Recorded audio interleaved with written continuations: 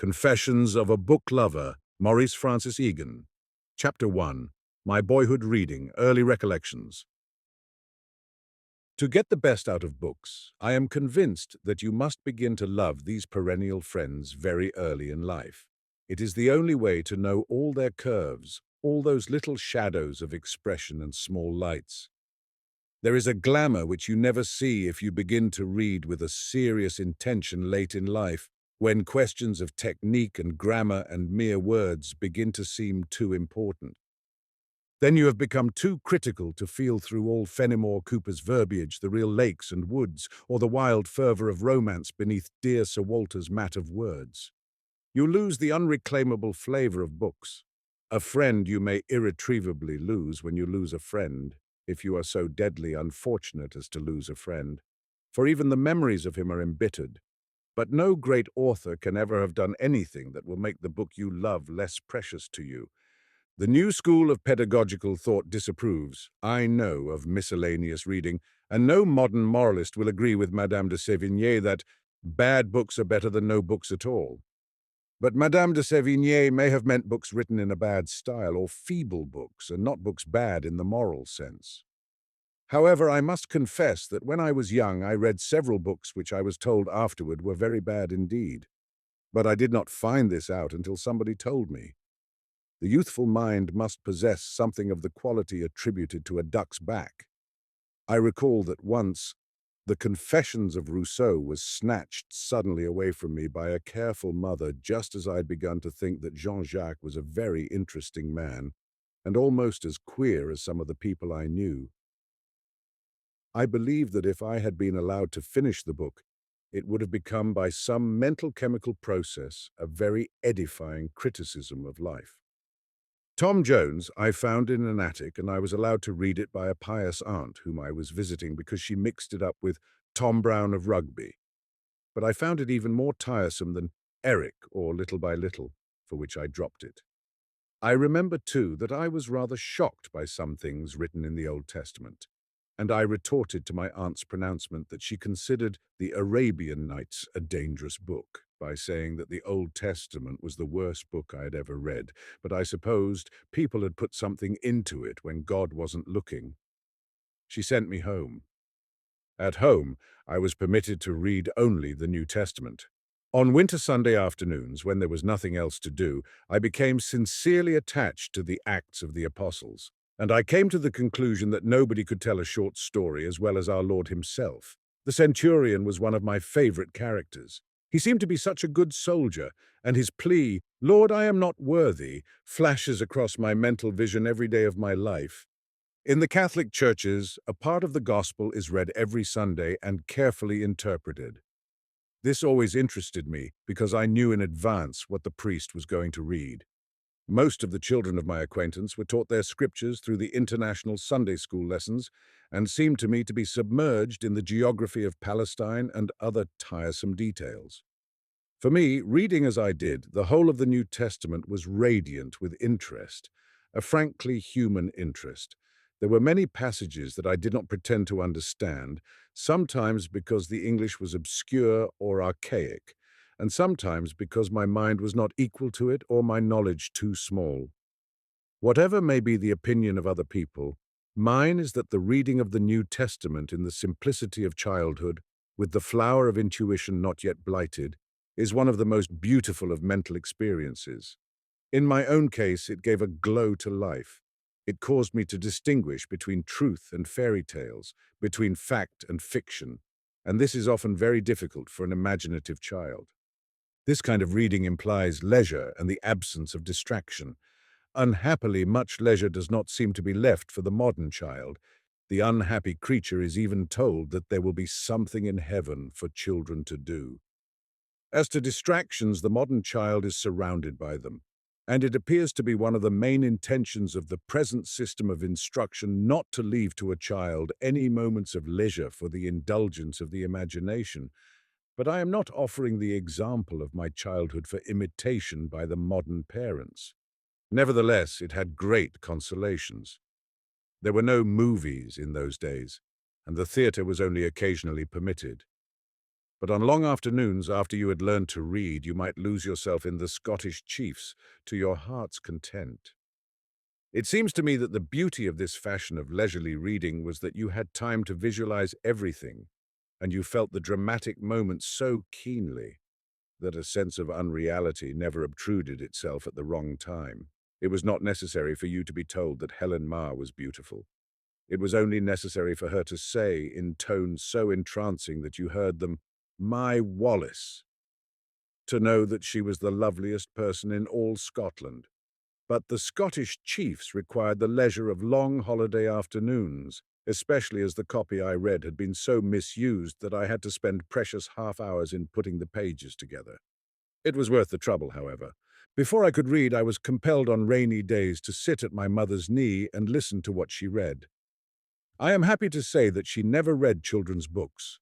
Nothing was ever adapted to my youthful misunderstanding. She read aloud what she liked to read, and she never considered whether I liked it or not. It was a method of discipline. At first I looked drearily out at the soggy city street, in which rivulets of melted snow made any exercise suitable to my age impossible. There is nothing so hopeless for a child as an afternoon in a city when the heavy snows begin to melt. My mother, however, was altogether regardless of what happened outside of the house. At 2 o'clock precisely, after the manner of the king in William Morris's Earthly Paradise, she waved her wand. After that, all that I was expected to do was to make no noise.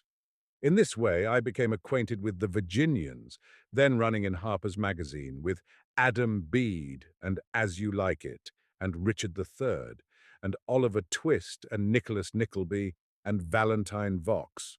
Why Valentine Vox? And other volumes when I should have been listening to Alice in Wonderland. But when I came in turn to Alice in Wonderland, I found Alice's rather dull in comparison with the adventures of the Warrington brothers, and Thackeray's picture of Gumbo carrying in the soup tureen. To have listened to Rebecca's description of the great fight in Ivanhoe, to have lived through the tournament of Ashby de la Zouche, was a poor preparation for the vagaries of the queer creatures that surrounded the inimitable Alice. There appeared to be no children's books in the library to which we had access. It never seemed to me that Robinson Crusoe or Gulliver's Travels or Swiss Family Robinson were children's books. They were not so treated by my mother, and I remember as a small boy going up to Chestnut Street in Philadelphia with divine eagerness to buy the latest number of a Dickens serial. I think the name of the Shop of Paradise, which sold these books, was called Ashburnham's. It may be asked how the episode in Adam Bede of Hetty and that of Little Em'ly in Dickens struck the child mind. As I remember, the child mind was awed and impressed by a sense of horror, probably occasioned as much by the force of the style, by the suggestions of an unknown terror, as by any facts which a child could grasp. It was a curious thing that my mother, who had remarkably good taste in literature, admired Mrs. Henry Wood extravagantly. She also admired Queen Victoria. She never read East Lynne aloud, because I gathered she considered it improper, and Miss Braddon's Lady Audley's Secret came under the same ban, though I heard it talked of frequently. It was difficult to discover where my mother drew the line between what was proper and what was not proper. Shakespeare she seemed to regard as eminently proper, and I noticed, hesitated, and mumbled only when she came to certain parts of Ophelia's song. It seems strange now that I never rated Mrs. Henry Wood's novels with those of George Eliot or Thackeray or Dickens. There seemed to be some imperceptible difference which my mother never explained, but which I instinctively understood. And when Anthony Trollope's Orley Farm was read, I placed him above Mrs. Henry Wood, but not on an equality with Dickens or Thackeray. Harper's Magazine in those days contained great treasure. There, for instance, were the delightful articles by Port Crayon, General Struthers, I think. These one listened to with pleasure, but the bane of my existence was Mr. Abbott's Life of Napoleon Bonaparte. It seemed to me as if it would never end, and it stretched as dolorously before me as that other fearful process which appalled my waking days, the knowledge that all my life I should be obliged to clean my teeth 3 times a day with powdered charcoal. After a time I began to read for myself, but the delights of desultory reading were gloomed by the necessity of studying long lessons that no emancipated child of today would endure. Misguided people sometimes came to the school and told childish stories, at which we all laughed, but which even the most illiterate despised. To have known George Warrington, to have mingled familiarly in the society of George Washington, to remember the picture of Beatrix Esmond coming down the stairs, I'm not speaking of Du Maurier's travesties of that delightful book, to have seen the old ladies in Cranford, sucking their oranges in the privacies of their rooms, made one despise foolish little tales about over-industrious bees and robins which seem not even to have the ordinary common sense of geese. Suddenly, my mother became a devout Catholic. The scene changed. On one unhappy Sunday afternoon, Monte Cristo was rudely snatched from my entranced hands. Dumas was on the list of the improper, and to this day I have never finished the episodes in which I was so deeply interested. Now the wagon of the circulating library ceased to come as in the old days. The children of the neighbors offered me Sunday school books, taken from the precious store of the Methodist Sunday School opposite our house. They seemed to me to be stupid beyond all words. There was not one really good fight in them all, and after an honest villain like Brian de Bois-Guilbert, the bad people in these volumes were very lacking in stamina. The Rollo books were gay compared to them. I concluded that if anything on earth could make a child hate religion, it was the perusal of these unreal books. My mother saw that I had Alban Butler's Lives of the Saints for Sunday reading. They were equally dull, and other Lives, highly recommended, were quite as uninspiring as the little volumes from the Protestant library. They were generally translated from the French without vitality and without any regard for the English idiom. I recall, through the mists, sitting down one Sunday afternoon to read The Life of St. Rose of Lima. As it concerned itself with South America, it seemed to me that there might be in it a good fighter or two, or at least somebody might cut off the ear of a high priest's servant, as was done in the New Testament. But no, I was shocked to read in the very beginning that so pure was the little saint, even in her infancy, that when her uncle, who was her godfather, kissed her after her baptism, a rosy glow, a real blush of shame, overspread her countenance. In that book I read no more that day, but I discovered a volume I have never forgotten, which probably after The Young Marooners had the greatest influence on me for a short period.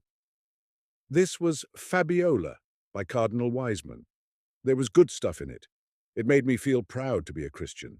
It was full of thrills, and it taught a lot about the archaeology of Rome, for it was part of that excellent story.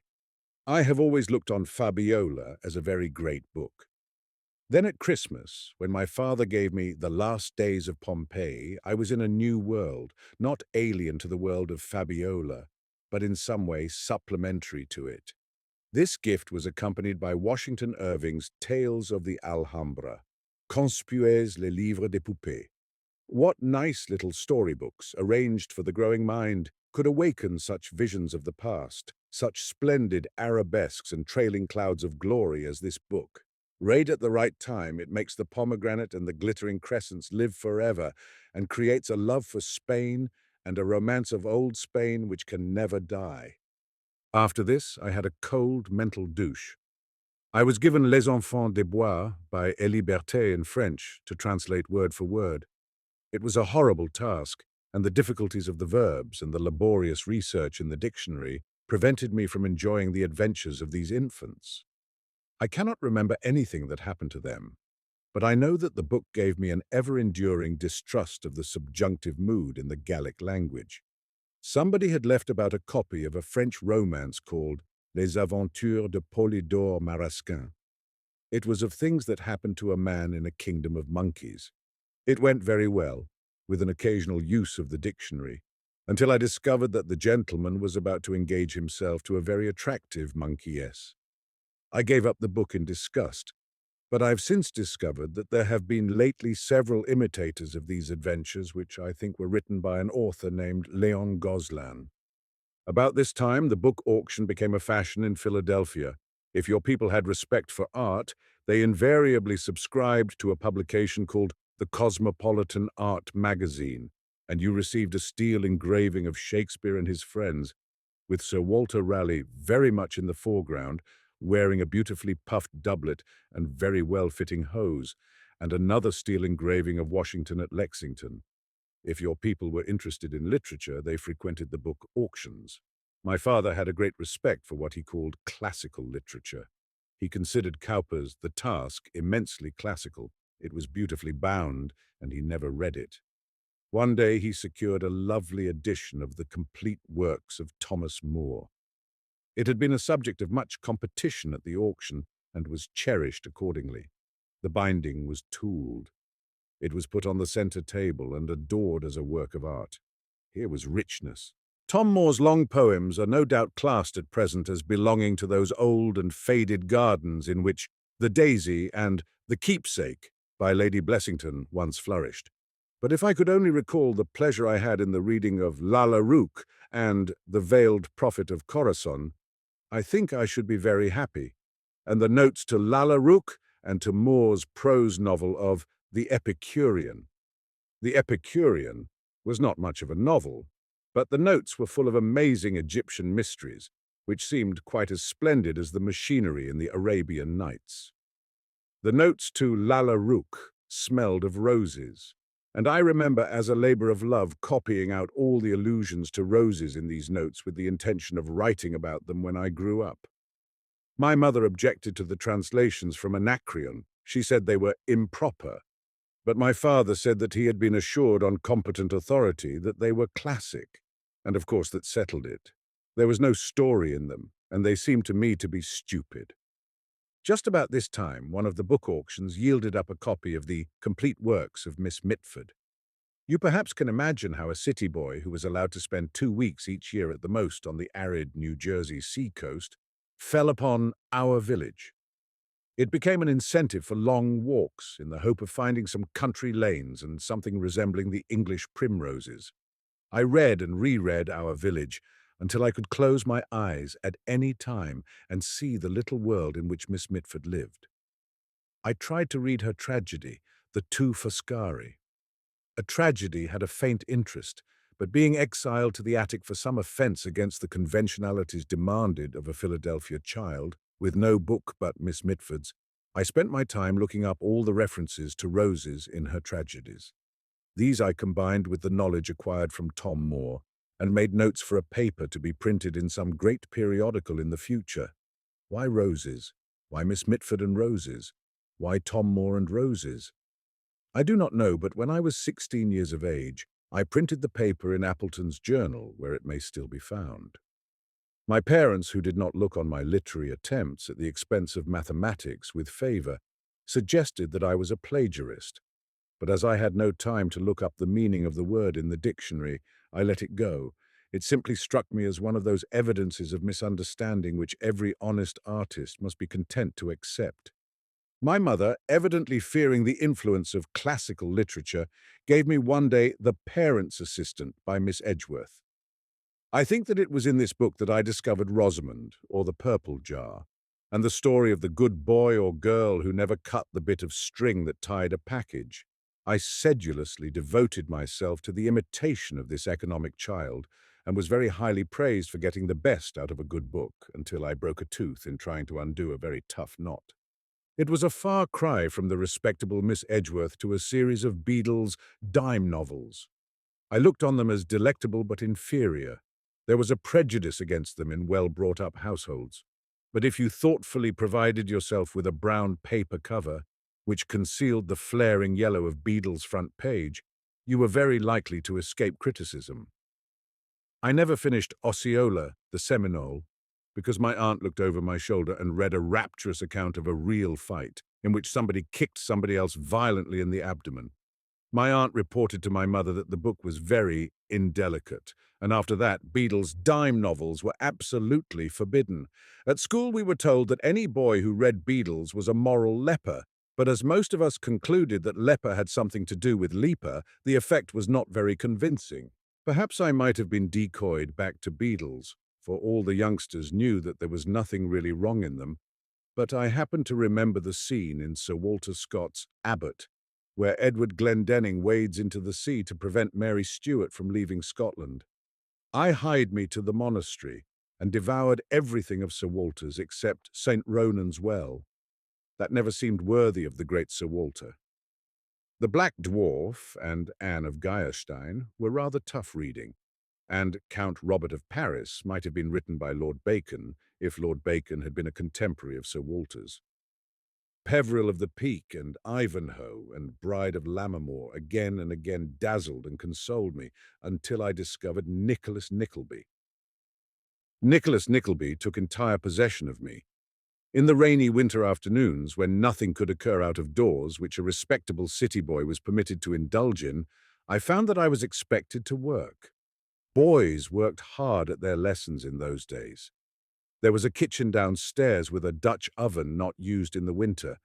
There it was easy to build a small fire and to toast bread and to read Nicholas Nickleby after one had rushed through the required tasks, which generally included 10 pages of the Historia Sacra in Latin. If you never read Nicholas Nickleby when you were young, you cannot possibly know the flavour of Dickens. You can't laugh now as you laughed then.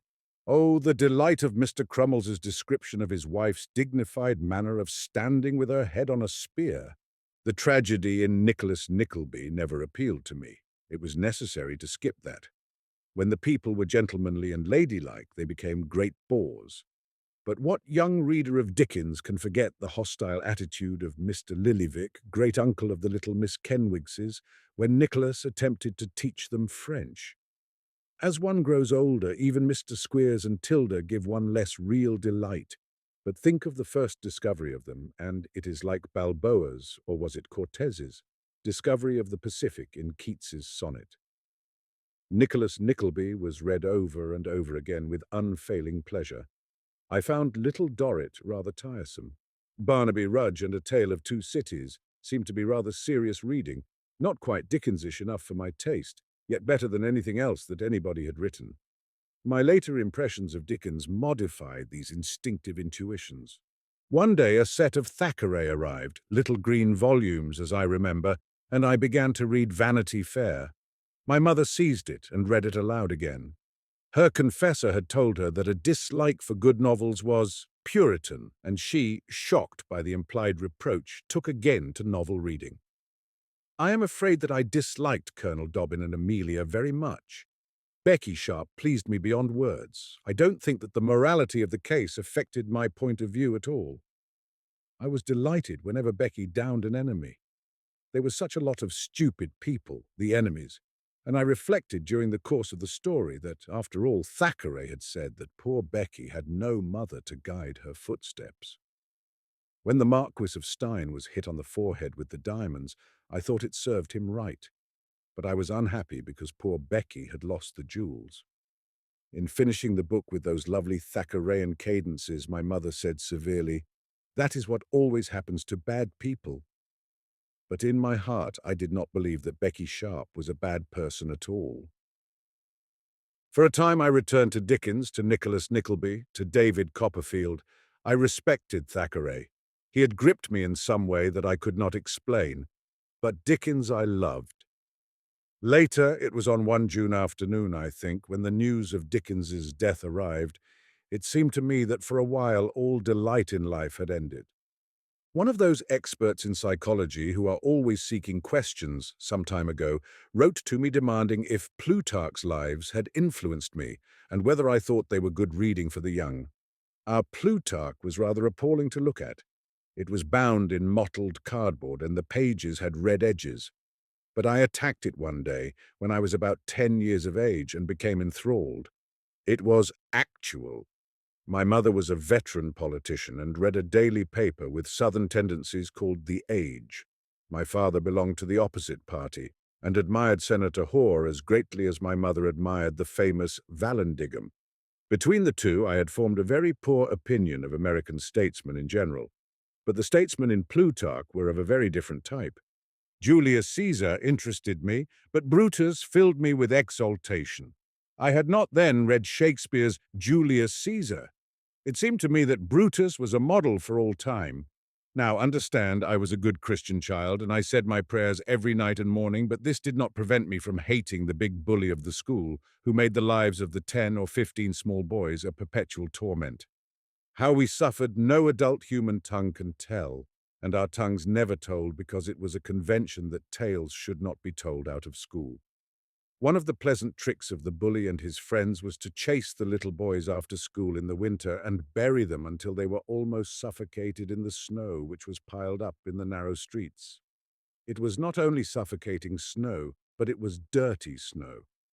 It happened that I had been presented with a penknife consisting of two rather leaden blades covered with a brilliant iridescent mother-of-pearl handle. The bully wanted this knife, and I knew it. Generally, I left it at home, but it occurred to me on one inspired morning, after I had read Plutarch the night before, that I would display the knife open in my pocket, and when he threw the full weight of his body upon me, I would kill him at once by an upward thrust of the knife. This struck me as a good deed entirely worthy of Brutus. Of course, I knew that I should be hanged, but then I expected the glory of making a last dying speech, and besides, the school would have a holiday. On the morning preceding the great sacrifice, I gave out dark hints to the small boys, distributed my various belongings to friends who were about to be bereaved, and predicted a coming holiday. I was looked on as rather crazy, but I reflected that I would soon be considered heroic, and my friends gladly accepted the gifts. The fatal afternoon came. I displayed the penknife. The chase began. The bully and his chosen friends threw themselves upon me. The moment had come. I thrust the knife upward. The big boy uttered a howl and ran, still howling. I looked for blood, but there was none visible. I came to the conclusion with satisfaction that he was bleeding internally. I spent a gloomy evening at home uttering dire predictions which were incomprehensible to the members of my family, and reread Brutus in the Lives. The next morning I went to school with lessons unstudied and awaited events. The mother of the bully appeared and entered into an excited colloquy with the very placid and dignified teacher. I announced to the boy next to me, "My time has come."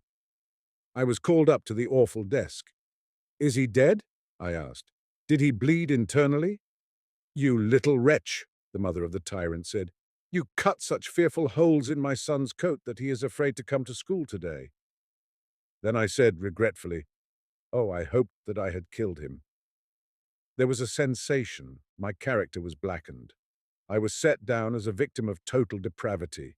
I endured it all, but I knew in my heart that it was Plutarch.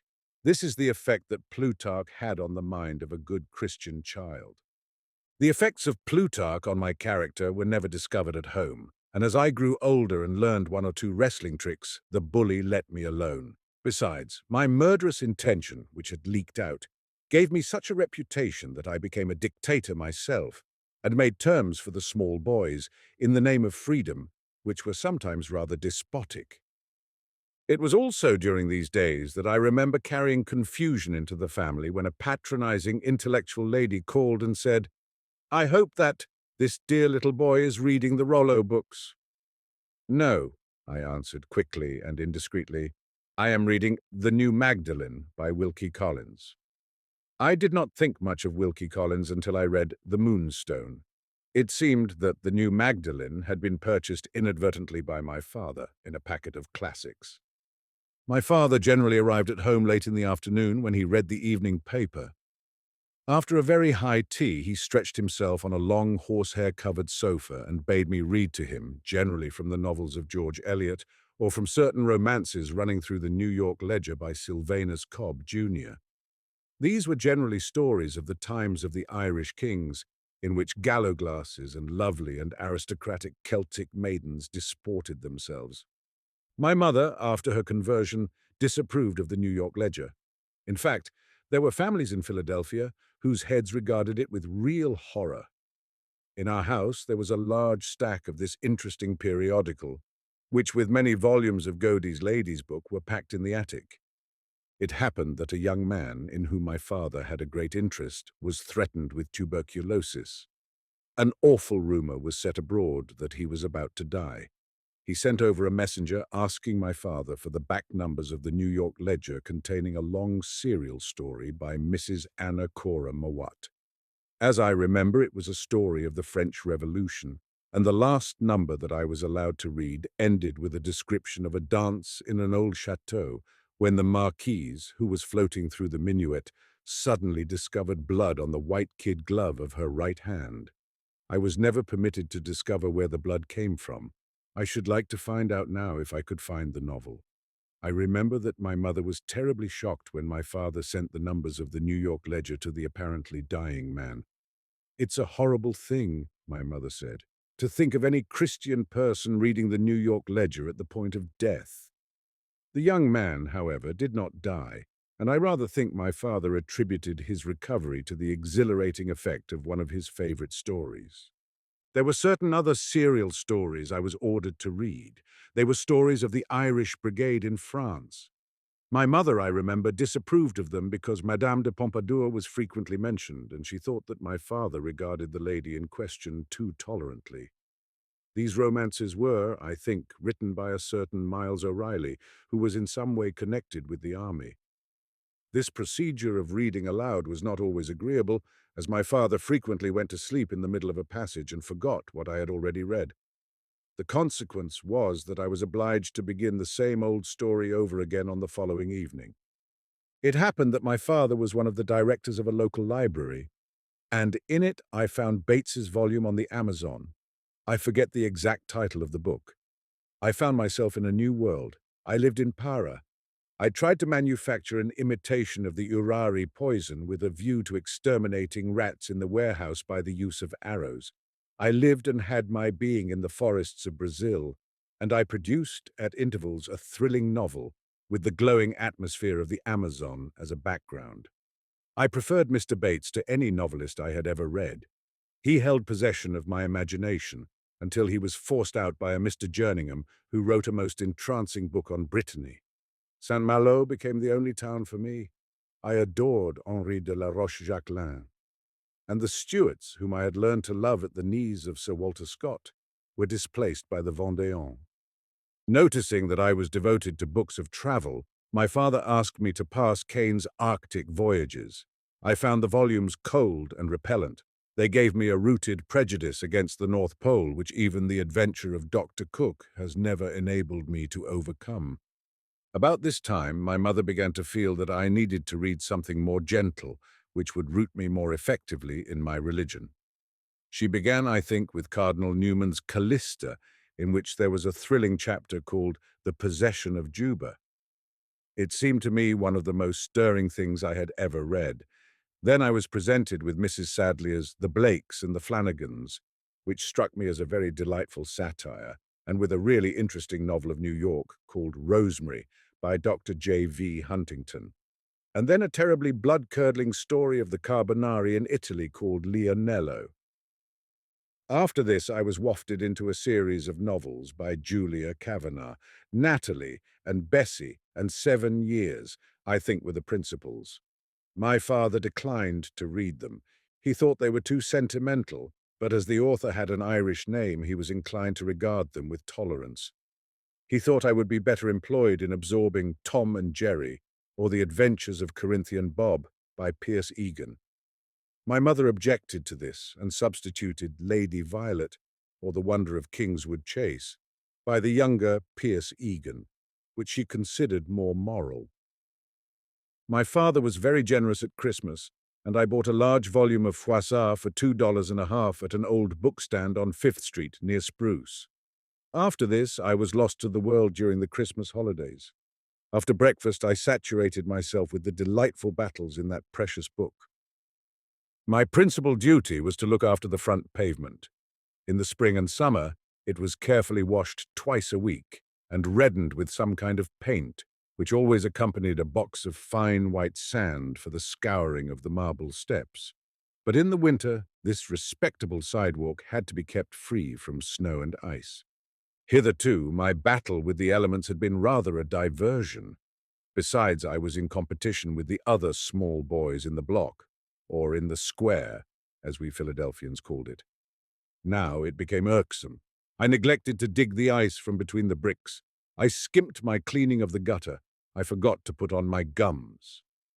The boy next door became a mirror of virtue. He was quoted to me as one whose pavement was a model to all the neighbors. Indeed, it was rumored that the mayor passing down our street had stopped and admired the working of his civic spirit, while the result of my efforts was passed by with evident contempt. I did not care. I hugged Froissart to my heart. Who would condescend to wield a broom and a wooden shovel, even for the reward of 10 cents in cash, when he could throw javelins and break lances with the knights of the divine Froissart? The end of my freedom came after this. The terrible incident of the mayor's contempt, invented, I believe, by the boy next door, induced my mother to believe that I was not only losing my morals, but becoming too much of a bookworm. For many long weeks I was deprived of any amusing book except Robinson Crusoe. After this interval, vacation came. I seemed to have grown older, and books were never quite the same again. In the vacation, however, when the days were very long and there was a great deal of leisure, I found myself reduced to Grimm's Fairy Tales and a delightful volume by Madame Perrault, and I was even then very much struck by the difference. Of course I read Grimm from cover to cover and went back again over the pages, hoping that I had neglected something. The homeliness of the stories touched me. It seemed to me that you found yourself in the atmosphere of old Germany. Madame Perrault was more delicate.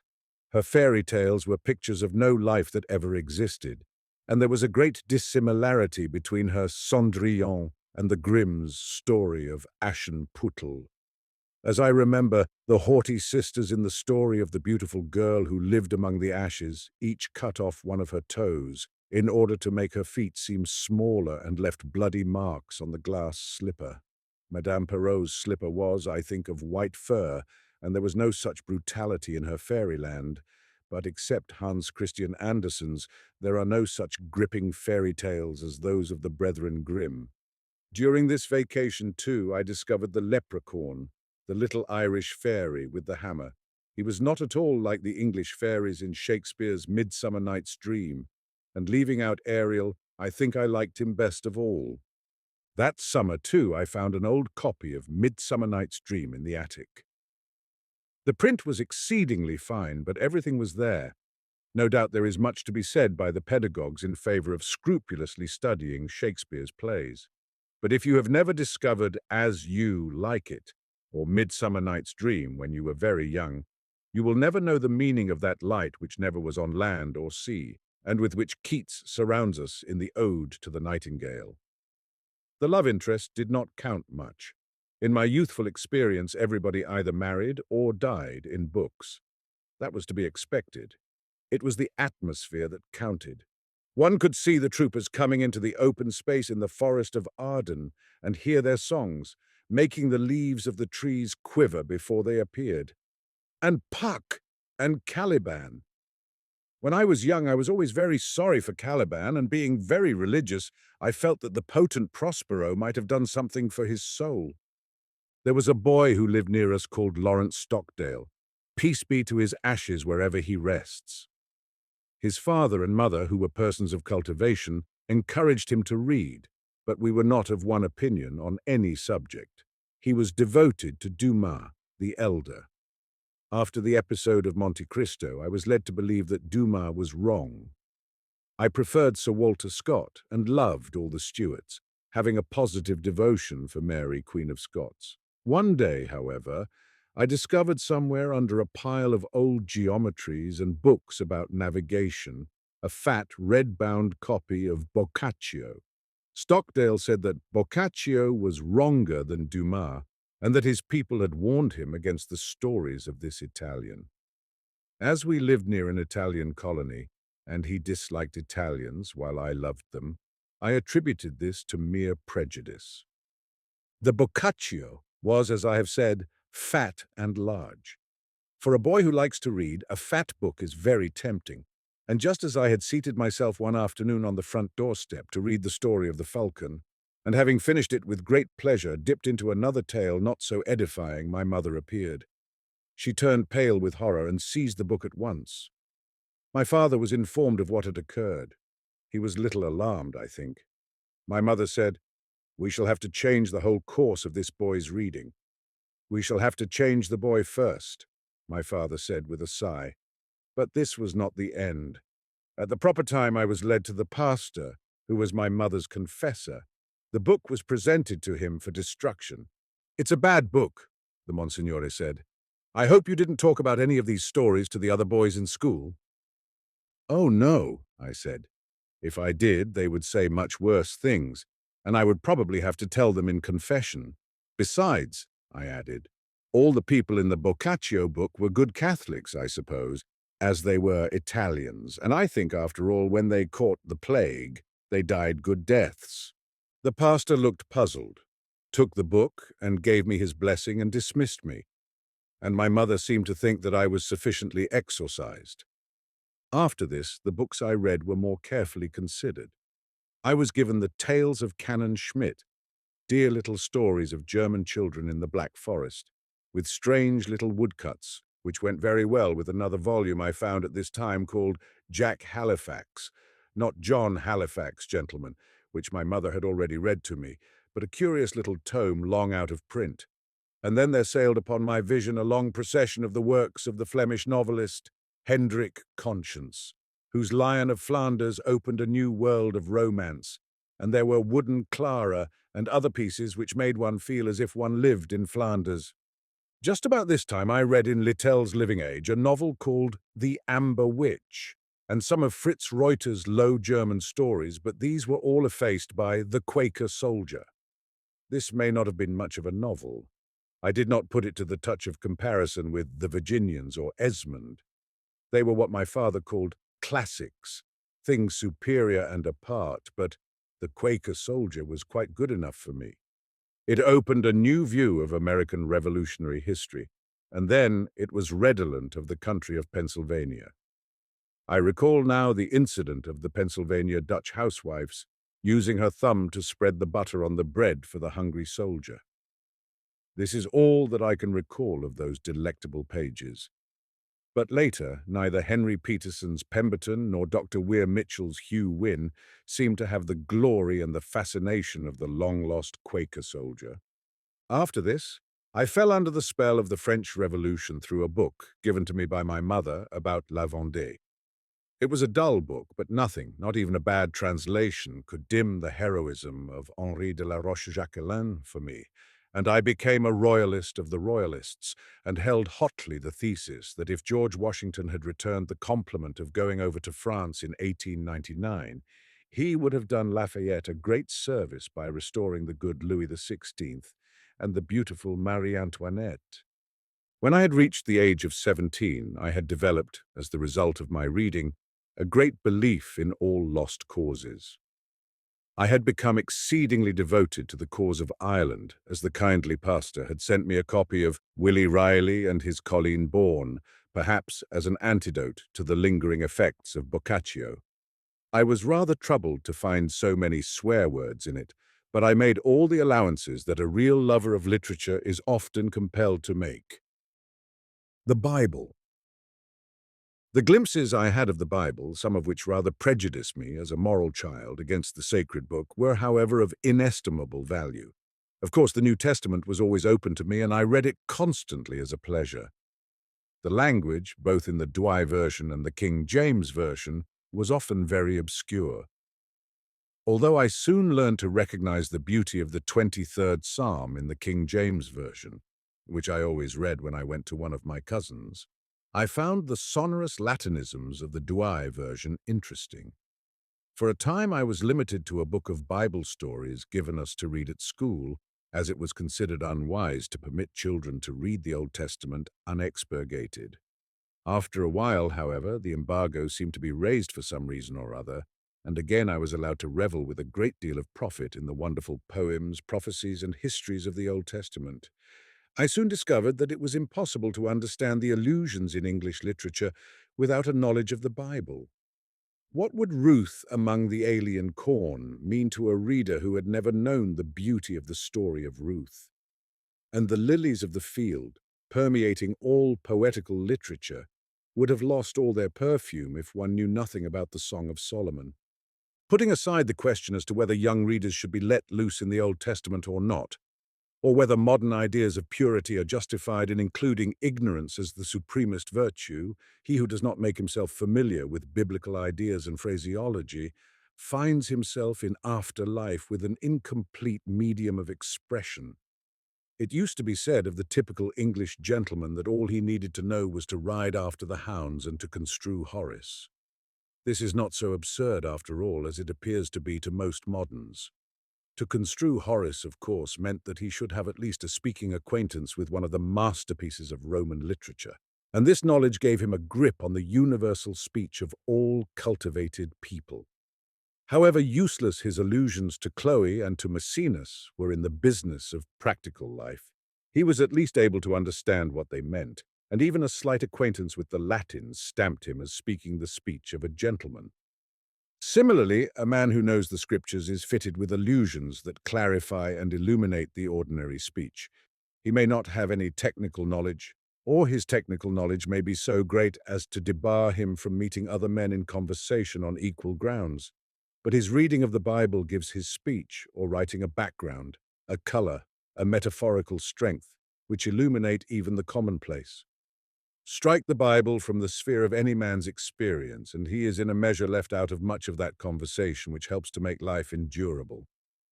Pagan mythology is rather out of fashion. Even the poets often now assume that Clytie is a name that requires an explanation, and that Daphne and her flight through the laurel do not bring up immediate memories of Syrinx and the reeds. The dictionary of Lempriere is covered with dust, and one may quote an episode from Ovid without an answering glance of comprehension from the hearer. This does not imply ignorance. It is only that in the modern system the old mythology is not taken very seriously. Since Latin and Greek have almost ceased to be a necessary part of a gentleman's education, there is no class of allusions from which we can draw to lighten or strengthen ordinary speech unless we turn to the Bible. This deprives conversation of much of its color and renders it rather commonplace and meager. Unfortunately, among many of our young people, the Bible seems to be a book to be avoided or to be treated in a rather jocose manner. To raise a laugh on the vaudeville stage, a biblical quotation has only to be produced, and the weary comedian, when he is at a loss to get a witty speech across the footlights, is almost sure to speak of Jonah and the whale. It is disappointing to notice this gradual change that has taken place in the attitude of the younger generation toward the sacred book.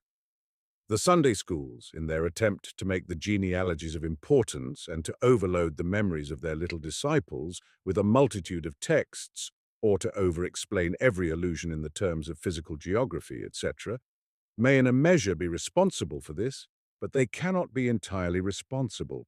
One must admit that diversities of interpretations of the sacred scriptures, from a religious point of view, will always be an obstacle to their use in schools where the children of Jews, of Mohammedans, and of the various Christian denominations assemble. But there is always the home, where the first impetus to a satisfactory knowledge of the sacred book ought to be given. The decay of the practice of reading aloud in our homes is very evident in the lack of real culture, or rather rudiments of real culture, in our children. But there is no use in declaiming against this. Other times, other manners. Accusatory declamation is simply a luxury of old age. Personally, my desultory reading of the Old and the New Testaments gave me a background against which I could see the trend of the books I devoured more clearly. It added immensely to my enjoyment of them. Besides, it was a moral and ethical safeguard.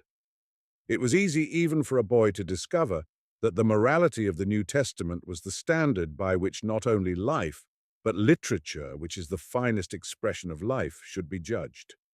If there are great declamations full of dramatic fire, which nearly every boy at school learns to love in the Old Testament, there are the most moving, tender, and simple stories in the New. To the uncorrupted mind, to the unjaded mind, which has not been forced to look on books as mere recitals of exciting adventures, the Acts of the Apostles are full of entrancing episodes. It is very easy for a receptive youth to acquire a taste for St. Paul, and I soon learned that St. Paul was not only one of the greatest of letters writers, but as a figure of history more interesting than Julius Caesar and certainly more modern. Young people delight in human documents. They may not know why they delight in these documents, but it is because of their humanity. Now, who can be more human than St. Paul? And the more you read his epistles, and the more you know of his life, the more human he becomes. He knew how to be angry and sin not, and the way he takes it out of those unreasonable people who would not accept his mission has always been a great delight to me. Under the spell of his writing, it was a pleasure to pick out the phases of his history, a history that even then seemed to be so very modern, and to a boy with an unspoiled imagination, so very real. It seemed only natural that he should be converted by a blast of illumination from God. It is not hard for young people to accept miracles. All life is a miracle, and the rising and setting of the sun was to me no more of a miracle than the conversion of this fierce Jew who was a Roman citizen. He seemed so very noble and yet so very humble. He could command and plead and weep and denounce, and he made you feel that he was generally right. And then he was a tent maker who understood Greek and who could speak to the Greeks in their own language. Late in the 70s, when nearly every student I knew was a disciple of Huxley and Tyndall and devoted to that higher criticism of the Bible which was Germanizing us all, I fortified myself with St. Paul and with the belief that if he could break the close exclusiveness of the Jews and take in the Gentiles, if he could throw off, not contemptuously, many of the rigid ceremonies of his people, Christianity in the modern time could very well afford to accept the new geological interpretation of the story of Genesis without destroying in any way the faith which St. Paul preached. Somewhat later, too, when I read constantly, and with increasing delight, the letters of Madame de Sévigné, I put her second as a writer of letters to the great St. Paul. The letters of Lord Chesterfield to his sons came next, I think, long after Andrew Lang's Letters to Dead Authors, and a very great letter I found in an English translation of Balzac's Le Lit dans la Vallée. It must not be understood that I put St. Paul in the same category with these mundane persons. Nevertheless, I found St. Paul very often reasonably mundane. He preferred to work as a tent maker rather than take money from his clients, and one could imagine him as preaching while he worked. He frankly made collections for needy churches, and he was very grateful to Phoebe for remembering that he was a hungry man and in need of homely hospitality. He was interested in his fellow passengers, Aquila and Priscilla, whom he met on board the ship that was taking them from Corinth to Ephesus. It was evident that they had not been able to make their salt in Corinth, where, however, their poverty had not interfered with their zeal in the cause of Christ. Any tent marked Ephesus was sure to have a good sale anywhere. The tents from Ephesus were as fashionable as the purple from Tyre, and St. Paul was pleased that his two disciples should have a chance of being more prosperous. I always felt, too, that in his practical way, he knew that Ephesus would give him a better chance of supporting himself.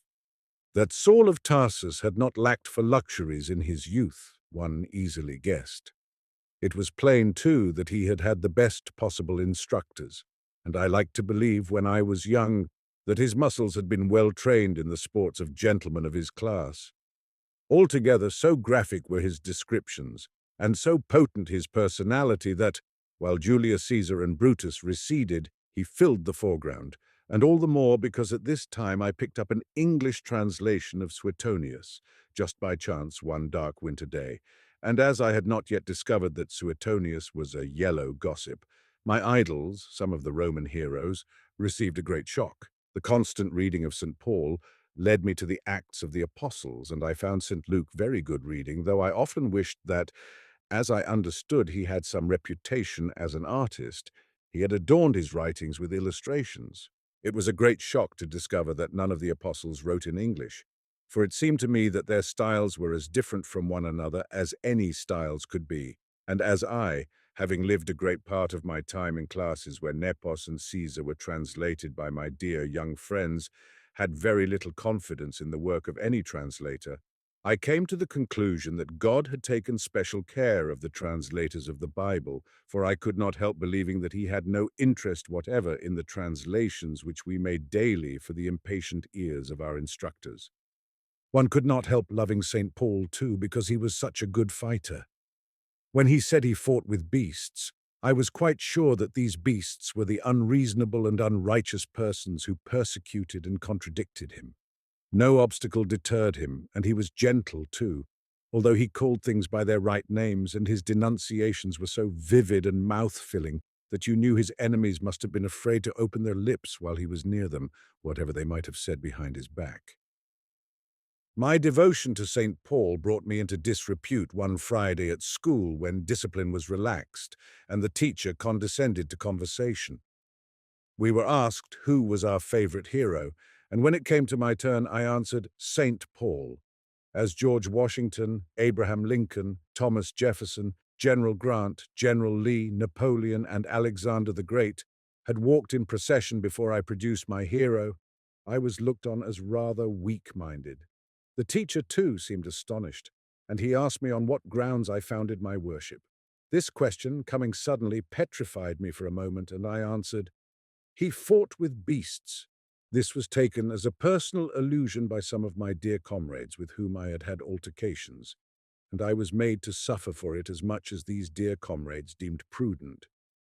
However, they discovered that I had language on my side, for on the next composition day, when we read aloud the work of our brains, I accused them of being filled with all iniquity and other evil things which brought down a horrified remonstrance from the teacher, who was unaccustomed to such plain English, but he was knocked high and dry by the proof that I was only quoting St. Paul to the Romans. Perhaps I became too familiar with St. Paul. Be that as it may, I regarded him as a very good friend indeed, for some of his language, quoted in times of crisis, produced a much better effect on one's enemies than any swear word that could be invented. I'm not excusing my attitude toward the Bible, but merely explaining how it affected my youthful mind. There was something extremely romantic in the very phrase, "the tumult of the silversmiths at Ephesus." It seemed to mean a whole chapter of a novel in itself, and there was the good centurion. Christ always seemed to have a sympathy for soldiers, who was willing to save Paul when the ship, on its way to Rome, was run aground. So he reached Melita, where the amiable barbarians showed him no small courtesy. And one could not help liking the Romans, that is, the official Romans, even Felix, whose wife was a Jew like St. Paul, and who disgusted when the apostle spoke to him of chastity and of justice to come, yet hoped that money would be given him by Paul, and frequently sent for, and often spoke with him. And how fine seemed the apostle's belief in his nobility as a Roman citizen. He rendered unto Caesar the things that were Caesar's, and one could easily imagine the pomp and circumstance when Agrippa and Bernice entered into the hall of audience with the tribunes and principal men of the city. And one could hear St. Paul saying, protecting himself nobly through the nobility of a Roman law, "For it seemeth to me unreasonable to send a prisoner and not to signify the things laid to his charge." And Agrippa's answer, after Paul's apologia, "In a little thou persuadest me to become a Christian." But the story did not end then. I rehearsed over and over again what the King Agrippa might have said to his sister, the noble and beautiful Bernice. I knew nothing of the lady's reputation then, and how finally they did become Christians. In my imagination, princely dignity and exquisite grace were added to the external beauty of religion. And Paul went to Rome protected by the law of the Romans, and yet the very fineness of his attitude was the cause of his further imprisonment. This man, I often repeated with Agrippa, might have been set at liberty if he had not appealed to Caesar. It was St. Paul who sent me back to the prophet Micheas, who had previously struck me as of no importance at all, and I read, "And thou, Bethlehem Ephratah, art a little one among the thousands of Judah. Out of thee shall he come forth unto me that is to be the ruler in Israel. And his going forth is from the beginning, from the days of eternity." And back again to St. Matthew. "But they said to him, In Bethlehem of Judah, for so it is written by the prophet. And thou, Bethlehem, the land of Judah, art not the least among the princes of Judah. For out of thee shall come forth the captain, who shall rule my people Israel." These exercises in completing the prophecies of the Old Testament with the fulfillments of the New were interesting, and I found great pleasure in them. And this led me to a greater appreciation of the Old Testament, against which I had been once rather prejudiced. One day I was led by some reference or other in another book to read the 23rd Psalm of David in the King James Version. It struck me as much more simple and appealing than the version in the Douai Bible, which begins in Latin, Dominus regit me. It runs, The Lord ruleth me, and I shall want nothing. 2. He hath set me in a place of pasture. He hath brought me up on the water of refreshment. 3. He hath converted my soul. He hath led me on the paths of justice for his own name's sake. 4. For though I should walk in the midst of the shadow of death, I fear no evils, for thou art with me. Thy rod and thy staff, they have comforted me. 5. Thou hast prepared a table before me against them that afflict me. Thou hast anointed my head with oil, and my chalice which inebriateth me, how goodly is it. And thy mercy will follow me all the days of my life, and that I may dwell in the house of the Lord unto length of days. In the Douai version, this psalm was called the 22nd. Without any special guidance, I think most of my teachers would have looked on as dangerous any attempt to ally English literature with the Bible. I soon discovered that nearly everything I read owed something to the Bible. At first, the comparison of the 23rd Psalm in the King James Version enraptured me so much that I began to find fault with the Latinized phrases of the Vulgate in English. It was the fashion in the early 70s to be very Saxon in speech, especially in the little group at school interested in English literature. Streetcars at this time were comparatively new in Philadelphia, and I think we reached the last extremity of Saxonism in speech when we spoke of them as folk wains. The tide then turned toward the Latins, and I preferred the Book of Job and the story of Ruth in the Latinized version because the words were more mouth-filling and because it was very difficult to translate everything into a bald, early English medium, which for a time I had been trying to do. It was Keats's lovely phrase, amid the alien corn, which sent me back to Ruth, and a quotation in Quackenbos's Rhetoric, canst thou hook the Leviathan, which made me revel in Job? Something Meg Merrilies said bore me on toward the roaring storm of Isaiah. The Latinized medium seemed to suit his denunciations best, and then besides I found more illuminating footnotes in the Douai version than in the King James. In both versions, some passages were so obscure that I often wondered how anybody could get any meaning out of them.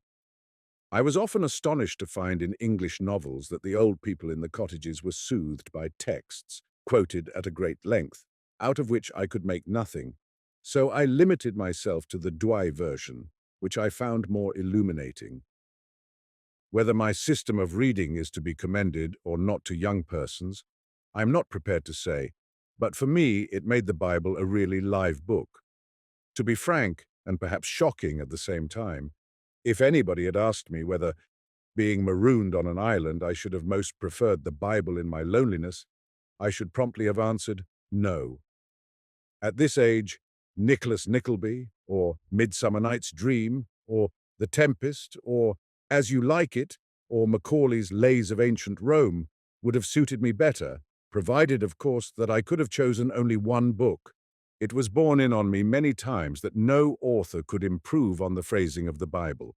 Both in the Vulgate and the King James versions there are passages which, leaving aside all question of doctrine, it is sacrilege to try to improve.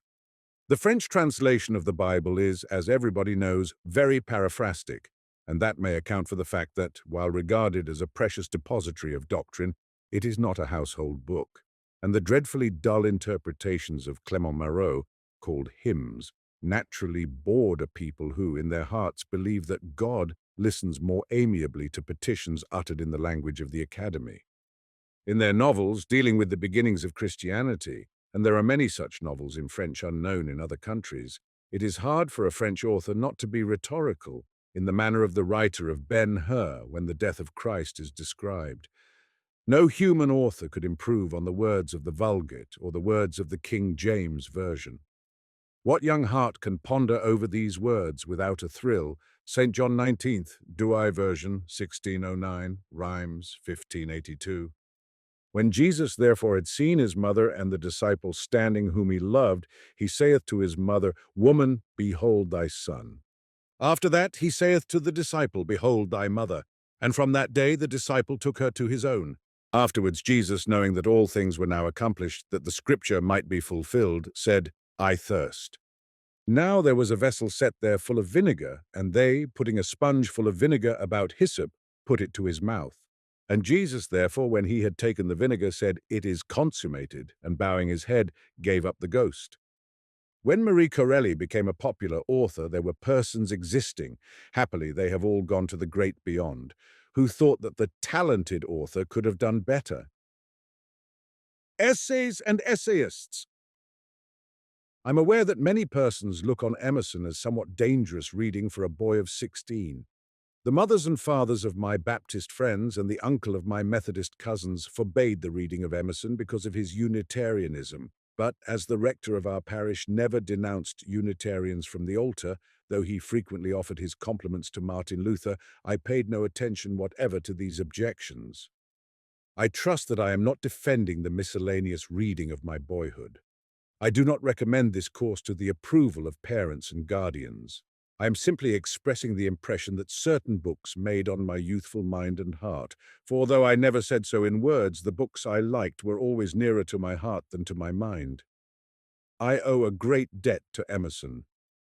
It was on a hot afternoon during the summer vacation that near sundown, sitting on the warm marble steps of our house, I dipped into an early edition of Emerson. I felt inspired at once to think great thoughts and to do good things, to lift myself above the petty things of the earth, and to feel that to be an American was to be at once proud and humble. Emerson's abrupt sentences, like a number of brilliants set close together, reminded me of Proverbs. But the book of Proverbs did not get so near to my actual life as the essays of Emerson. I liked the lessons that he drew from the lives of great men. I was shocked when he mentioned Confucius and Plato in the same breath as Christ. But I was amiably tolerant, for I felt that he had never had the privilege of studying the little catechism, and I thought of writing to him on the subject. But somebody told me that he was an American classic, and from that I concluded he was dead, and had doubtless already found out his mistake. Perhaps I might have been better engaged in reading the more practical books offered to boys in our own time, if we had had them. There were some books then on scientific subjects, reduced to the comprehension of the young, but not so many as there are now. One of my uncles recommended the works of Samuel Smiles. Self-help, I think, was his favorite, but Samuel Smiles never appealed to me. My small allowance paid weekly could not have been affected by thrift, and when my uncle quoted passages from this tiresome book, I astounded him by replying in a phrase I wrongly attributed to the adorable Emerson, that if I had a quarter to spend instead of 12 cents, I would give half of it for a hyacinth. My miserly uncle said it sounded just like Muhammad, and that Emerson had doubtless found it in that dangerous book, the Koran. I cannot imagine any other author doing for me just what the essays of Emerson did. In the first place, they seemed to me to be really American. In the second, and largely because of their quality, they offered an antidote to the materialism in the very air, which had succeeded the Civil War. At this time, there was much talk of money and luxury everywhere about us. Even in our quiet neighborhood, where simple living was the rule, many had burst into ostentation and moved away into newer and more pretentious quarters, and there was a rumor that some of these sought unlimited opportunities for extravagant expenditure. We saw them driving in new carriages, and condescendingly stopping before the white doors and the green window shutters of our old-fashioned colonial houses. They had made money through the war. For the first time in our lives, we boys heard of money-making as the principal aim of life. The fact that these successful persons were classed as shoddy did not lessen the value of the auriferous atmosphere about us. Emerson was a corrective to this materialism. As to his philosophy or theology, that did not concern me any more than the religious opinions of Julius Caesar, whose commentaries I was obliged to read. Emerson gave me a taste for the reading of essay. By chance I fell upon some essays of Carlyle. The inflation of his style did not deter me from thoroughly enjoying the paper on Novalis. That on Cagliostro, however, was my favorite. It introduced me intimately to the French Revolution. I disliked this great charlatan for his motto, "Tread the lilies underfoot." I was for the Bourbons. The French Revolution, as a fact, was very near to me. My mother had been born in Philadelphia in 1819, and my great-uncle and my grandfather had lived through the French Revolution. There was a legend, moreover, probably the same legend exists in every family of Irish descent whose connections had lived in France, that one of them had been a clerk to Fabre d'Eglantine and had spent his time in crossing off the list of the condemned the names of the Irish French aristocrats and substituting in their place others that did not happen to belong to Celts. In spite of the little catechism and the uplifting influence of Emerson, I looked on this probably mythical gentleman as one of the glories of our family. And then there was an old man, very old, who walked up and down 6th Street with his head wrapped in a bandana handkerchief, bearing a parrot on his shoulder. The boys of the neighborhood believed that he was Sanson, the executioner of Louis XVI and Marie Antoinette. We shivered when we saw him, but we boasted of his existence in our neighborhood all the same. After I had read Cagliostro, I devoured every line on the subject of the French Revolution I could find. It seemed to me that I would have been willing to give 5 years out of my life to have lived in Paris during those horrors, and to have rescued Marie Antoinette and the Princess Elizabeth. Such brutalities seemed impossible in our time, and yet I have since lived very near to friends who went through even greater horrors in Russia. The Baroness Sophie de Buxhovenden, second lady in waiting to the Tsarina, for instance, whose letters lie before me as I write. In spite of my taste for Carlyle, which induced me to dip into Jean-Paul Richter, of whose writings I remember only one line, I love God and little children, I did not get very far into his French Revolution. It seemed then an unreal and lurid book. Emerson led to Montaigne, whose essays, in an old edition which I had from the Mechanics' Institute, of which my father was a committeeman, delighted me beyond words. I liked Emerson's essay on friendship better than his, but for wit, quick repartee, general cheerfulness, he reminded me of my favorite heroine in literature, Sir Walter Scott's Catherine Seton. Later, I read with astonishment that Montaigne was an unbeliever, a skeptic, almost a cynic. I was extremely indignant. He seemed to me to be a very pious gentleman, with that wit and humour which I seldom found in professedly pious books. And to this day I cannot hear Montaigne talked of as a precursor of Voltaire without believing that there is something crooked in the mind of the talker. So much for the impressions made in youth, so much for the long, long thoughts of which Longfellow sings. Who is more amusingly cheerful than Montaigne? Who more amusingly wise? Who so well bred and attractive? Who knew the world better and took it only as the world? Give me the old volume of Montaigne and a loaf of bread, no Victrola singing to me in the wilderness, a thermos bottle and one or two other things, and I can still spend the day in any wild place. I did not, of course, know in those early days what in his flavour attracted me. Afterward, I found that it was the very flavour and essence of old France. Carlyle's impressions of historical persons interested me, but Montaigne was the most actual of living persons who spoke to me in a voice I recognized as wholly his. To be sure, I read him in Florio's translation. I think it was about this time, too, that I discovered a very modern writer who charmed me very greatly. It was Justin McCarthy who contributed a series of sketches of great men of the day to a magazine called The Galaxy. He did Victor Emmanuel and Pope Pius IX and Bismarck and many other of the worthies of the times.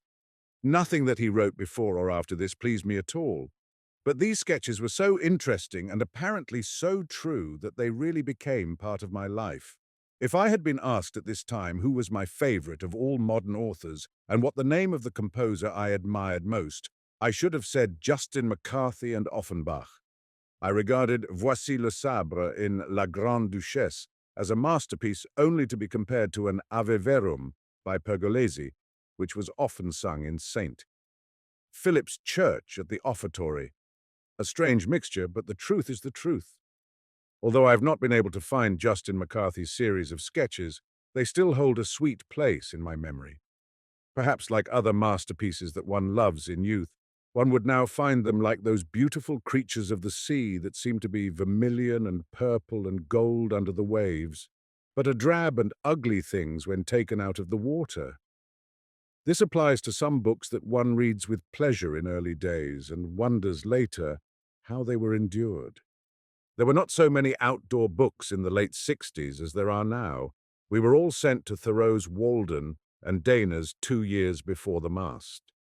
Walden I learned to like, but I much preferred Fenimore Cooper's description of nature. Walden struck me as the book of a man playing at out of doors, imagining his wildness, and never really liking to be too far from the town. Singularly enough, it was not until I discovered Hamerton's A Painter's Camp that I began to see that nature had beauties in all weathers.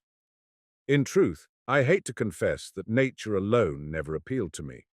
A landscape without human beings seemed deadly dull, and I did not understand until I grew much older that I had really believed that good art was an improvement on nature.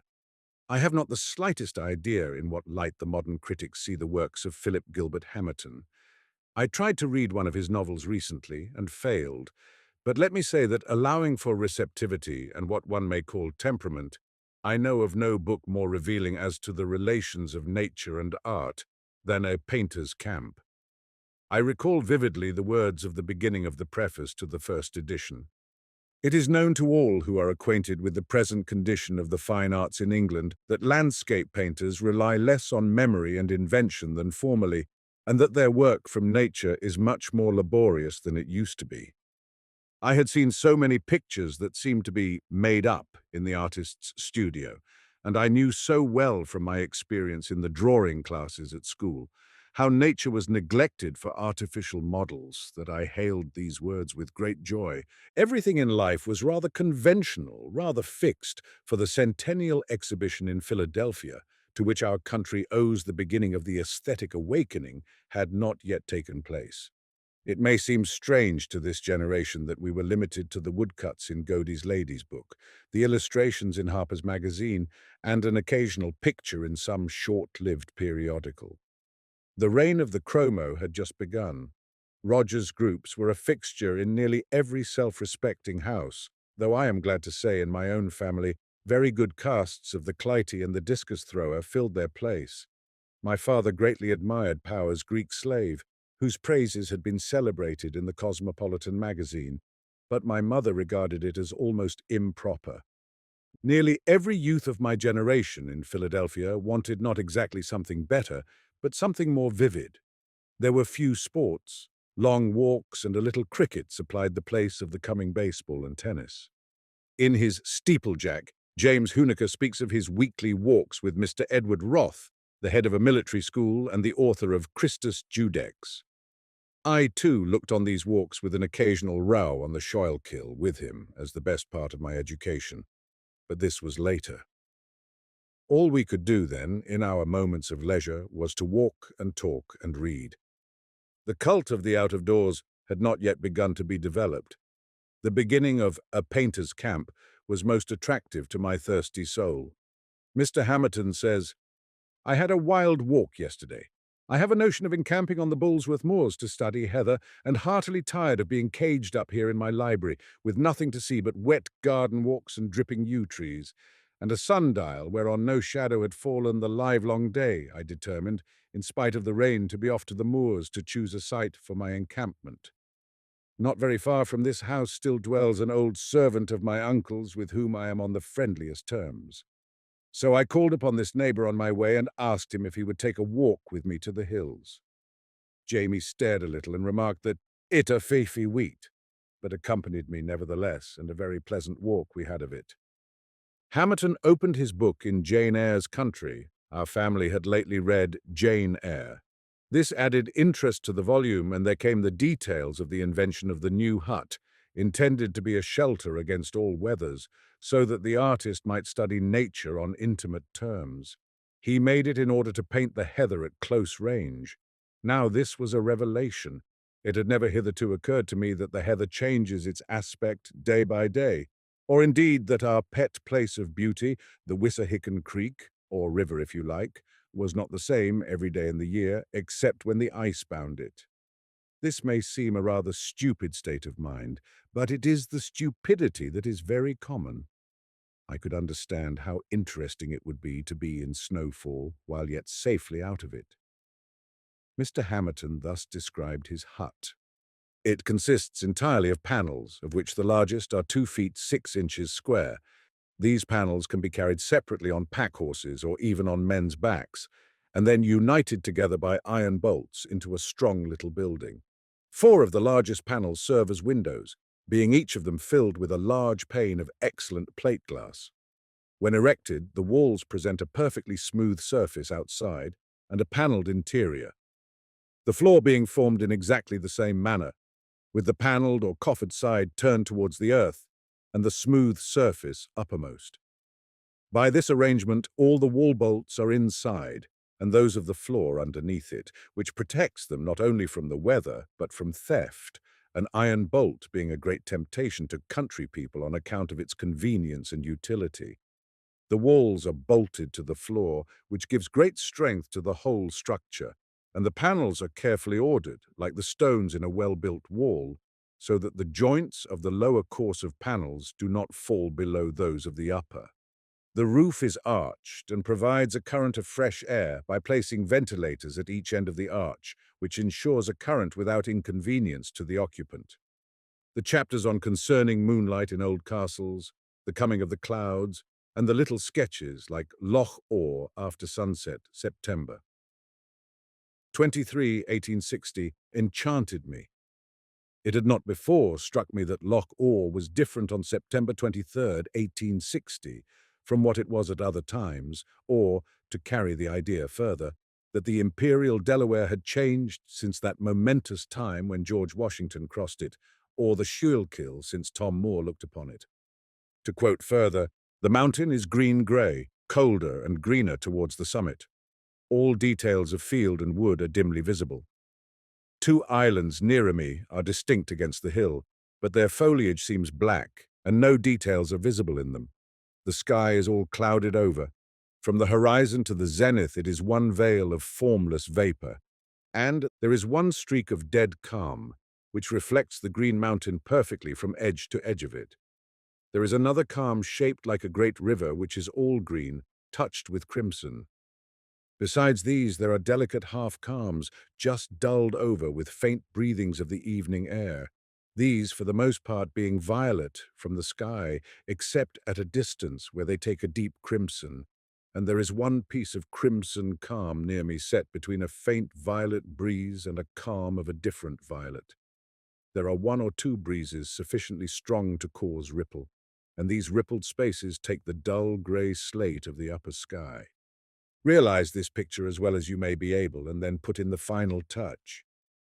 Between the dull calms and the glassy calms, there are drawn thin threads of division burning with scarlet fire.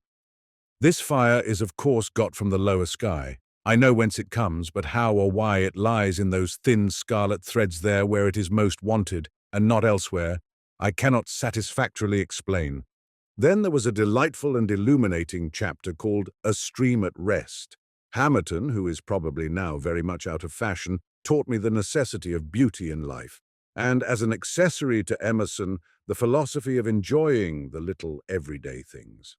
It was Emerson who, I think, said first to me, "Take short outlooks," and I still think that there can be no better introduction to a consideration of the relation of art to nature than A Painter's Camp. It was A Painter's Camp which led me to The Intellectual Life. There is a particular passage in Hamerton's chapter on A Little French City that emphasized the need of beauty. The cathedral is all poetry. I mean that every part of it affects our emotional nature either by its own grandeur or beauty, or by its allusion to histories of bright virtue or brave fortitude. And this emotional result is independent of belief in the historical truth of these great legends. It would be stronger, no doubt, if we believed them, but we are still capable of feeling their solemn poetry and large significance, as we feel the poetry and significance of Sir Galahad or the Idylls of the King. Some persons are so constituted that it is necessary to their happiness to live near some noble work of art or nature. A mountain is satisfactory to them because it is great and ever new, presenting itself every hour under aspects so unforeseen that one can gaze at it for years with unflagging interest. To some minds, to mine amongst others, human life is scarcely supportable, far from some stately and magnificent object, worthy of endless study and admiration. But what of life in the plains? Truly, most plains are dreary enough, but still they may have fine trees or a cathedral.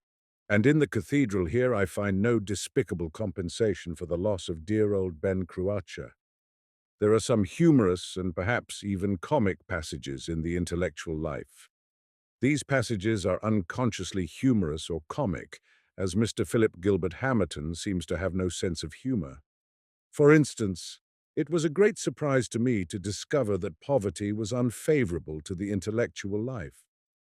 It was enlightening to know the reason why a man should wear evening dress after 6 o'clock, and why the sporting of grey clothes in the evening was unworthy of the intellectual. Besides, it affects the character. And letter 11, to a master of arts who said that a certain distinguished painter was half-educated, was a useful antidote to youthful self-conceit. I had not reached the stage, treated in the chapters on women and marriage, to a young gentleman who contemplated marriage. But I thought the author very wise indeed, and found many other pages which were intensely stimulating. Let others decry Hamerton if they like. I owe a great deal to him, and though I might be induced to throw the intellectual life to the young wolves of the beginning of this century, I shall always insist that A Painter's Camp ought to be included in every list of books. It was George Eliot who sent me to The Following of Christ, and she interested me in St. Teresa, that illustrious woman so well compounded of mysticism and common sense, of whom, however, I could find no good life. But Thomas à Kempis was a revelation. He fitted into nearly every crisis of the soul, but all his words are not for everyday life. He seems to demand too much of us poor folk of the world. Later, I came to understand that the counsel of perfection which Christ gave to the rich young man was not intended for the whole world, and many fine passages in à Kempis were meant for finer temperaments than my own. Somebody at this time presented me with a copy of Marcus Aurelius. I found him dull, stale, and unprofitable in comparison with à Kempis. His philosophy of life seemed to lead to nothing except the cultivation of a very high opinion of oneself. I gave this conclusion to one of my English friends, who objected to my uncharted course of reading, and he said, "A person like you who finds nothing humorous or even philosophical in Alice in Wonderland cannot be expected to like the works of Marcus Aurelius. It takes a prig to divide his reading into nicely staked-off little plots, each with its own date. The art of injudicious reading, the art of miscellaneous reading which every normal man ought to cultivate, is a very fine and satisfactory art. For the best guide to books is a book itself. It clasps hands with 1,000 other books. It has always seemed to me that Sesame and Lilies would not have been conceived by Ruskin if he had not heard well an echo of The Following of Christ. There was a time when the lovers of Ruskin who wanted to read The Stones of Venice and the rest at leisure felt themselves obliged to form clubs and to divide the expense if they were of moderate means in order to get what was good out of him. But somehow or other, probably because it appealed more to everybody, it was always possible to find a copy of Sesame and Lilies at an old bookstand. I think I found one most unexpectedly at Leary's in Philadelphia, where I also discovered the copy of Froissart. The Froissart, as I have said, cost me just half of my father's Christmas present that year, which was $5. I must have managed to get the Ruskin volume out of some other fund, for I had many things to buy with the other $2.50. Ruskin is left alone today. He does not seem to fill that long-felt want which we, the young of the 60s and 70s, admitted. No doubt he is very mannered in his style, mitred and coped when he might have been very simple in his raiment. He was a priest in literature and art, and he clothed himself as a priest. He marched with a stately tread, and yet he stooped to the single violets by the wayside. By the way, I often wished when I was reading Ruskin, who once made apple blossoms fashionable, that he had led a crusade against the double and the triple violet, which have destroyed the reputation of the real violet. What can be more repellent to the lovers of simplicity than a bunch of these artificialities, without perfume, tied by dark green ribbon, and with all their leaves removed? Sesame and lilies had the effect of sending me back to the single violet. Whenever I was inclined to admire the camellia japonica, or any other thing that was artificial, or distorted from beauty or simplicity. Circumstances have a great deal to do with our affection for books. Propinquity, they say, leads very frequently to marriage, and if a book happens to be near, and if it is any kind of book at all, there is a great temptation to develop an affection for it. All I can say is that I think that Sesame and Lilies is a good book, for after all, a book must be judged by its effect. It led me further into Ruskin and helped me to acquire a reverence for art and to estimate the relations of art and life. One would steel oneself against the fallacy that art, true art, might exist only for art's sake when one had read Sesame and Lilies and The Stones of Venice. Those wise men who make literary selections for the young have done well to include in their volumes that graphic description, so carefully modulated in tone, of the Cathedral of St. Mark. Its only fault is that it comes too near to being prose poetry, and discriminating readers who ponder over it will find some epithets possible only to a writer who was an artist in lines and pigments before he began to paint with the pen. Ruskin opened our eyes rather violently to some aspects of life which we, the young, did not know. For the young, after all, learn very little by intuition. They must be taught things. This is perhaps an excuse for those vagaries in youth, those seemingly inexplicable adventures which shock the old who have forgotten what it is to be young. Chapter 2. Poets and Poetry. France, of Maurice de Guérin. In 1872, the attention of readers was forced on a few great names. These were generally the names of Frenchmen. The sympathy of Americans during the Franco-Prussian War had been with France, and during the latter days of the French Empire, before the war, Americans had been much more interested in France than in any other part of the world. There were letters from Paris in the newspapers. The Empress Eugénie and her coterie at the Tuileries, the operas of Offenbach, and the gossip about literary magnates of the time, which included a great deal of Victor Hugo, had been a constant subject of conversations. One could buy French books easily in Philadelphia, and the Mercantile Library, now dreadfully shorn of its former pretensions, reduced in size, no longer so comfortable, so delightfully easy of access as to its shelves, had an excellent collection of volumes in French. How often in later life I blessed the discriminating collectors of that library. Nothing worthwhile at that time, even L'Homme of Ernest Hello, seemed to have been left out. I fear that I was not always guided by the critics of the period. I found Amédée Achard as interesting as Octave Feuillet. George Sand bored me. I could never get through even La Petite Fadette, although the critics were constantly recommending her for her vitality. I found Madame de Girardin's La Femme qui déteste son mari, one of the cleverest plays I had yet read.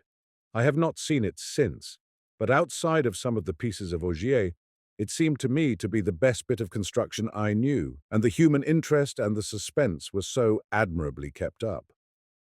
There were some plays by Octave Feuillet.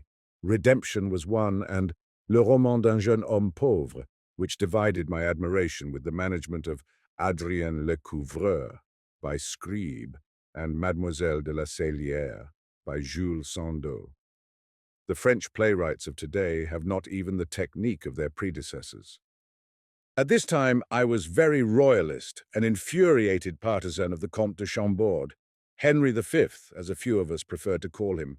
And this reminds me of my partisanship in things English, if I may turn for the moment from things French, and of a little incident, not without humour. I was ardently devoted to the cause of the Stuarts, and was for a time attached to the White Rose Society, whose correspondents in England invariably sent their letters with the stamp turned upside down, to indicate their contempt for the Guelph dynasty. But when, at a small and frugal reunion at Mr. Green's restaurant in Philadelphia, our host, he was an American Walsh of the family of de Serron, insisted on waving his glass of beer over the finger bowls to insinuate that we were drinking to the last of the Stuarts across the water, whoever he might be, and another member suggested that, if it were not for the brutal Hanoverians on the throne of England, we, in the British colonies, might be still enjoying the blessedness of being ruled by a descendant of Mary Stuart, I resigned. I was still devoutly faithful to the divine Mary of Scotland, but I would not have her mixed up in American politics. Octave Feuillet satisfied my taste for elegance. Some of his people were not above reproach. Notice the lady in Redemption who becomes suddenly converted to a belief in God because her 25th lover is suddenly restored to her. I thought that though he was somewhat corrupted by the influence of the Tuileries, he was socially so admirably correct. Everybody at this time talked of Renan. This went by me as an idle dream, for I could never understand why anybody should take a man seriously who was palpably wrong. Today, when Renan's Life of Jesus seems almost forgotten, it is strange to recall the fury of interest it excited in the 70s. Louis Veuillot interested me much more than Renan, whom I avoided deliberately because I understood that he had attacked the Christian religion. Now, Louis Veuillot in Les Odeurs de Paris and Les Parfums de Rome delighted me almost beyond bounds. I did often wonder how such a good man as Louis Veuillot could have acquired such unchristian use of language. When he announced that if his wife wrote such novels as George Sand, he would hesitate to recognize her children, it seemed to me that he had gone too far. Still, it was a pleasant thing to shock the chaste Philadelphians by quoting these trenchant words when the novels of the lady in question were mentioned with rapt admiration. But to come to the poets, it was, I think, through the reading of the L'Indice of Sainte-Beuve that I discovered Maurice de Guérin. He almost drove my beloved Keats from my mind. Somebody warned me against Maurice de Guérin on the ground of his pantheism. I had been warned against the poems of Emerson on account of their paganism, but as I had been brought up on Virgil, I looked on pantheism and paganism as rather orthodox compared to Renan's negation and the horrors of Calvinism. And after all, the Catholic Church had retained so much that was Jewish and pagan that I was sure to find myself almost as much at home among the pagans as I was in the Old Testament at times. Keats and Maurice de Guérin will be always associated in my mind. I discovered them about the same time. I had been solemnly told by an eminent Philadelphian that Wordsworth was the only poet worth considering after Shakespeare and that Keats had no intellectual value whatever. But I was not looking for intellectual value. I mixed up the intellect with a kind of scientific jargon about protoplasm and natural selection and the survival of the fittest and Bathybius, which was then all the fashion. So I promptly devoted myself to de Guérin. I had already found great pleasure in the journal of his sister Eugénie. The journal ought never to be allowed to go out of fashion, and probably it is only out of fashion in those circles which Mr. Mencken so scorns, that devote themselves to imitations of Marie Bashkirtseff or Sarah MacLean. I had begun to enjoy the flavor of the calm life of Eugénie at La Cala when I found it necessary, in order to understand the allusions, to plunge again into the journals, letters, and poems of Maurice de Guérin. Thus it happened that I had fallen upon Le Centaure first. It is very short, as everybody knows. It was to me the most appealing poem I had ever read. Keats's Greece seemed somehow to be a Greece too full of modern color, too unclassical. This was a mistake, of course, due to the fact that all my Greek reading had been filtered through professors and textbooks, and all my Greek seeing had been centered on the pale white statues. It did not occur to me then, at least I did not know it, that the great Greek statues were not colorless, and that at Delphi there were statues that glowed with the hues of life.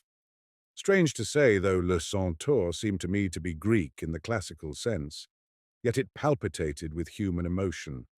Who that has read it can forget the simplicity of the opening? Says the centaur, I received my birth in the fastnesses of these mountains, as the stream of this valley of which the primitive drops run from the rocks, which weep in a deep grotto. The first moment of my life fell among the darkness of a secluded place in which the silence was not troubled. When our mothers come near the time of their deliverance, they flee towards the caverns, and in the depth of the most remote, in the darkest of shadows, their children are born without a moan, and the fruits of their womb are as silent as themselves. Their strong milk enables us to overcome without weakness or a doubtful struggle the first difficulties of life. However, we go out from our caves later than you from your cradles. It is understood among us that we must hide and envelop the first moments of existence as days filled by the gods. My growth followed its course almost among the shadows where I was born.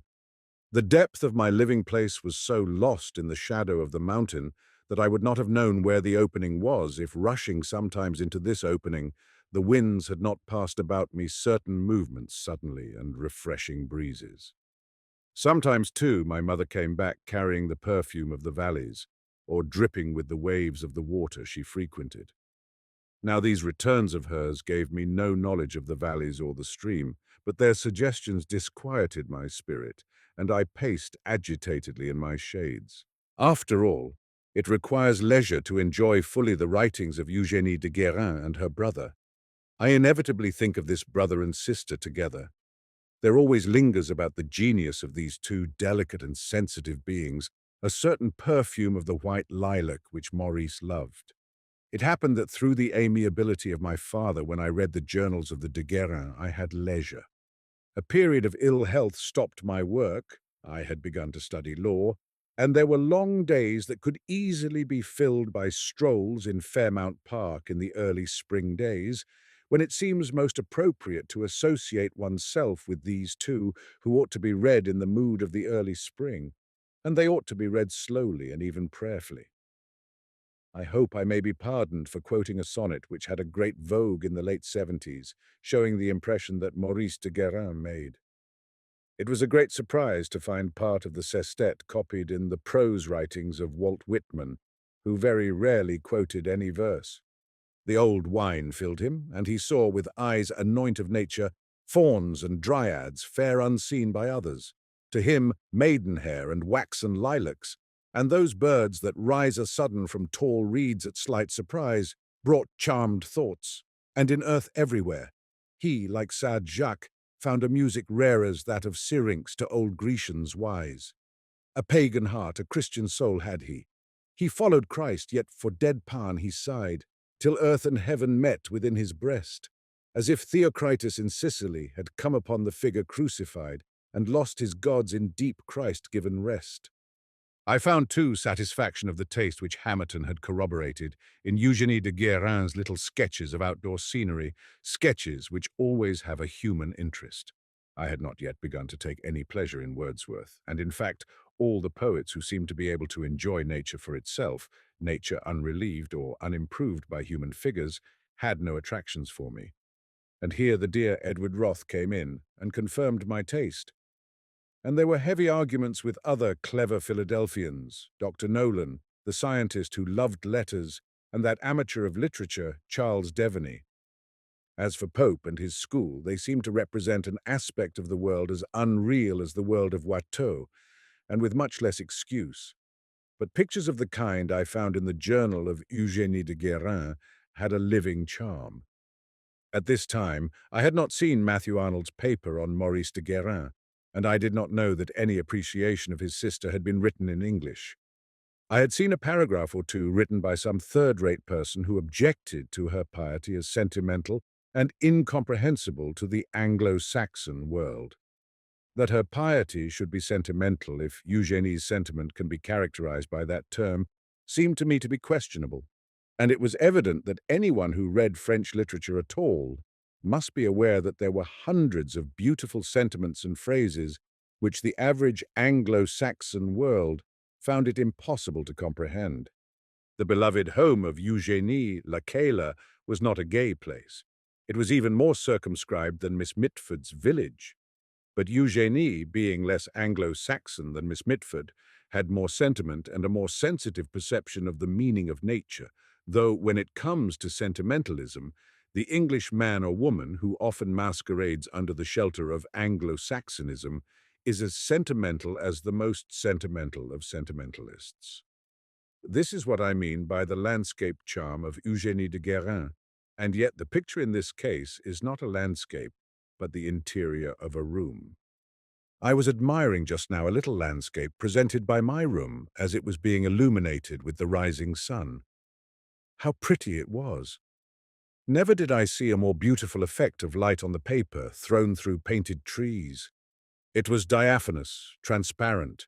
It was almost wasted on my eyes. It ought to have been seen by a painter. And yet, does not God create the beautiful for everybody? All our birds were singing this morning while I was at my prayers. This accompaniment pleases me, though it distracts me a little. I stop to listen. Then I begin again, thinking that the birds and I are alike, singing a hymn to God, and that perhaps those little creatures sing better than I. But the charm of prayer, the charm of communion with God, they cannot enjoy that. One must have a soul to feel it. This happiness that the birds have not is mine. It is sorrow. How little time is needed for that. The joy comes from the sun, the mild air, the song of birds, all delights to me, as well as from a letter of Mimi's, who is now at Gaillac, in which she tells me of Madame Vialard, who has seen thee, and of other cheerful things. And again, however, I had a delightful waking this morning. As I was opening my eyes, a lovely moon faced my window and shone into my bed, so brightly that at first I thought it was a lamp suspended to my shutter.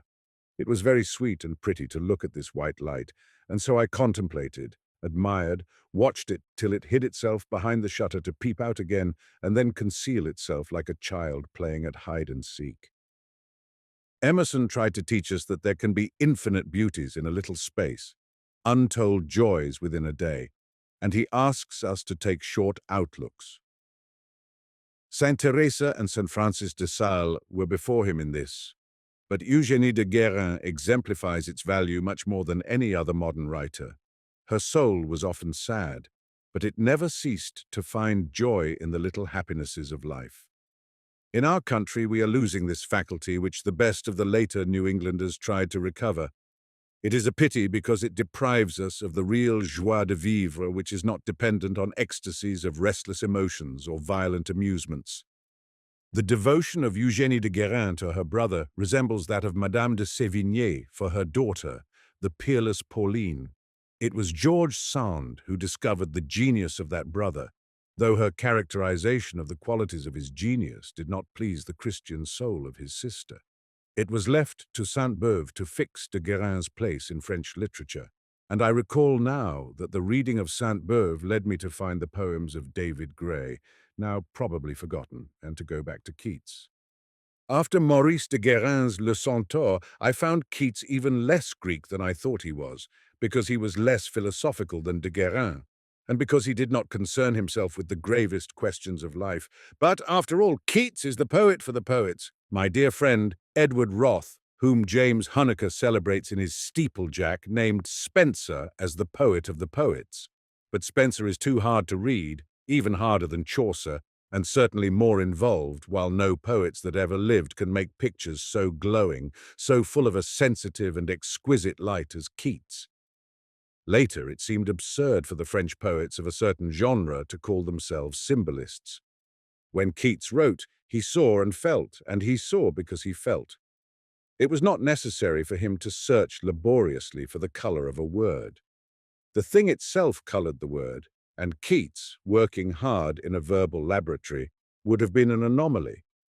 It was not necessary for him to study carefully the music of his verse as Campion did, or Coventry Patmore, or as Sidney Lanier is supposed to have done, though one cannot have suspected that Sidney Lanier's elaborate laboratory was erected after his best verse had been written. Maurice de Guérin, a very Christian soul, was probably disturbed in his religious sentiments by the defection of his old friend and director, Père de Lamennais, the Monsieur Félix of the little paradise of La Chénie. To the delight of some of the more independent and emancipated of the literary circle at Paris, which included George Sand, Maurice was becoming more pantheistic than Christian. He seemed to have tried to make for humanity an altar on which Christ and nature might be almost equally adored, and this gave Eugénie great pain, although it did not change her love or make a rift in her belief in him. De Guérin is a singing poet in a language which is used by few singing poets for serious themes. There are few lyric poems in French like the Chanson de Fortunio of Alfred de Musset. It was not strange that the great Sainte-Beuve found the verse of de Guérin somewhat too unusual. Sainte-Beuve calls it the familiar Alexandrine reduced to a conversational tone and taking all the little turns of an intimate talk. Eugenie complains that it sings too much and does not talk enough. However, one of the most charming of literary essays, to which Matthew Arnold seems almost common, is that preceding Trébuchen's Journals, Letters and Poems of Maurice de Guérin.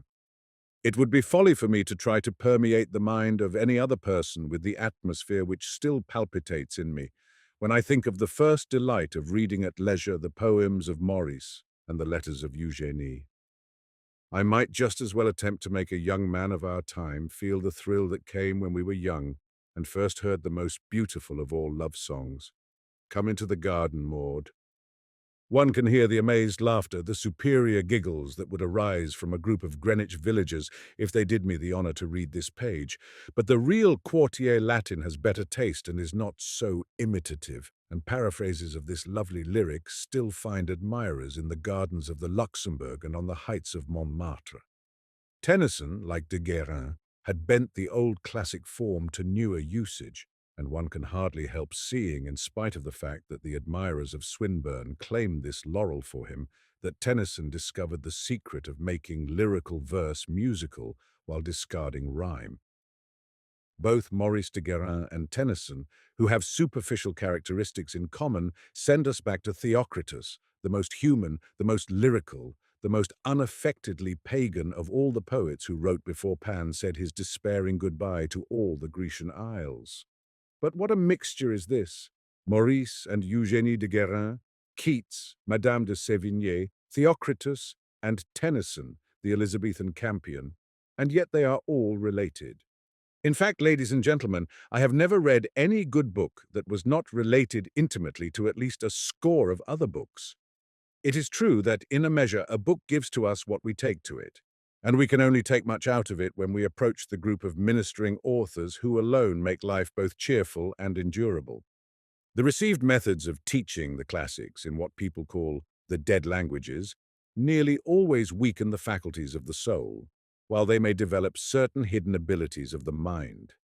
This favorite process of pedagogues very often defeats itself. Mr. Edward Roth honestly believed that the Roman Empire had risen, declined, and fallen in order that the Latin language might live. The logical result of this teaching on the eager young mind, at once logical, ductile, and obstinate, was to induce it to discover something about the Roman Empire in order that it might cease to yawn over the declensions and to be bored by prosody, to discover why the glorious empire had lived and died in order to produce an elaborate mound of charred bones. Mr. Roth himself, though a classicist of the classicists, managed to make the Romans interesting in conversation. He always impressed one that the Roman baths, or the chariot races, or the banquets, which he admitted were full of colour and life, were by comparison faded and pale in the glow and aroma of the sentences invented by the Latins to describe them. The impossibility of getting anything out of the study of Greek by hard work sent me, after I had read Maurice de Guérin's Centaure, to read joyously an edition of the Idylls of Theocritus in French. While browsing, I found on the shelves of the Mercantile Library the novels of Turgenev in the same language. This delayed me a little. I found Theocritus and Bion and Moschus in the Beaune edition, which I think has now become the beneficent Everyman's Library. I revelled. The mimes of Herondas had not yet been discovered, but some of the dialogues in these poems contained all the best of their essences. My friends among the hard workers at the classics scorned me. The elderly gentleman from Oxford who gave us lessons 3 or 4 times a week and held that, when we were able to translate at sight a certain page of Greek, which he had composed himself from various great authors, that we were perfect, treated me as a pariah. But that made no difference. I continued in merciful leisure to saturate myself in the golden glow of the Sicilian poets. I tried hard to express my devotion to Theocritus by paraphrases very slightly from the original Greek, mostly from the French, and partly from the Beaune edition. I quote a result which Mr. Edmund Clarence Stedman said was too paraphrastic. It is from the Cyclops, softer than lambs and whiter than the curds, O Galatea, swan nymph of the sea. Vain is my longing, worthless are my words. Why do you come in night's sweet dreams to me?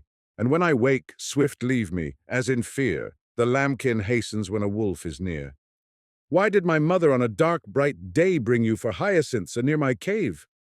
I was the guide, and through the tangled way I thoughtless led you. I am now your slave. Peace left my soul when you knocked at my heart. Come, Galatea, never to depart. Though I am dark and ugly to the sight, a cyclops eye, and stronger there are few.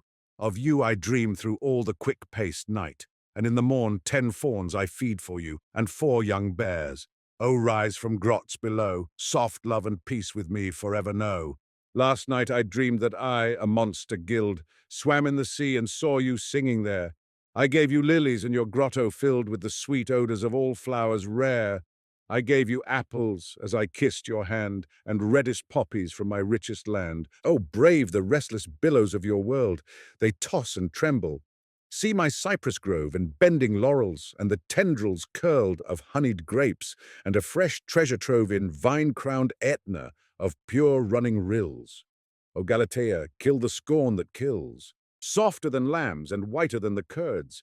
O Galatea, listen to my prayer. Come to land and hear the song of birds. Rise, rise from ocean depths. As lily fairies you are in my dreams. Come then, O sleep, for you alone can bring her from the deep. And Galatea in her cool, green waves plats her long hair with purple flower bells and laughs and sings, while black-browed Cyclops raves, and to the wind his lovelorn story tells. For well she knows that Cyclops will ere long forget, as poets do, his pain in song. No sensitive mind can dwell on Theocritus, even when interpreted in English prose, without feeling something of the joy of the old Syracusan in life. His human nature is of the kind that makes the nymphs and swains of Alexander Pope dull and artificial. There are flies in this delicious ointment, one must admit, touches of corruption which a degenerate paganism condoned and palliated, but we must remember, as an extenuation of the Greek attitude, that the oracle of Delphi protested against them. The cypress plains of Theocritus yet echo with the call of the cicada, and the anemones still bloom. The pipes of Pan are not all silent. The world would lose some of its beauty if Theocritus and the Sicilian poets did not entice us to hear their echoes. But to how many links of a long chain does Maurice de Guérin lead us? Here is another link, José de Heredia and his jeweled and chiseled sonnets, the antique medal with its peerless sestet, which combines the essential meanings of Keats's Ode to a Grecian Urn. Le temps passe, tout meurt, le marbre même s'use.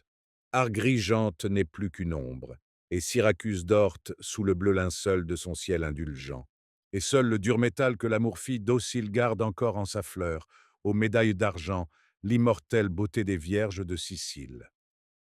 A translation of which reads, Time goes, all dies, marble itself decays, a shadow Agrigentum, Syracuse sleeps, still in death beneath her kind sky's shades. But the hard metal guards through all the days, silver grown docile unto love's own use, the immortal beauty of Sicilian maids. I always felt that Dante would have been less devoted to Virgil had he known Theocritus. The artificial Roman seems faded when one compares his rural elegies with the lovely pictures of the first of all the Syracusan poets. Horatius Flaccus had more of the quality of Theocritus than of Virgil, and though Virgil might have been a good guide for Dante in his sublime wanderings, he was a guide of the intellect rather than of the heart. It requires some courage, perhaps, to confess that one reads Theocritus in English rather than in Greek. The French rendering is too paraphrastic, but although my classical friends, or rather my friends enragés of the classics, honestly despise me for making this confession, I shamelessly enjoy Theocritus in the Bone edition, without even using it as a crib to the forgotten Greek text, rather than begin a course of Grecian philology and to lose the perfume of the crushed thyme or the sight of the competing shepherds on the shrub-dotted prairie.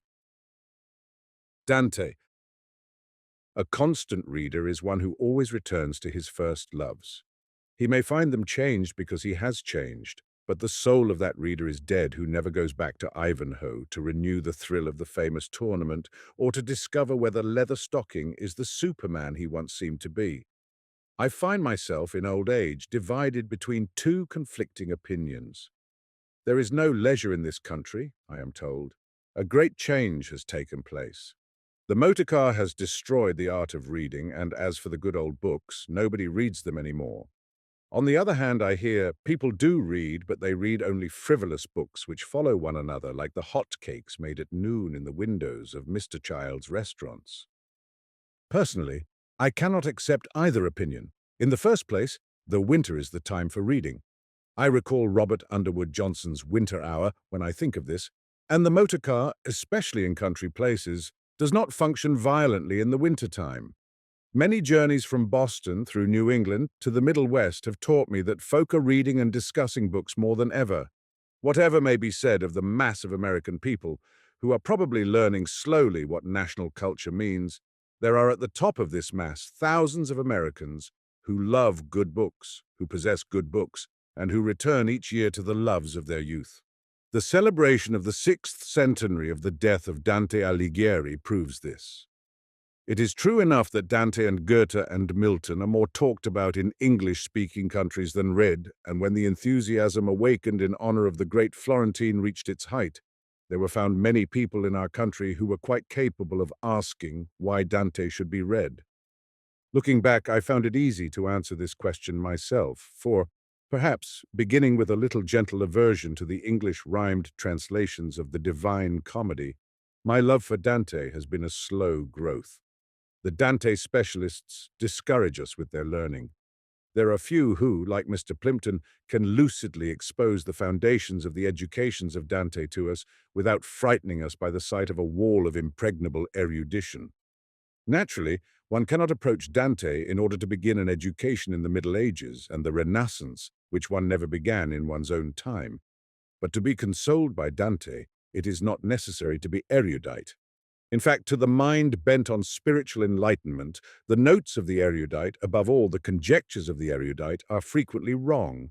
Even Israel Gollancz, in his 3 valuable volumes in the Temple edition, nods over his notes occasionally.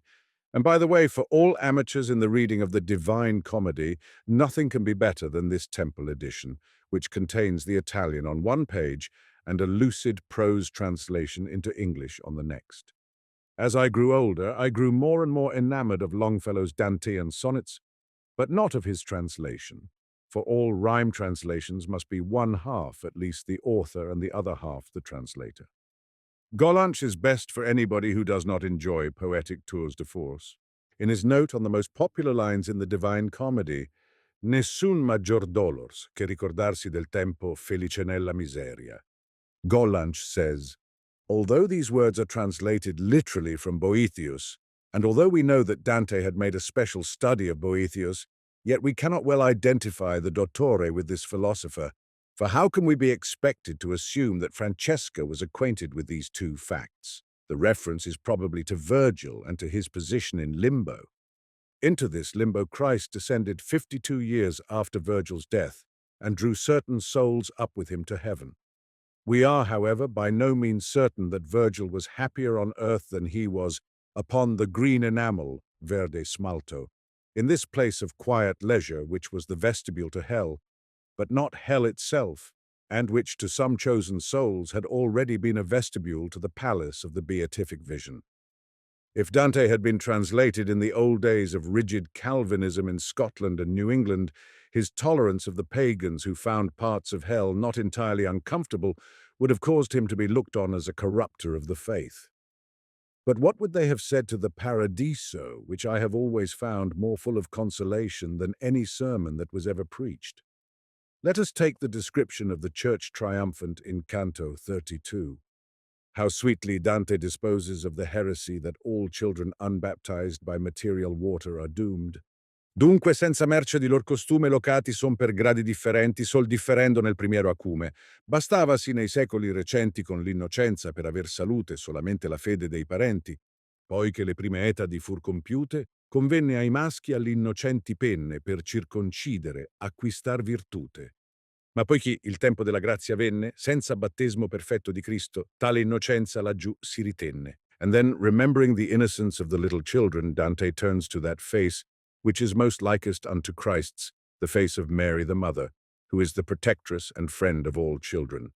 If the strict Calvinists had known the Paradiso of Dante as well as they knew their Old Testament, their theology might have found more adherents among the merciful, for the Paradiso is a triumphant song of mercy, of love, and of the final triumph of every soul that has sincerely hoped in or sought the truth, even if the truth were not crowned in its fullness in this world. And Dante, put by Raphael without protest from the church militant, among the doctors of the faith, glorifies Trajan among the saved and opens heaven to Cato. This shows, by the way, the falsity of the Voltairean mauvais mot that all the people worth meeting are in hell. And Dante sees Constantine in heaven, although he thinks that this emperor's donation of territory was an evil gift. Dante, who, by the way, was nearer to the old records and this tradition of the older time, is a witness against Lord Bryce's assertion that the documents of Constantine's donation were medieval forgeries. Dante believed, however, that the donation was invalid because the successor of St. Peter, being of the Spirit, could not accept temporal power. This he asserts in his De Monarchia, which was for a time on the Index. Times have changed, and De Monarchia and Milton's Paradise Lost are no longer in the Index, though Balzac and Dumas in French are. But many of the faithful in the United States console themselves by assuming that, as in the case of Dr. Zam's Religion and Science, this the method of the sacred congregation is not without its distinctions. Dr. Zam's book, suppressed in Italian, received the proper imprimatur in English. So may the Three Musketeers and may Monte Cristo be regarded as coming under the ban in the original, but as tolerated in the translation. Dante's bitterness against certain popes made no rift in his creed, nor does it seem to have made him less respected by the Roman court. There is in the Paradiso that great passage on the poet's faith. Così spirò di quell'amore acceso, indi soggiunse. Assai bene è trascorsa d'esta moneta già la lega e il peso, ma dimmi se tu l'hai nella tua borsa. Ed io, sì, l'ho, sì lucida e sì tonda, che nel suo conio nulla mi s'inforsa. Appresso uscì della luce profonda che li splendeva, questa cara gioia sopra la quale ogni virtù si fonda, onde ti venne. Ed io, la larga ploia dello Spirito Santo, che è diffusen sulle vecchie e in sulle nuove cuoia, è sillogismo, che la mia ha conchiusa acutamente sì, che in verso della ogni dimostrazion mi pare ottusa. If the reading of the Paradiso turns one to other books, so much the better. Aristotle is worthwhile. He holds the germ of what is best in modern life. And St. Thomas Aquinas, his echo, with new harmonies, added the Wagner to Aristotle's Mozart. No, that is going too far. The musical comparison fails. If thou shouldest never see my face again, pray for my soul, is King Arthur's prayer. It is the prayer of Pope Gregory that saved Trajan. When we come to the Purgatorio, like the Paradiso, too neglected, we find much that illuminates our minds and touches our hearts. The Purgatorio is not without humor, and it is certainly very human. For instance, there is the case of the negligent ruler, Nino de Visconti. Dante is frankly pleased to meet him, but his address is hardly tactful. He is evidently surprised to find that Nino is not in hell. When he came near to me, I said to him, "Gentle Judge Nino, how I'm delighted well that I have seen thee here and not in hell." Nino begs that his innocent daughter Giovanna may be asked by Dante on his return to earth to pray for him. He is not pleased that his widow should desire to marry the Milanese who blazoned a viper on his shield. He thinks that his wife has ceased to love him as she has discarded her white wimples, which, if she marries this inferior person, she may long for once again. And he adds, rather cynically for a blessed soul in purgatory, that through her one may mightily well know how short a time love may last in woman, if the eye and the touch do not keep it alive. One must admit that there is an element of humor, not for the victim, in the Inferno, when Dante puts Pope Boniface VIII into hell 3.5 years before he died. Nicholas III, whom Dante thought guilty of the unpardonable sin of simony, had preceded Boniface, and he says, «E se non fosse che ancor lo mi vieta la riverenza delle somme chiavi, che tu tenesti nella vita lieta l'userei parole ancor più gravi. But for consolation, there is no great poem so good as the Paradiso. English and American verse. Edmund Clarence Stedman tells us how thrilled the youths of his generation were when the new poet Tennyson swam into their ken. It is difficult for the young of today to believe this. There is no great reigning poet today. There are great numbers of fair poets who are hailed as crown princes by the groups that gather about them. Whatever the old may say, this is a good sign. Any evidence of a sincere interest in poetry is a good sign. Tennyson's Dream of Fair Women and his portrait studies broke in on the old tradition. The Lady of Shalott, with its pictures of silence and its fine transmutation of commonplace into something very beautiful, was new. We who succeeded Stedman by some years loved all the beauty of Tennyson, while we were not especially struck by those medieval lay figures which he labelled King Arthur and Sir Galahad and Sir Percival. They were too much like what the English people at that time insisted that the prince consort was. Even Sir Lancelot would have profited in our eyes by a touch of the fire of Milton's Lucifer. But the lyricism of Tennyson, the music of Tennyson, is as real now as it was then. It is the desire for independence, the fear of following a conventionality, a fear that calls itself audacity, which brushes away the delicate and scientific of this exquisite poet simply because he does not represent a movement. And yet all these new movements are very old movements. The result of the education given me by books was to convince me that the man of culture proclaims himself third-rate if he looks on any literary expression as really new, and if he cannot enjoy the old, when the old is of all time. The beautiful and the real can never be old or new, because they are the same through the movement of time. To explain what I mean, let me come suddenly down to date and permit me to quote from Sir Arthur Quiller Couch's On the Art of Reading. He's writing of the Bible, which is never old. I dare say, after all, that the best way is not to bother a boy too early and overmuch with history, that the best way is to let him ramp at first through the scriptures, even as he might through the Arabian Nights, to let him take the books as they come, merely indicating, for instance, that Job is a great poem, the Psalms great lyrics, the story of Ruth a lovely idyll, the Song of Songs the perfection of an Eastern love poem. Well, and what then? He will certainly get less of the Cotter's Saturday Night into it, and certainly more of the truth of the East.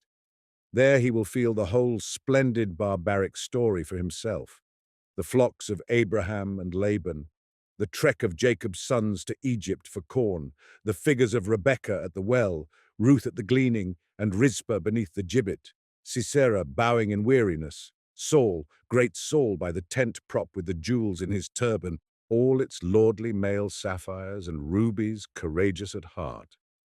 Or consider, to choose one or two pictures out of the tremendous procession, consider Michal, Saul's royal daughter, how first she is given in marriage to David to be a snare for him, how loving him she saves his life, letting him down from the window and dressing up an image on the bed in his place. How later she is handed over to another husband, Phaltiel, how David demands her back, and she goes, and her husband, Phaltiel, went with her, along weeping behind her to Bahurim. Then said Abner unto him, Go, return, and he returned. Or still later, how the revulsion takes her, Saul's daughter, as she sees David capering home before the ark, and how her affection had done with this emotional man of the ruddy countenance, so prone to weep in his bed, and as the ark of the Lord came into the city of David, Michal, Saul's daughter. Mark the three words. Michal, Saul's daughter, looked through a window and saw King David leaping and dancing before the Lord, and she despised him in her heart. Mr. Goldsworthy or Mr. W. L. George or Mr. Maxwell, who are rapidly becoming too old-fashioned for the young, or Mrs. Wharton or Mrs. Gertrude Atherton, would treat this episode in sympathy with what they might conceive to be the trend of present emotion. For it is with the emotions and not with the mind or the will that the novelist of the day before yesterday mostly deals. If Mr. James Huneker had translated this into the prose of his moment, it would have flamed with minutely carved jewels, glowed with a perfume and color of crushed roses, and choked the reader with the odor of musk. But could he have made it any newer? Or, if he could have made it newer, could he have made it more splendid and appealing? The old is new and the new is old in art and literature, in life itself, and the man who scorned Keats because Swinburne and Rossetti were new, or who scorns Browning, the best of Browning, lacks the first requisite of true cultivation, which is founded on the truth that beauty is beyond the touch of time. The women in François Villon's Ballad of Dead Ladies are gone, but their beauty remains in that song. This beauty might be none the less beautiful if expressed in verse libre. Its beauty might take a new flavor from our time. The fact only that it was of our time and treated in the manner of our time could not give it that essential and divine something which is perennial, universal, and perhaps eternal. Much affectionate reading of poetry, and poetry read in any other way, is like the crackling of small sticks under a pot in the open air on a damp day, leads one to consider the structure of verse and to ask how singing effects are best produced. This inquiry has led some of the sincerest of the younger poets to throw aside the older conventions and, imitating Debussy, Richard Strauss, and even newer composers, to produce that free verse which in the hands of the inexpert, the lazy, or the ignorant becomes lawless verse. It is exasperating to the intolerant to find writers, young in experience, if not always young in age, talking of themselves as discoverers, brave or audacious discoverers, as adventurers, reckless as Balboa or Cortez or Ponce de Leon, and then to hear some of the old and conventional violently attacking these verse-makers as if they were new and dangerous revolutionists. The truth is that vers libre has its place, and it ought to have a high place. But the writer who attempts it must have a very perfect ear for the nuances of music and great art in his technique applied to the use of words. Some of the disciples of Miss Amy Lowell have this, but they are few. Whether Miss Lowell has mastered the science or not, she has the fine art of producing musical effects, delicate and various and even splendid. But there are others. It may have been Tennyson or Theocritus or Campion that led me to read Coventry Patmore. I know that it was not his The Angel in the House which led me on. That seemed as little interesting or important as the proverbial sayings of Martin Farquhar Tupper. But one day I found The Unknown Eros, and a little later, The Toys, and then his Night and Sleep, one of the most musical poems in our language. How strange at night the bay of dogs, how wild the note of cocks that scream for day in homesteads far remote, how strange and wild to hear the old and crumbling tower amid the darkness suddenly take tongue and speak the hour. Although the music of Night and Sleep is not dependent upon the rhyme, it is plain, as the form of poetry appeals to the ear, that the rhyme is a gain. Yet one does not miss it in the 5th and 7th lines of each stanza. The real musical charm of the poem, only one stanza of 4 is given here, lies in the management of the rhythm. We have only to fill up the measure in every line as well as in the 7th in order to change this verse from the slowest and most mournful to the most rapid and high-spirited of all English. The common 8-syllable quatrain, says Mr. Patmore in his essay on English metrical law, a measure particularly recommended by the early critics, and continually chosen by poets in all times for erotic poetry on account of its joyful air. The reason of this unusual rapidity of movement is the unusual character of the 8-syllable verse as a catalectic, almost all other kinds of verse being catalectic on at least one syllable, implying a final pause of corresponding duration. Mr. Patmore here shows that the rhyme in this lovely Night and Sleep is merely accessory, a lightly played accompaniment to a song which would be as beautiful a song without it, yet which gains a certain accent through this accompaniment, and that the real questions in verse are of rhythm and time. Tennyson, whose technique, even in the use of sibilants, will bear the closest scrutiny, often proves the merely accessory value of rhyme, but in no instance more fully than in tears, idle tears, I know not what they mean, tears from the depth of some divine despair rise in the heart and gather in the eyes, in looking on the happy autumn fields, and thinking of the days that are no more. There is every reason why the modern reader should have become tired of academic poetry, when poetry divorced itself from music and became the slave of fixed rules of meter, which could not be imitated with any real success in English, it sealed its own fate as a beloved visitant to the hearts of the people.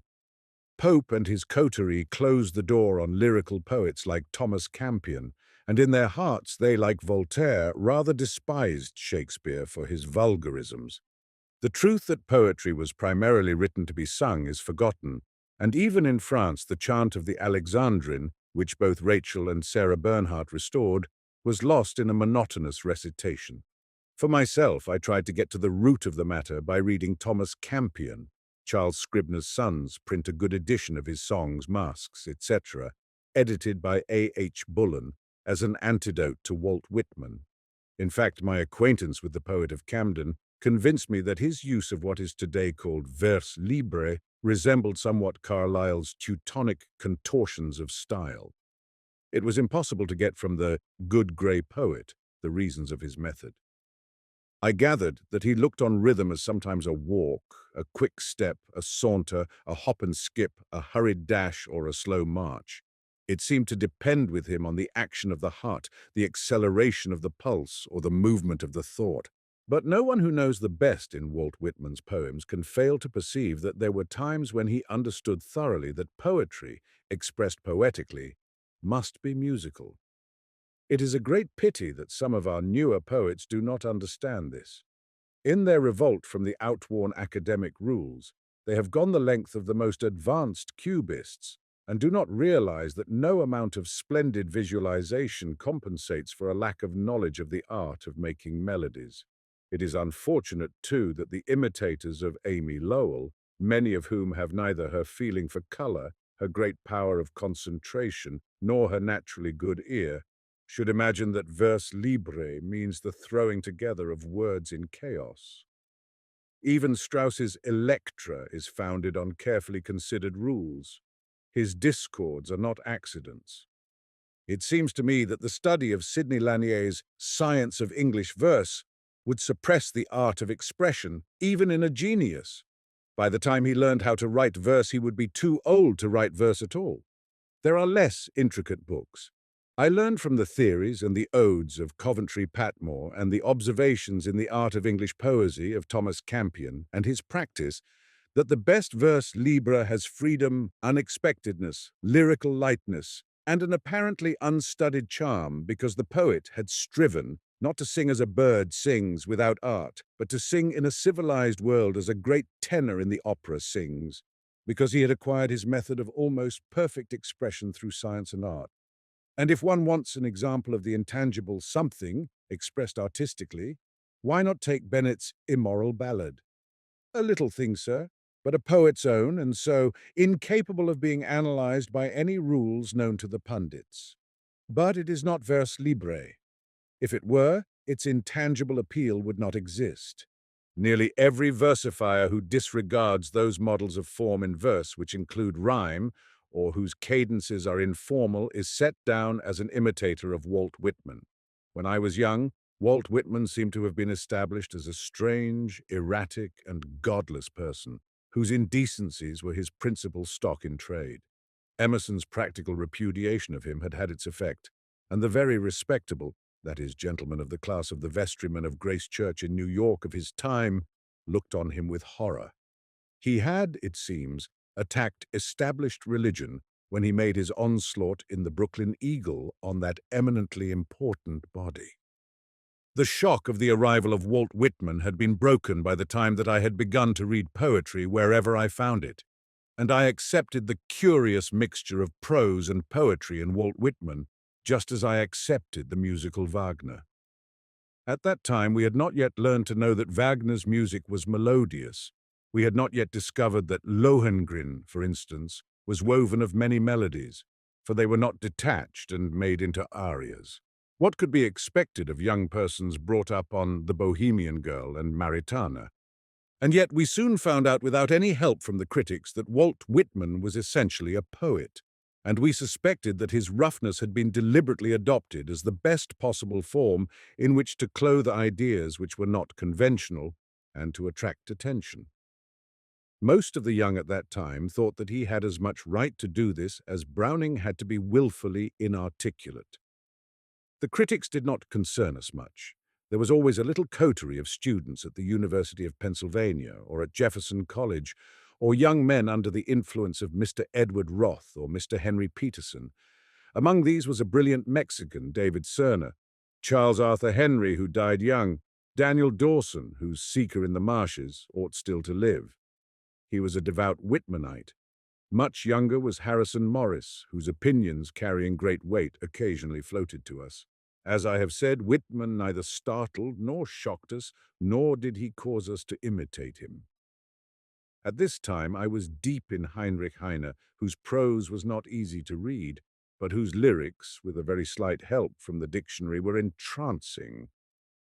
I could never understand, being enraptured with Heine's lyrics at that time, why Whitman should have chosen such a poor medium for lyrical expression or such a rude utterance for some noble ideas. That he chose at times to put into speech sensual dreams or passing shadows of evil thoughts astonished us no more than the existence of the photographic reproductions, than the fashion of the gargoyles from the Cathedral of Notre Dame, or the strange and very improper representations of the 7 deadly sins which were sometimes carved on the backs and the undersides of the stalls in old cathedrals. We Philadelphians thought that it was not a gentlemanly performance. There were persons who wallowed in pools of decivilization, and though they might whisper of their mental wallowings in intimate circles, there was no point whatever in putting them into print. But the great passages, there are very many, and the noble, complete poems, there are a few, of Whitman were chosen and recited and enjoyed. Besides, Whitman lived just across the Delaware River, and one could meet him almost at any time in a streetcar or lounging about his haunts in Camden. As he was part of our everyday life, he did not for us represent anything essentially new. When Swinburne and Rossetti and the Pre-Raphaelites, however, came into our possession, it was quite another thing. There was no Whitman movement among our young. There was a marked but not concentrated reflection of the Pre-Raphaelites. Swinburne's music took us by storm. It did not mean that a young man had a depraved mind because he spouted Faustine or quoted verse after verse of the roses and raptures of Swinburne. It simply meant that a breath of rich, sensuous odors from an exotic island had swept across the conventional lampposts and well-trimmed gardens of his life. I wonder if any young man feels today, in reading Masefield's poems, or Walter de la Mare's, or Seeger's, or Amy Lowell's, or Robert Frost's, or even Alfred Noyes's, the thrill that stirred us when we heard the choruses in Atalanta in Caledon, or Rossetti's Blessed Damozel, and there was William Morris and The Earthly Paradise. The first appearance of Kipling's poems recalled the old thrills of new poets. But of late, though the prospects of poetry are beginning to revive, no very modern poet seems to have become a part of the daily lives of the young who declare that the world is changed and that the old hold no torches for them by which they can discover what they really want. The more things change, the more they remain the same. And the young woman who read Swinburne surreptitiously and smoked a cigarette in private now reads Havelock Ellis on summer porches and puffs at a cigarette in public whenever she feels like it. She is really no more advanced than the girl of the period of the 80s, and not any more astonishing. It's the same old girl, and the young men who discovered Swinburne and Rossetti, and who were rather bored by the thinness of their aftermath, the aesthetic poets, really got more color and amazement and delight out of the flashing of the meteors than the youth of today seem to get.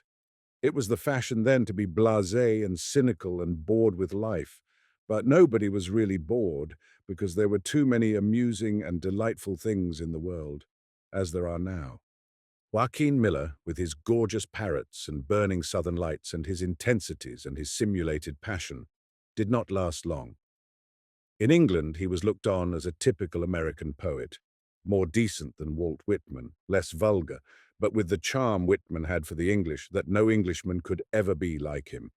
In England, they wanted the Americans raw and fresh and with a savage flavor about them. I read the poems of Richard Watson Gilder, of Edith Thomas, of Robert Underwood Johnson, whose Italian Rhapsody and The Winter Hour can never be forgotten, and certain verses of Edmund Clarence Stedman. But Lejeune prefer the new verse makers. There's even a kind of cult for the imagists. A spokesman for the imagists tells us briefly that free verse is a term that may be attached to all that increasing amount of writing whose cadence is more marked, more definite and closer knit than that of prose, but which is not so violently or so obviously accented as the so-called regular verse. Richard Aldington's Childhood is a very typical example of vers libre. It is also an imagist poem. It will be remarked that it is so free that there is no cadence that any musician could find. It is a pretty little joyful trifle. There was nothing to see, nothing to do, nothing to play with, except that in an empty room upstairs, there was a large tin box containing reproductions of the Magna Charta, of the Declaration of Independence, and of a letter from Raleigh after the Armada. There were also several packets of stamps, yellow and blue Guatemala parrots, blue stags and red baboons and birds from Sarawak, Indians and men of war from the United States, and the green and red portraits of King Francobolo of Italy. I don't believe in God, I do believe in avenging gods who plague us for sins we never sinned, but who avenge us. That's why I'll never have a child, never shut up in a chrysalis in a matchbox, for the moth to spoil and crush its bright colors, beating its wings against the dingy prison wall. Alfred Kreimborg is also very free and only sometimes musical, but he hammers in his images with a vengeance. But of all the new Americans, Vachel Lindsay's jolly fantasies with a slightly heard banjo accompaniment are the most fascinating and least tiresome of all the new. When one has wallowed for a time with the imagists and carefully examined the verse librists, with the aid of a catalogue and explanations, one turns to the collected poems of Walter de la Mare. Come now, listen to this. When slim Sophia mounts her horse and paces down the avenue, it seems an inward melody. She paces too. Each narrow hoof is lifted high beneath the dark enclustering pines, a silver ray within his bit and bridle shines. His eye burns deep, his tail is arched, and streams upon the shadowy air. The daylight sleeks his jetty flanks, his mistress's hair. Her habit flows in darkness down, upon the stirrup rests her foot, her brow is lifted as if earth she heeded not. 'Tis silent in the avenue, the sombre pines are mute of song, the blue is dark, there moves no breeze the boughs among. When slim Sophia mounts her horse and paces down the avenue, it seems an inward melody, she paces too. It is difficult for the simple-minded to understand why Walter de la Mare, who is a singer with something to sing about, cannot be classed as an imagist. He uses the language of common speech and tries always to say exactly what he means. He suits his mood to his rhythm and his cadences to his ideas. He believes passionately in the artistic value of modern life, but he does not seem to see why he should not write about an old-fashioned aeroplane of the year 1914 if he can make it the center of something interesting. The professional imagist tries to produce poetry that is hard and clear and never blurred or indefinite, and he holds that concentration is the very essence of poetry. The imagist fights for free verse as for the principle of liberty. But why does he fight? If free verse is musical, if it expresses a mood or an emotion or a thought in terms that appeal to the mind or the heart or the imagination, why should it be necessary to fight for it? It may suit certain verse makers to make men of straw in order to fight for them, but all the world loves a poet if the poet once touches its heart. The Toys of Coventry Patmore is a good example of what free verse ought to be, but it is not free because it is lawless. Its freedom is the freedom of all true art, which does not ignore, which obediently accepts certain laws that govern the expression of the beautiful. Mr. Richard Aldington's Daisy is certainly a less appealing poem than that one in which Swinburne sings of the lady who forgot his kisses, and he forgot her name. José de Heredia, in Les Trophées, is both an imagist and a symbolist. He has the inspiration and the science of the Sibyl without her contortions. It is unfortunate that the truculent attitude of the professional makers of free verse should have arrayed a small and angry group against them. And this group will have none of Robert Frost, who is certainly a poet and a poet of great courage and originality. There are others, however, who may not be imitators of Robert Frost, but who seem as if they were. Tennyson's Owl, which is looked on today as an example of Victorian idiocy, is really better than Mr. T.S. Eliot's Cousin Nancy. Miss Nancy Ellicott strode across the hills and broke them, rode across the hills and broke them, the barren New England hills, riding to hounds over the cow pasture. Miss Nancy Ellicott smoked and danced all the modern dances, and her aunts were not quite sure how they felt about it, but they knew that it was modern. Upon the glazed shelves kept Watch Matthew and Waldo, guardians of the faith, the army of unalterable law. The imagist does not believe in ornament, and this glimpse of character might be uttered in one sentence.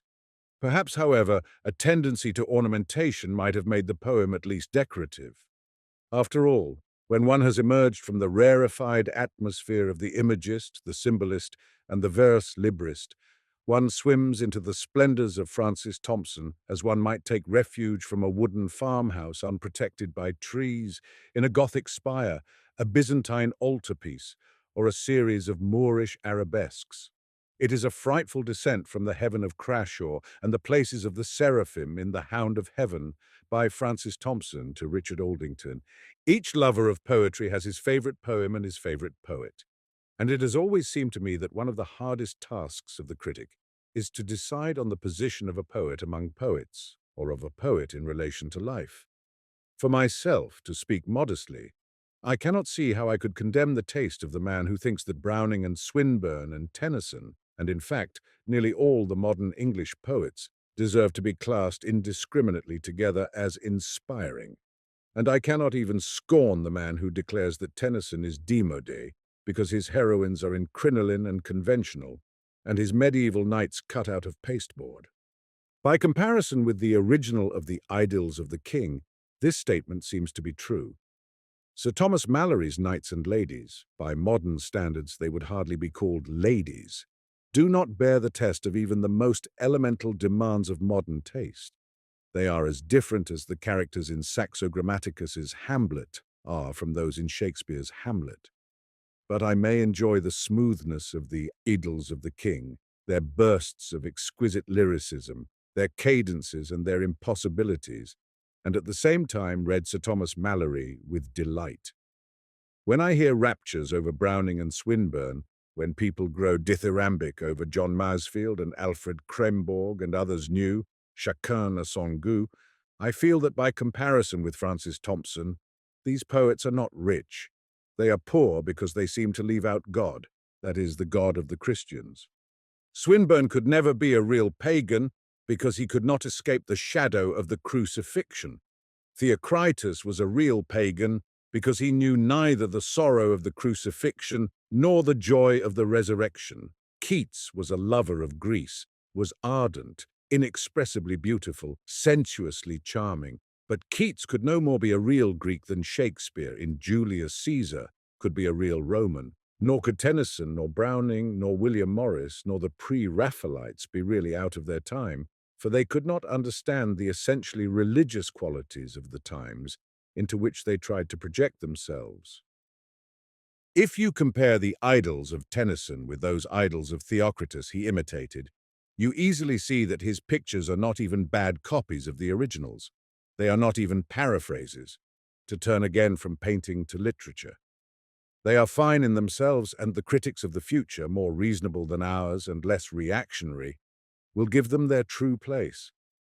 As for Browning, it is only necessary to read the Italian writers of the Renaissance to find how very modern he is in his poems that touch on that period. He is always modern. With all his efforts, he cannot understand that mixture of paganism and Catholicism which made the Renaissance possible. He seems to assume that the Catholic Church in the time of the Renaissance produced men in whom paganism struggled with Christianity. The fact is that paganism had melted into Christianity, and Christianity had given it a new light and a new form. It was not difficult for an artist of the Renaissance to look on a statuette of Leda and the Swan or Danae and the descent of Jupiter as a shower of gold, as prefiguring the incarnation. There was nothing blasphemous in this pagan symbolism of a pagan prophecy of the birth of a god from a virgin. It does not follow that Browning is not powerfully beautiful and essentially poetical, even when he reads modern meanings impossibly into the life of older days. Nevertheless, he is unsatisfactory, as almost all modern poets, when they interpret the past, are unsatisfactory. A great poet may look into his heart and write, but with Tennyson, with Browning, with Swinburne, one feels that very often they mistake the beating of their own hearts for the sound of the pulsations of the hearts of others. Similarly, modern Christians who claim to be orthodox are sometimes shocked when they are told that St. Peter, for example, did not believe that a man might not be both circumcised and baptized. According to a common belief, the two could not exist together among the converted Jews. And the modern man of letters seems to think that paganism and Christianity were at odds at all points. A deeper knowledge of the manifestations of religion before the Reformation would dissipate an illusion which spoils so much fine modern poetry. Another point in applying my canons of criticism to poets whom I love in spite of this defect is that I find that they have no desire to be united with God. You may call him Jehovah, Jove, or Lord, to quote Pope. They are, as a rule, without mysticism and constantly without that ecstasy which makes Southwell Crashaw and the greatest of all the mystical poets writing in English, Francis Thompson, so satisfactory. Wordsworth may have been transcendental, as Emerson certainly was, but in different ways they made their search for the absolute. And the search, especially in Wordsworth's case, was fervent. Neither had the splendors, the ecstasies of that love that casteth out fear, the almost fierce and violent fervor of desire, reflected from the Apocalypse of St. John and the poems of St. Teresa and of St. John of the Cross, which we find in Francis Thompson. In this respect, all modern poets pale before him. He sees life as a glory as Baudelaire saw it as a corpse. After a reading of The Hound of Heaven, with its glorious color, its glow, its flame, all other modern poets seem to me to be a pale mauve by comparison to its flaming gold and crimson. To many of my friends who love modern poets, each in his degree, this seems unreasonable and even incomprehensible, but to me it is very real. And all literature which assumes to treat our lives as if Christianity did not exist lacks that satisfactory quality which one finds in Dante, in Calderon, in Sir Thomas More, and in Shakespeare. It is possible that the prevalence of doubt in modern poetry is the cause of its lack of gaiety. There is a modern belief that gaiety went out of fashion when Pan died or disappeared into hidden haunts. This is not true. The Greeks were gay at times and joyous at times, but if their philosophers represent them, joyousness and gaiety were not essential points of their lives. The highest cultivation of its time could not save Athens from despondency and destruction, and when the leaders in the city of Rome came to believe so little in life that only the proletariat had children, it was evident that their very tolerant system of adopting any god that pleased them did not add to the joy of life. The poet, then, who misunderstands the paganism of the Greeks, who does not desire to be united to an absolute perfection, who is sad by profession, cannot be, according to my canons, a true poet. I speak not as a critic, but as a man who loves only the poetry that appeals to him. Chapter 3. Certain Novelists. My friendship with Thackeray and Dickens was an evolution rather than a discovery. Once having read Vanity Fair or Nicholas Nickleby, the book became not so much a book but a state of mind.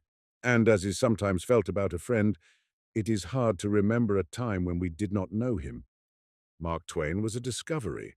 The jumping frog of Calaveras and that chuckling scene in Innocents Abroad, where the unhappy Italian guide introduces Christopher Columbus to the American travelers, were joys indeed. These were more delightful and satisfying than the kind of humor that preceded them. They seemed better than the whimsicalities of Artemus Ward, and not to be compared to the labored humor of Mrs. Partington. But leaving out these amusing passages, my pleasure in the works of Mark Twain faded more and more as I came to the age of reason, which is somewhat over 25. It was hard to laugh at Mark after a time. Compared to him, the Pickwick Papers had an infinite variety. There were other things in Dickens which were finer than anything in Pickwick, but the humour of Pickwick had a softness about it, a human interest, a lack of coarseness, which placed it immeasurably above that of Mark Twain. The greatest failure of Dickens was A Tale of Two Cities, and the greatest failure of Mark Twain is his Joan of Arc. But Dickens redeemed himself in 100 ways, while Mark Twain sank deeper and deeper into coarseness and pessimism. As Mark Twain is by all odds apparently the national American author, it is heresy to say this. And I know persons who have assumed an air of coldness as long as they could in my presence because I declined to look on Joan of Arc as a masterpiece. It shows some faults of Mark Twain's philosophy of life. It suggests his narrow and materialistic point of view and makes plain his lack of knowledge of the perspectives of history. It is all the worse for an appearance of tenderness. Mark Twain was neither mystical nor spiritual. That does not mean that he was not a good husband and father, a kind friend, and a man very loyal to all his engagements. There are many other authors who had not all these qualities, but who would have more easily understood the character of Joan than did Mark Twain. Dickens's failure in A Tale of Two Cities was from very different causes.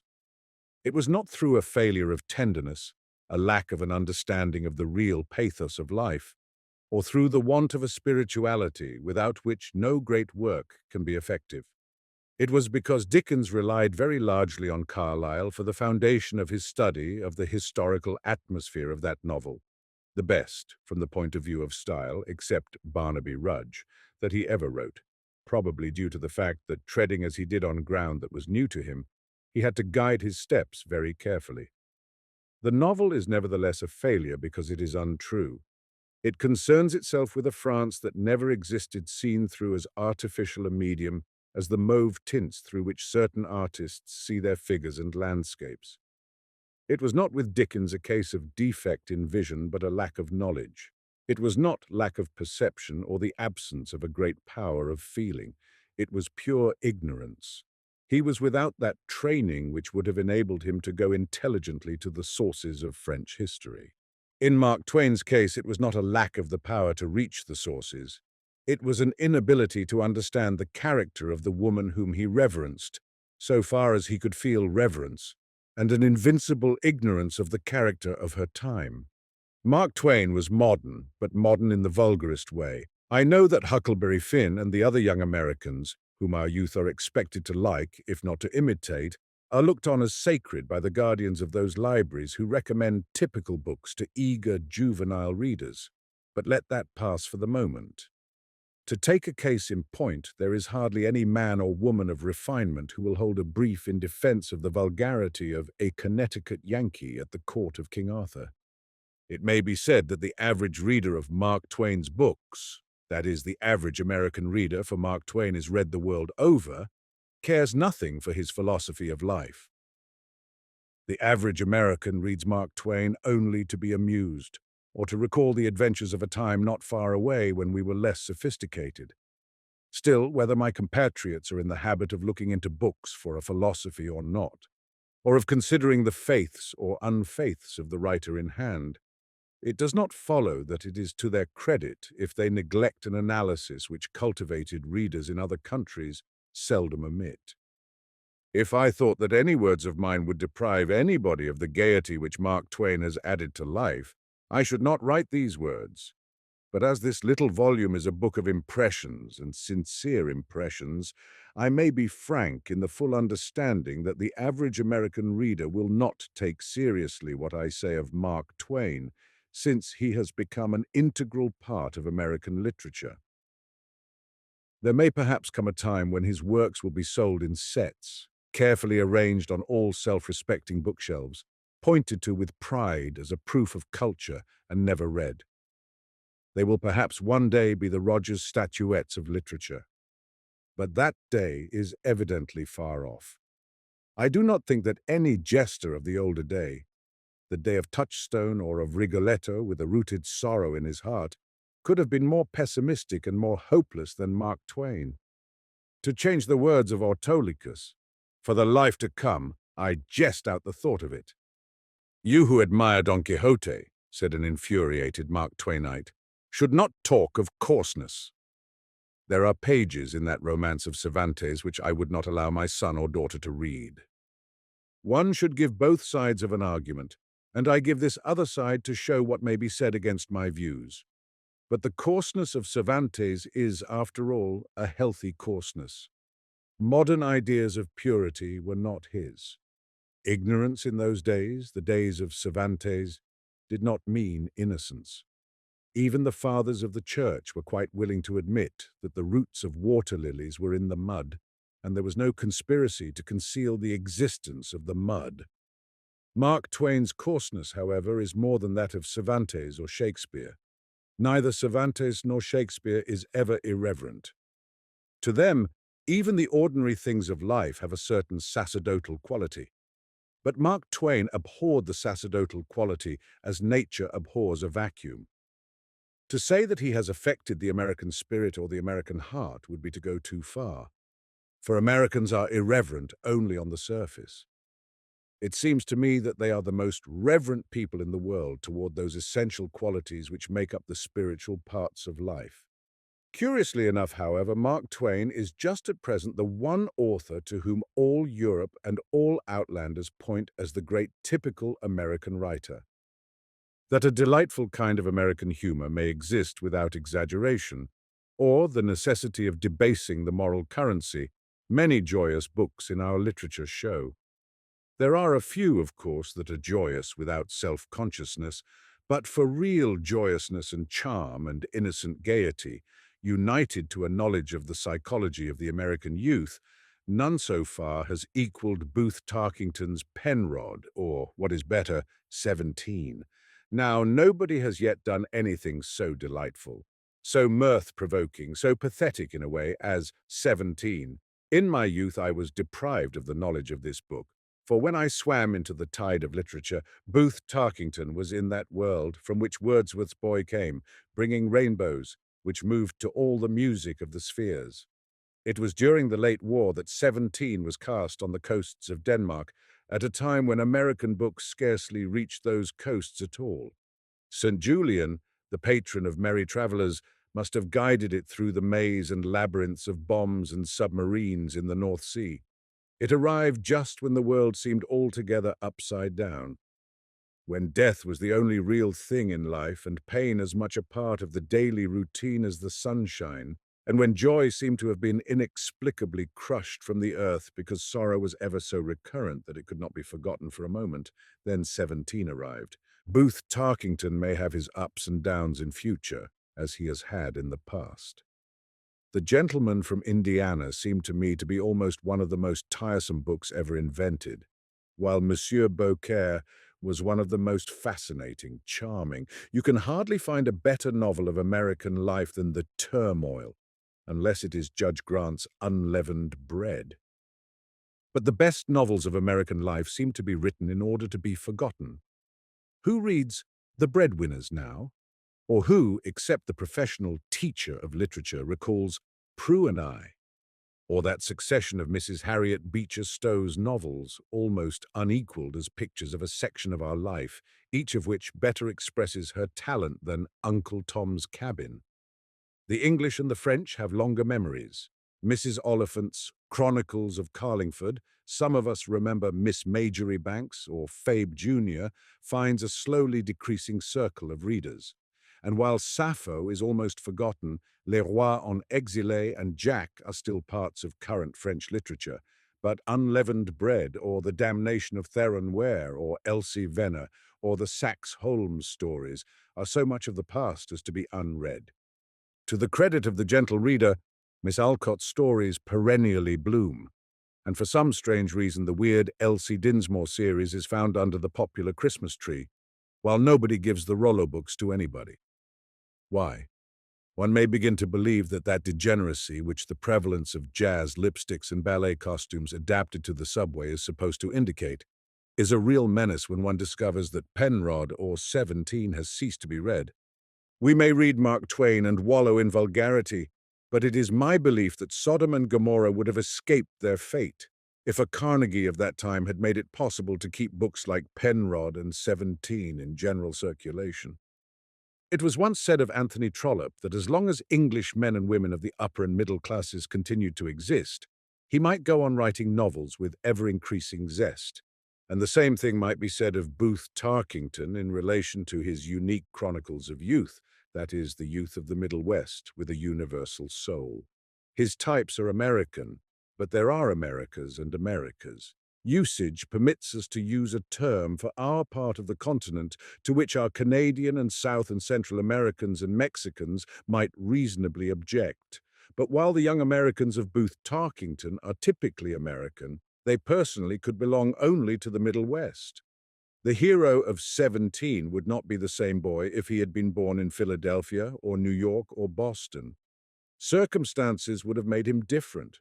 The consciousness of class distinction would have made him old before his time, and though he might be just as amusing, he would not have been amusing quite in the same way. And this is one of the fine qualities of Mr. Tarkington's imaginative synthesis. He is individual and of his own soil. He knows very well that it is unnecessary to exaggerate or even to invent.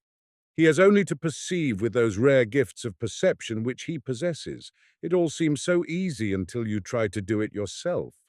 The state of mind of Penrod, when he is being prepared for the pageant of the Table Round, is inexpressibly amusing to the adult reader. But no child can look on it as entirely amusing, because every child has suffered more or less, as Penrod suffered, from the unexplainable hardness of heart and dullness of mind of older people. Something or other prevents the most persecuted boy from admitting that his parents are bad parents because they force impositions which tear all the fibers of his soul and make him helpless before a jeering world. When Penrod has gone through horrors which are nameless because they seem to be so unreasonable, he murmurs aloud, "Well, hasn't this been a day?" Because of the humor in Penrod, there is a pathos as true and real as those parts in the Pickwick Papers where fortunately Dickens is pathetic in a real sense, because he did not strive for pathos. Everybody admits now that Dickens becomes almost repellent when he willfully tries to be pathetic. One could pick out of 17 a score of delightful situations which seem to ripple from the pen of Booth Tarkington, one of the best being the scene between the hero and his mother, when that esprit terrible, his sister, seems to stand between him and the lady of his thoughts, and Penrod is full of them. The description of that young gallant's entrance into society is of Mr. Tarkington's best. Penrod is expected to find, according to the rules of dancing academies, a partner for the cotillion. It is his duty to call on the only young lady unengaged, who was Miss Rensdale, aged 8. Penrod, carefully tutored, makes his call. A decorous maid conducted the long-belated applicant to her, where she sat upon a sofa beside a nursery governess. The decorous maid announced him composedly as he made his entrance. "Mr. Penrod Schofield." Miss Rensdale suddenly burst into loud sobs. "Oh!" she wailed. "I just knew it would be him!" The decorous maid's composure vanished at once, likewise her decorum. She clapped her hand over her mouth and fled, uttering sounds. The governess, however, set herself to comfort her heartbroken charge, and presently succeeded in restoring Miss Rensdale to a semblance of that poise with which a lady receives callers and accepts invitations to dance cotillons. But she continued to sob at intervals. Feeling himself at perhaps a disadvantage, Penrod made offer of his hand for the morrow with a little embarrassment. Following the form prescribed by Professor Bartet, he advanced several paces toward the stricken lady and bowed formally. "I hope," he said by rote, "you're well, and your parents also in good health. May I have the pleasure of dancing the cotillon as your partner tomorrow afternoon?" The wet eyes of Miss Rensdale searched his countenance without pleasure, and a shudder wrung her small shoulders. But the governess whispered to her instructively, and she made a great effort. "I do thank you, foo, for your polite invitation, and I ac—" Thus far she progressed when emotion overcame her again. She beat frantically upon the sofa with fists and heels. "Oh, I did want it to be Georgie Bassett." "No, no, no," said the governess and whispered urgently, whereupon Miss Rensdale was able to complete her acceptance. "And I accept, woo with pure pleasure," she moaned, and immediately, uttering a loud yell, flung herself face downward upon the sofa, clutching her governess convulsively. Somewhat disconcerted, Penrod bowed again. "I thank you for your polite acceptance," he murmured hurriedly. "And I trust, I forget. Oh yes, I trust we shall have a most enjoyable occasion. Pray present my compliments to your parents, and I must now wish you a very good afternoon." Concluding these courtly demonstrations with another bow, he withdrew in fair order, though thrown into partial confusion in the hall by a final wail from his crushed hostess. "Oh, why couldn't it be anybody but him?" Dickens would not have done the scene quite this way. He could not have so conceived it, and he might have overdone it, but Booth Tarkington gets it just right. He has created boy characters which will live because they are alive. One of the most detestable books, after Mark Twain's Yankee at the Court of King Arthur, is Dickens's Child's History of England. The two books have various gross faults in common, and these faults are due to colossal ignorance. Mr. Gilbert Chesterton says that one of Dickens's is due to the application of a plain rule of right and wrong to all circumstances to which it was applied. It is not that they wrongly enforce the fixed principle that life should be saved. It is that they take a fire engine to a shipwreck and a lifeboat to a house on fire. The business of a good man in Dickens's time was to bring justice up to date. The business of a good man in Dunstan's time was to toil to ensure the survival of any justice at all. It seems to me that if all the works of Dickens were lost, we might do very well with the Pickwick Papers and Nicholas Nickleby. To these, one is tempted to add Our Mutual Friend. When I was young enough to assist at meetings of literary societies where papers on Dickens were read, I was invariably informed that Charles Dickens could not paint a lady or a gentleman. There was no reason given for this censure. It was presumed that the authors of the papers meant an English lady or gentleman. Nobody, to my knowledge, ever defined what an English gentleman or lady was. When one considers that for a long period an English gentleman's status was determined by the fact that he owned land, had not even a remote connection with trade, or that he was instructed at Eton or Harrow in Oxford or Cambridge, the more modern definition would have been very different from what the English of the olden time would have called a gentleman. Even now, when a levelling education has rather blurred the surface marks of class in England, it might be difficult for an American to define what was meant by this criticism of Dickens. It seems to me that no one could define exactly what was meant. The convention that makes the poet in Pennsylvania write as if the banks of the Wissahickon were peopled by thrushes or orchestrated by the mavis or the soaring lark causes him often to borrow words from the English vocabulary of England without analyzing their exact meaning. There can be no doubt that Don Quixote was a gentleman, but not exactly in the English conventional sense. And if he was a gentleman, why are not Mr. Pickwick and Sam Weller gentlemen? An interesting thesis might be written on the application of Cardinal Newman's definition of a gentleman to both Mr. Pickwick and Sam Weller. Why not? There is a truth about the English people, at least the lower classes, which Mr. Chesterton, in his illuminating appreciations and criticisms of the works of Charles Dickens, one of his best books, brings out, though he does not accentuate it sufficiently. This is that the lower classes of the English are both witty and humorous. Witty because they are satirical and humorous because they are ironical. Sam Weller represents a type, a common type, more exactly than Samuel Lover's Handy Andy or any of Charles Lever's Irish characters. When one examines the foundation for the assertion that Dickens could not draw a lady or a gentleman, one discovers that his ladies and gentlemen, in the English sense, are deadly dull. It is very probable that all conventional ladies and gentlemen bored Dickens, who never ceased to be a Cockney, though he became the most sublimated of that class. Dr. Johnson was a Cockney too, but though it may seem paradoxical to say it, not so greatly impressed by class distinctions as Dickens was. Dickens had the art of making insupportable bores most interesting. This was an art in which the delicate Miss Austen excelled too. But Dickens's methods compared to hers are like those of a scene painter when compared to those of an etcher in colours. There are times when Dickens is consciously common, and then he is almost unbearable. But this objection cannot be made to the Pickwick Papers. This book is inartistic. It is made up of unrelated parts. The characters do not grow, they change. But all this makes no difference. They are spontaneous. You feel that for once Dickens is doing the thing he likes to do, and all the world loves a lover who loves his work. There are doubtless some people still living who can tolerate the romantic quality in Nicholas Nickleby. There are no really romantic qualities in the Pickwick Papers, thank heaven. No stick of a hero, no weeping willow of a heroine. The heroic sticks of Dickens never bloom suddenly as the branch in Tannhäuser bloomed. Even Dickens can work no miracle there. It increases our admiration of him to examine the works of those gentlemen who are set down in the textbooks of literature as his predecessors. Some of these learned authors mention Sterne's Tristram Shandy, a very dull and tiresome narrative, and Tom Jones, very tiresome too, in spite of its fidelity to certain phases of 18th century life.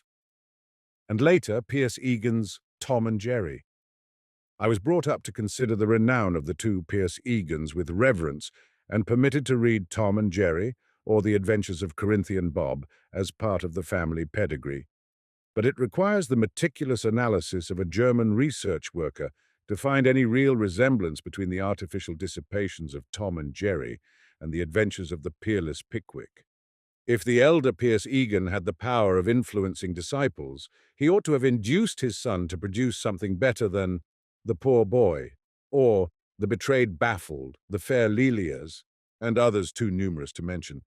The voracious reader of Dickens, as he grows older, perhaps becomes a student of Dickens, and is surprised to find that the development of Dickens is much more marked and easily noted than the development of Thackeray. In fact, Thackeray, like his mild reflector, Du Maurier, sprang into the public light fully equipped and fully armed. Both these men had wide experience and a careful training in form and proportion before they attempted to write seriously. They were educated in art and life and letters. The education of Dickens, on the other hand, was only begun with Pickwick, which knew neither method nor proportion, and he who reads Barnaby Rudge for the flavour of Dickens finds a new and good perspective and proportion, and even self-restraint. Artistically, it is the best of all Dickens's novels. For that reason, it lacks that flavour which we find in the earlier books. I could not get such thorough enjoyment from it as from Nicholas Nickleby. In it, Dickens sacrificed too much to his self-restraint, and there is no moment in it that gives us the joy of the discovery of Mr. and Mrs. Vincent Crummles or of Tilda Price. Anthony Trollope, in his autobiography, which ought to be a textbook in all those practical classes of literature that work to turn out self-supporting authors, tells us that the most important part of a novel is the plot. This may be true, but the inefficiency of the plot in the works of Charles Dickens may easily be shown in an attempt to summarize any of them, except The Mystery of Edwin Drood. Still, when all is said for Dickens, one cannot even in old age begin to read him over and over again, as one can read Thackeray. But who reads an American book over and over again? Hawthorne never wearies the elect, and one may go back to Henry James in order to discover whether one thinks that he means the same thing in 1922 one thought he meant in 1912. But who makes it a practice in middle age to read any novel of Mrs. Wharton's or Mrs. Deland's or Mr. Marion Crawford's or Mr. Booth Tarkington's at least once a year? There are thousands of persons who find leisure to love Miss Austen, that hardiest of hardy perennials. And during the war, when life in the daytime became a nightmare, there was a large group of persons who read Trollope from end to end. This is almost incredible, but it is true. And I must confess that if I do not read Miss Austen's novels once every year, preferably cosily in the winter, or Cranford, or parts of Froissart, whose chronicle takes the bad taste of Mark Twain's Joan of Arc from my memory, I feel as if I had had an ill-spent year. It makes me seem as slothful as if I omitted a daily passage from The Following of Christ, or at least a weekly chapter from the Epistles of St. Paul. George Eliot. I had known even before the time I had begun to read.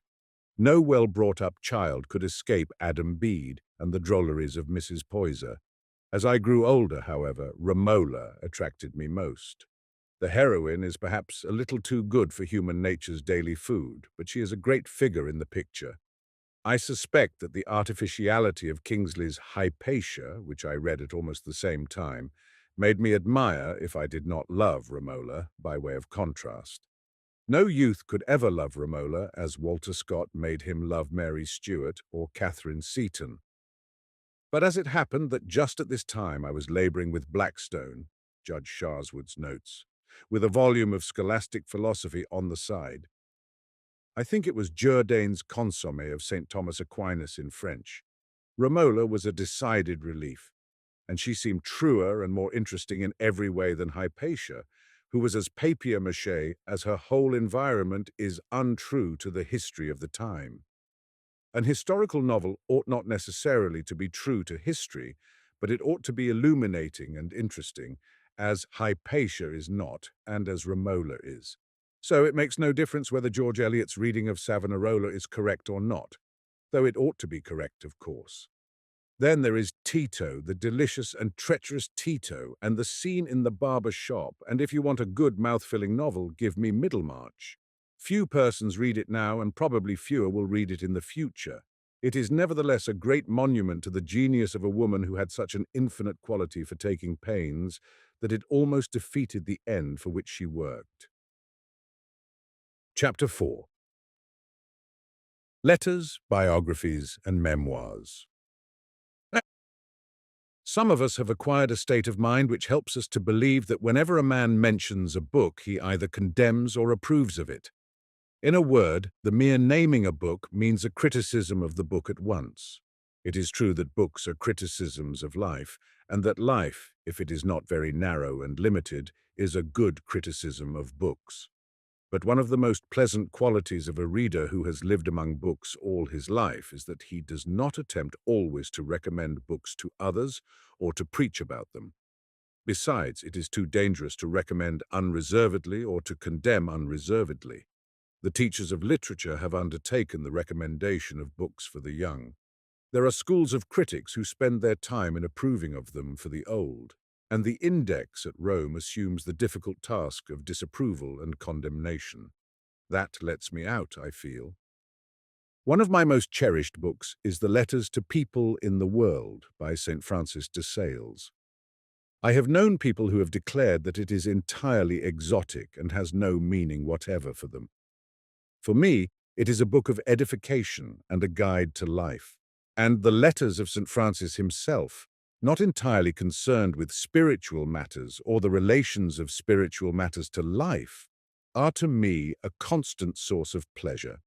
I remember reading aloud to a friend the passage in which this charming bishop writes that, when he slept at his paternal chateau, he never allowed the peasants on the domain to perform their usual duty, which was to stay up all night and beat the waters of the ponds or perhaps of the moat around the castle, so that the seigneur and his friends might sleep peacefully. My friend was very much bored and could not see that it represented a social point of view, which showed that the saint was much ahead of his time. It did not bring old France back to him. He could not see the old chateau and the water in the moonlight, or conceive how glad the peasants were to be relieved of their duty. I can read the letters of St. Francis de Sales over and over again, as I read the letters of Madame de Sévigné or the memoir of the Duc de Saint-Simon. I think I first made acquaintance of St. Simon in an English translation by Bale St. John. If you have an interest in interiors, the interiors of rooms, of gardens, of palaces, you must like St. Simon. Most people today read these memoirs in little collections, but I think it is worthwhile taking the trouble to learn French in order to become an understanding companion of this malicious but very graphic author. To me, the Palace of Versailles would be an empty desert without the memoirs of Saint-Simon. Else, how could anybody realize a picture of Mademoiselle de la Vallière looking hopelessly out of the window of her little room just before the birth of her child? Or what would the chapel be without a memory of those devout ladies who knelt regularly, holding candles to their faces, at the exercises in Lent after Louis XIV had become devout, in order that he might see them. But because I love to linger in the society of the Duc de Saint-Simon and Cardinal de Retz, it does not follow that I mean to introduce modern and ingenuous youth to the society of these gentlemen. Each man has his pet book. I still retain a great affection for a man of my own age, who gives on birthdays and great feasts copies of The Wide, Wide World and Queechy to his grandchildren and their friends. Could you believe that? He dislikes Miss Austen's novels and sneers at Miss Farrar's marriage. He has never been able to read Miss Edgeworth's book, and he considers Pepys's diary an immoral book. Now, I find it very hard to exist without at least a weekly peep into Pepys. And by the way, in a number of the Atlantic Monthly not so long ago, there is a vivid, pathetic, and excellently written piece of literature. It is A Portion of the Diurnal of Mrs. Elizabeth Pepys by E. Barrington. If anybody asks me why I like Pepys, I do not feel obliged to reply. I might incriminate myself. Very often, indeed, by answering a direct question about books, one does incriminate oneself. However, to return to what I was saying, while I love the Memoirs of Cardinal de Retz, I adore, to be a little extravagant, the Letters of St. Vincent de Paul. The man that does not know the real story of the life of St. Vincent de Paul knows nothing of the evolution of the brotherhood of man in the 17th century. This Frenchman really fought with beasts for the life of children, and was the only real reformer in the France of his time. Now, it is not because St. Vincent was for a time the preceptor of Cardinal de Retz that I find the cardinal so delightful. On the contrary, I enjoy the cardinal, famous coadjutor of his uncle, the Archbishop of Paris, because he is a true type of the polite, the worldly, and the intriguing gentleman of his time. He died a good peaceful death, as all the gay and the gallant did at his time. He earned the deepest affection and respect of Madame de Sévigné, for which any discerning man might have been willing to spend half a lifetime. But even that is beside the point. He lives for me because he gives a picture of the French ruling classes of his time which is shamelessly true. No living man today in political office, although he might be as great an intriguer as the cardinal, would dare to be so interestingly shameless. That is a great charm in itself. And then, if you read him in French, you discover that he knew how to make literature. The only wonder in my mind has always been how a man who became so penitent during the last years of his life as Paul de Gondi should not have been forced by his confessor to destroy his book of Revelations. But one must remember that the confessors of his period, the period of the founding of the French Academy, had a great respect for mere literature. His father was Philip Emmanuel de Gondi, Count de Joigny, General of the Galleys of France, and Knight of the Order of the Holy Ghost, who retired in the year 1640 to live among the fathers of the oratory.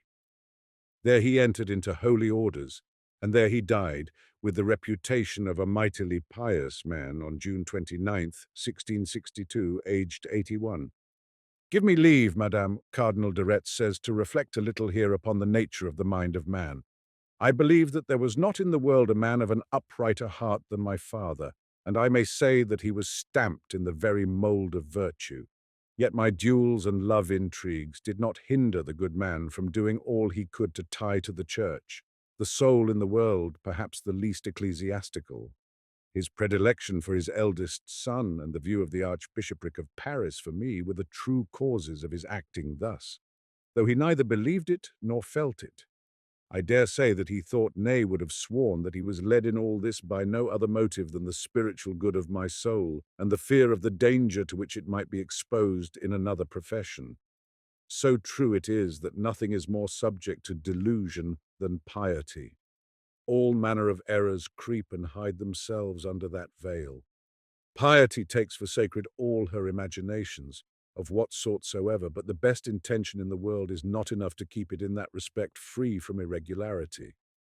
In fine, after all that I have related, I remained a churchman, but certainly I had not long continued so, if an accident had not happened which I am now to acquaint you with.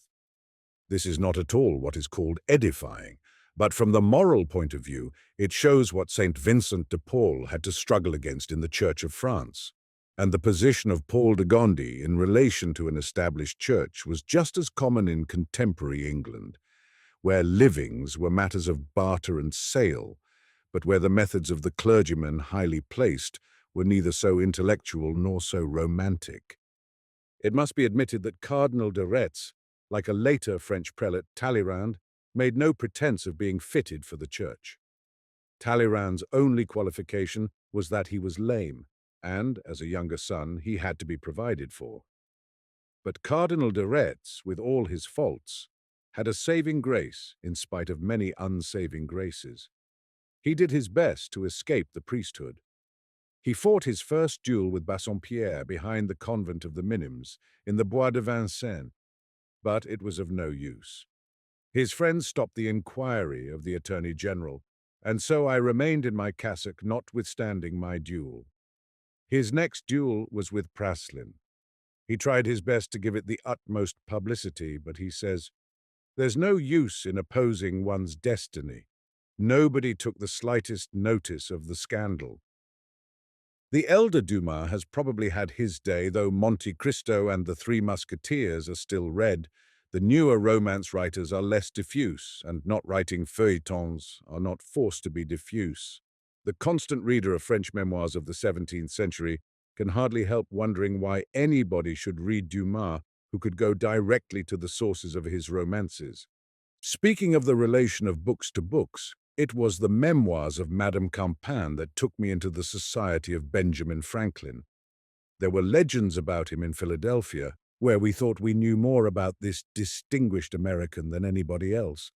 But it was through certain passages in the Memoirs on Marie Antoinette and her court that I turned to his autobiography, and then to such letters of his as could be found. That autobiography is one of the gems of American history, though it does not reveal the whole man. If he had been as frank as Cardinal de Retz, his autobiography would have been suppressed. But then, no Philadelphian could ever be quite frank in his memoirs. It has never been done. Even the seemingly reckless James Huneker understood that thoroughly. But the autobiography of Benjamin Franklin is sufficiently frank. It is of its own time, and it seems to me that it should be read just after one has finished for the second or third time the memoirs of Gouverneur Morris. Everybody feels it his duty to acclaim the charm of the Confessions of Benvenuto Cellini, and I have known a young woman who read them reverently in the holy service of culture as a pendant to a textbook on the Renaissance, and followed him by Jowett's translation of the Republic of Plato. She may safely be left to her fate. The diaries of Gouverneur Morris were not in her course of reading, and they seem almost to have been forgotten. I do not recommend them to anybody. There are passages in them which might shock the prohibitionist, and also those persons who believe in divorce à la mode de Madame de Staël. For me, they are not only constantly amusing, constantly instructive, but they give the best pictures of Parisian interiors of the time before and during the French Revolution. Because I am firmly convinced of this, is it necessary that I should be expected to place them among the best 100 books? To me, they will be always among my best 25 books.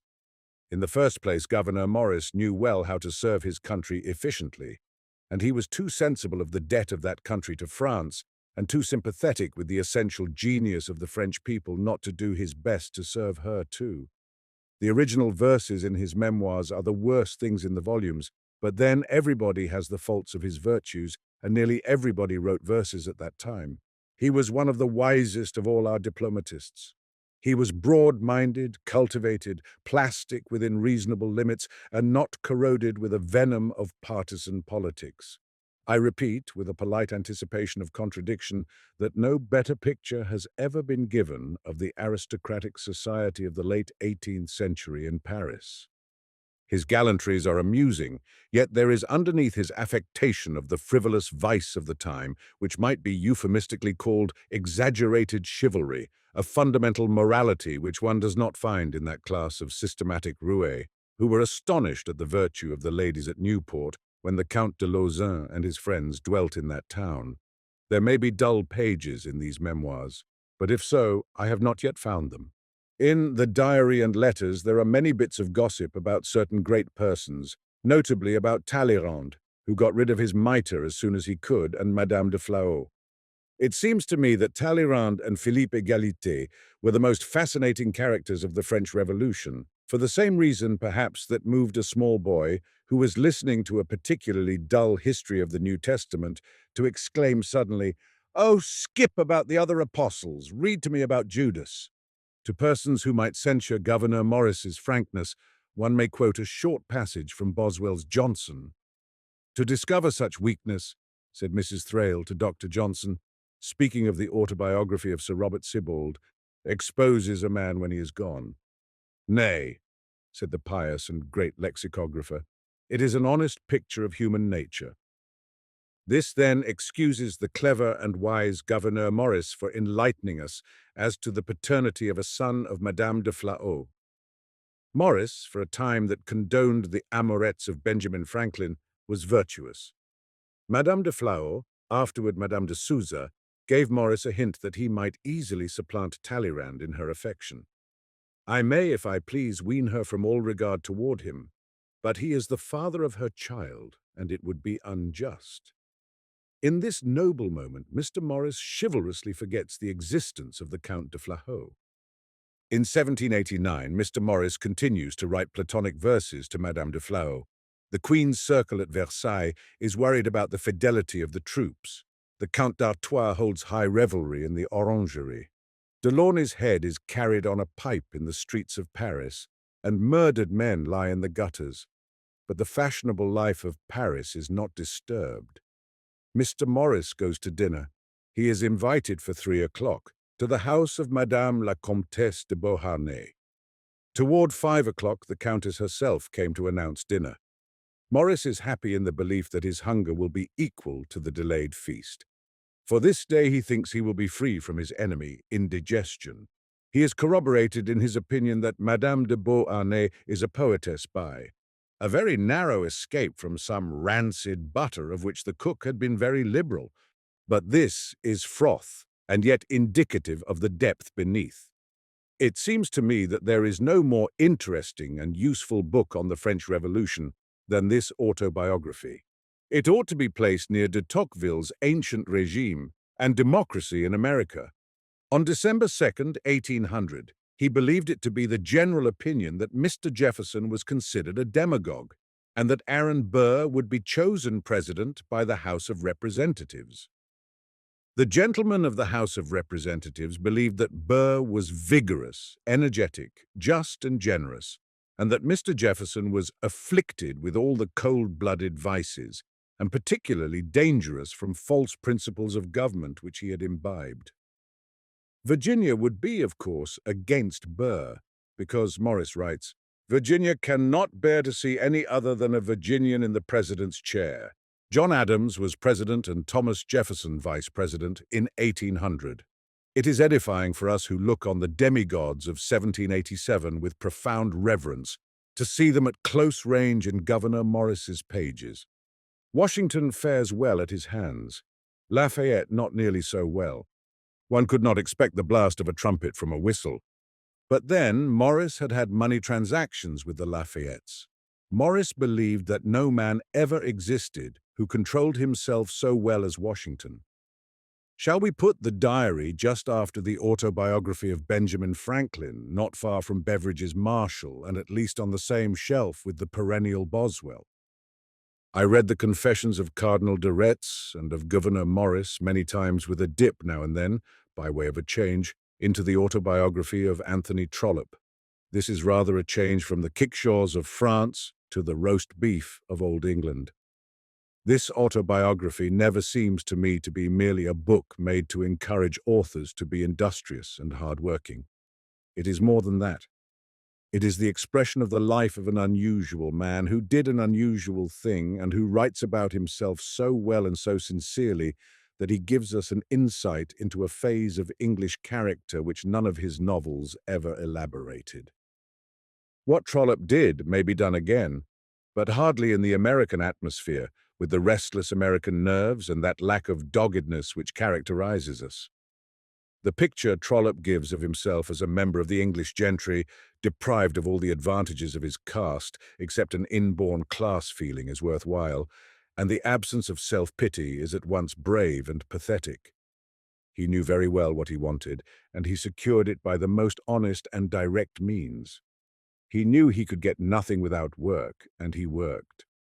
His exercise of literature as an avocation did not prevent him from being a good public servant. As a typical Englishman brought up in the country, he liked to hunt. Hunting is a prerogative of the leisurely and the rich. He obtained leisure at a great sacrifice, and he became fairly rich through the same sacrifice. He tells us of all this with a manliness and lack of sentimentalism which endears this book to me. It is so much the fashion in our day to declare that society is against us when we have to work unremittingly for what we want. That Trollope's honesty is refreshing, and though most readers will consider the word rather absurd as applied to him, inspiring. In earlier days, every American was brought up with a prejudice against Mrs. Trollope's domestic manners of the Americans, as we were all taught to hate American Notes by Dickens.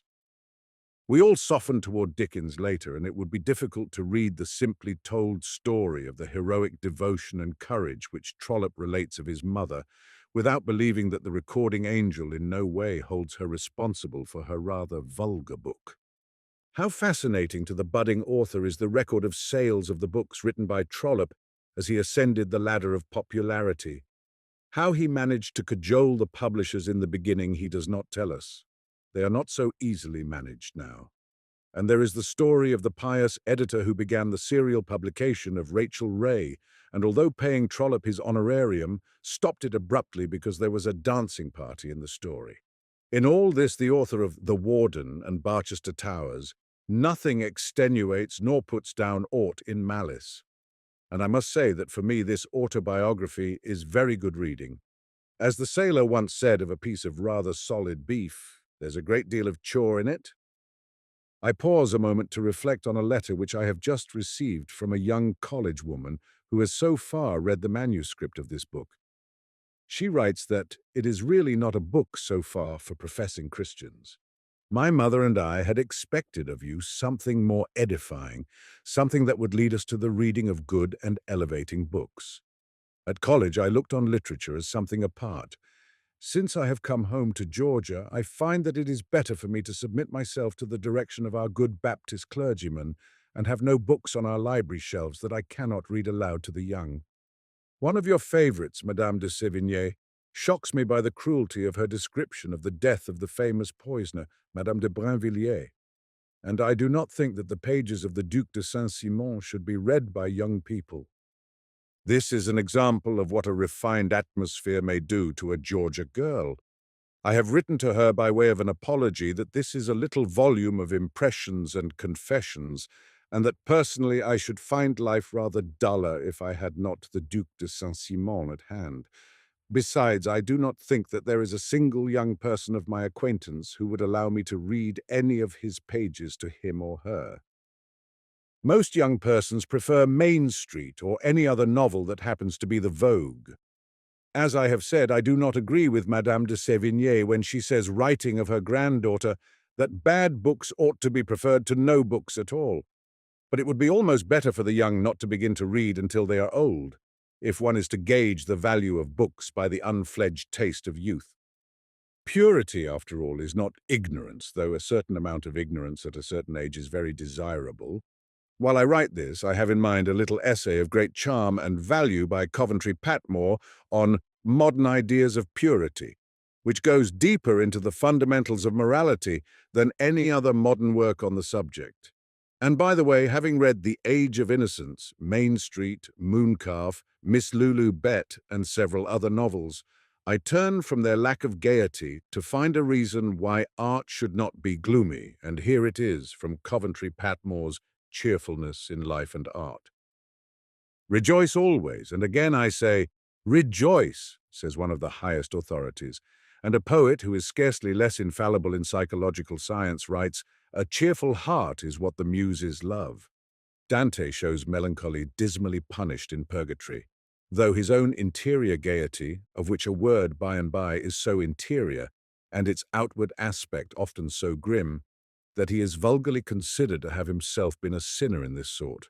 Good art is nothing but a representation of life, and that the good are gay is a commonplace, and one which, strange to say, is as generally disbelieved as it is, when rightly understood, undeniably true. The good and brave heart is always gay in this sense, that, although it may be afflicted and oppressed by its own misfortunes and those of others, it refuses in the darkest moment to consent to despondency.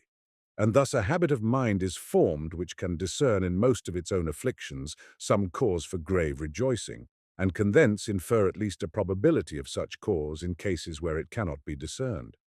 Regarding thus cheerfully and hopefully its own sorrows, it is not over-troubled by those of others, however tender and helpful its sympathies may be. It is impossible to weep much for that in others which we should smile at in ourselves, and when we see a soul writhing like a worm under what seems to us a small misfortune, our pity for its misery is much mitigated by contempt for its cowardice. There may be gaiety and joy in the novels of Harold Bell Wright and Mrs. Jean Stratton Porter, but it seems to me to be a cheerfulness which is not quite the real thing. It is too sentimental and rather too labored. These two authors, who, if the value of a writer could really depend on the majority of the votes cast for him, would, with the goldenrod, be our national flowers, seem to work too hard in the pursuit of cheerfulness. Once I remember asking a scornful Englishman what supported the pleasant town of Stratford-on-Avon. He replied at once, "The Shakespearean industry." Now the cheerfulness of both Mr. Harold Bell Wright and Mrs. Jean Stratton Porter, like the cheerfulness of Pollyanna, seems to be very much of an industry. It is not at all like the joyousness, that delight in life, spontaneous and unconscious, which one finds in the really great authors. Why the modern realist should believe that to be real he must be joyless, in the United States at least, is perhaps because he feels the public need of protest against the optimistic sentimentalism of the Harold Bell Wrights and the Jean Stratton Porters. But it would be a serious mistake to assume that neither Mr. Wright nor Mrs. Porter has a gleam of value. It is just as serious a mistake as to assume that the late Mary Jane Holmes and Mrs. Eden Southworth had no value. They pleased exactly the same class of people in their day, which delights in Mr. Wright and Mrs. Porter in ours. They answered to the demand of a public that is moral and religious, that needs to be taken into countries which savored something of fairyland, and yet which are framed by reality. However, as long as Mrs. Jean Stratton Porter and Mr. Harold Bell Wright are novelists of higher philosophical aspirations, like the author of The Age of Innocence, and Blind Mice, and Zell, and Main Street, continue to write, there is no danger that the general crowd of American readers will be shocked or corrupted by the memoirs of the Duc de Saint-Simon or of the Comtesse de Boigne. So I feel that I'm absolved from the responsibility of misleading any young reader to sup on the horrors of the description of the death of Madame de Brinvilliers as painted by Madame de Sévigné, or to revel among the groups of Italians who range through the scenes drawn by Benvenuto Cellini. While Pepys is always near at hand, I treat his contemporary Evelyn with very distant politeness and respect. Now Evelyn should not be treated in that way. He is always so edifying and so very correct, except when he moralizes about the Church of Rome, that he ought to be read nearly every day by the serious as an example of propriety and as a model of the expression of the finest sentiments on morals, philosophy, literature, and art. But I do not find in his diary any such passages as this, which Pepys writes on October 19, 1662, Lord's Day. Put on my first new laceband, and so neat it is, that I am resolved my great expense shall be lacebands, and it will set off anything else the more. I am sorry to hear that the news of the selling of Dunkirk is taken so generally ill, as I find it is among the merchants, and other things as removal of officers at court, good for worse, and all things else made much worse in their report among people than they are. And this night I know not upon what ground the gates of the city ordered to be all shut and double guards everywhere. Indeed, I do find everybody's spirit very full of trouble, and the things of the court and council very ill taken, so as to be apt to appear in bad colours, if there should ever be a beginning of trouble, which God forbid, or 29th, Lord's Day.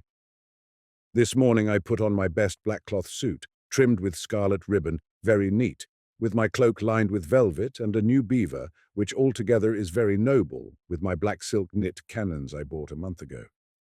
Evelyn never condescends to such weaknesses as we find in our beloved Pepys. One wonders whether, if the noble Mr. Evelyn had been able to decipher some of the hidden things in Mr. Pepys's diary, he would have written this tribute, under the date of May 26th, 1703. This day died Mr. Sam Pepys, a very worthy, industrious, and curious person. He lived at Clapham with his partner, Mr. Hewer, formerly his clerk, in a very noble house and sweet place, where he enjoyed the fruit of his labours in great prosperity. He was universally beloved, hospitable, generous, learned in many things, skilled in music, a very great cherisher of learned men of whom he had the conversation. His library and collection of other curiosities were of the most considerable, the models of ships especially. Mr. Pepys had been for near 40 years so much my particular friend that Mr. Jackson sent me complete mourning, desiring me to be one to hold up the pall at his magnificent obsequies, but my indisposition hindered me from doing him this last office. All the teachings of the histories of our student days force us to look on Charles II as one of the weakest of English kings. But when we come to enjoy Pepys and to revere Evelyn, we begin to see that there is much to be said for him as a monarch, and that he did more for England under difficult circumstances than conventional history has given him credit for. It took many years for me to find any diary or memoir that appealed to me as much as that of Pepys. His great charm is that he does for you what formal history never does. He takes you into the heart of his time and introduces you into the center of his mind and heart. In literature, in poetry and prose, the reader hopes that the roofs of houses or the tops of heads might be taken off, so that we could see with an understanding eye what goes on. The interest of the human race, though it may be disguised rhetorically, is the interest that everybody finds in gossip. Malicious gossip is one thing, but that gossip that makes us know our fellow men and women somewhat as we know ourselves, but perhaps more clearly, can never be rooted out of normal human nature. I read and reread favorite parts of Pepys's diary many times, and I sat myself down in many cozy corners, on hills, on valleys, by land and by sea, to dip into the memoirs of Saint-Simon. And then there was always Madame de Sévigné. Much was hoped from the long-promised memoir of Talleyrand. They came, they were disappointing.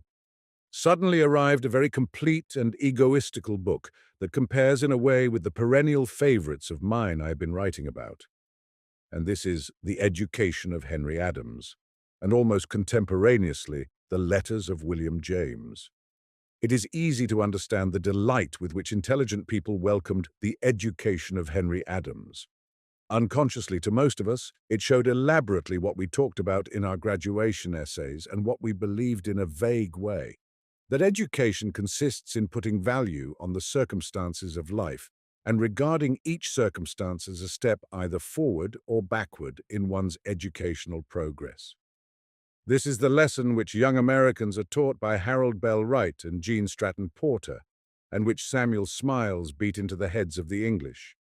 Henry Adams's lesson, however, is not taught in the same way at all. There is no preaching. It is a series of pictures painted by a gentleman with a sure hand, who looks on the phenomena of life as no other American has ever looked on them, or at least as no other American has ever expressed them.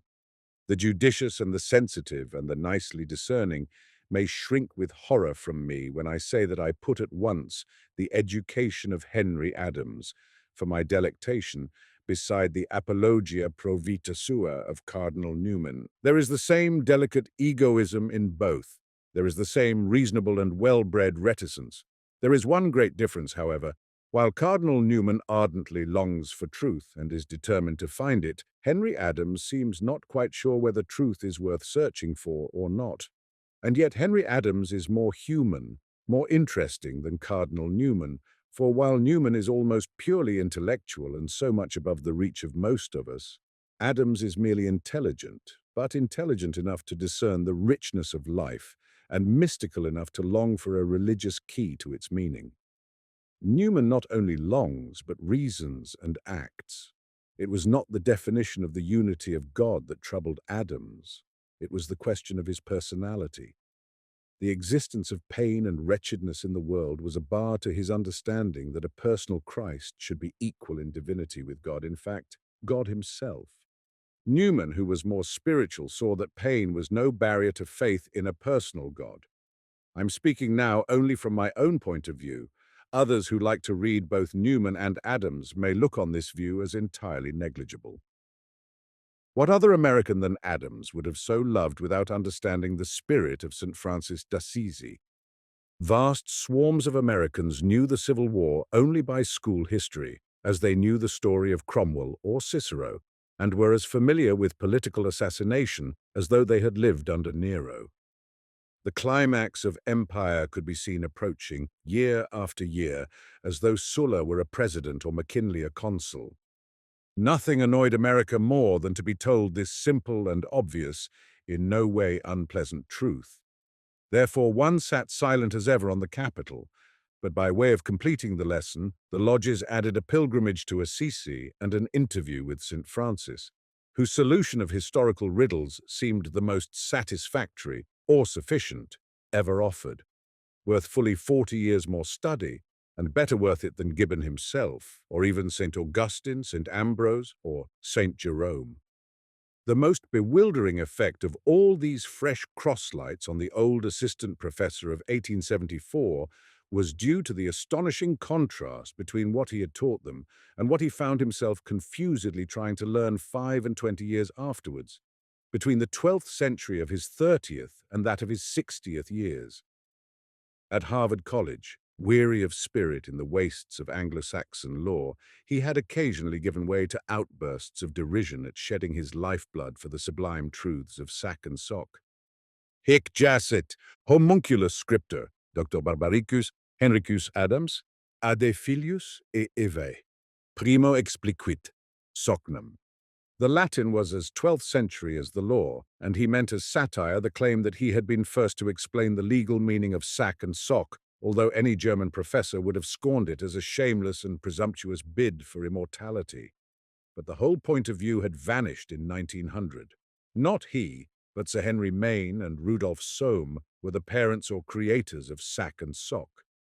Convinced that the clue of religion led to nothing, and that politics led to chaos, one had turned to the law, as one's scholars turned to the law school, because one could see no other path to a profession.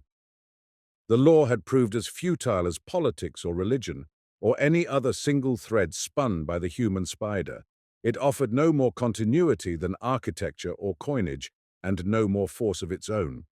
St. Francis expressed supreme contempt for them all and solved the whole problem by rejecting it altogether.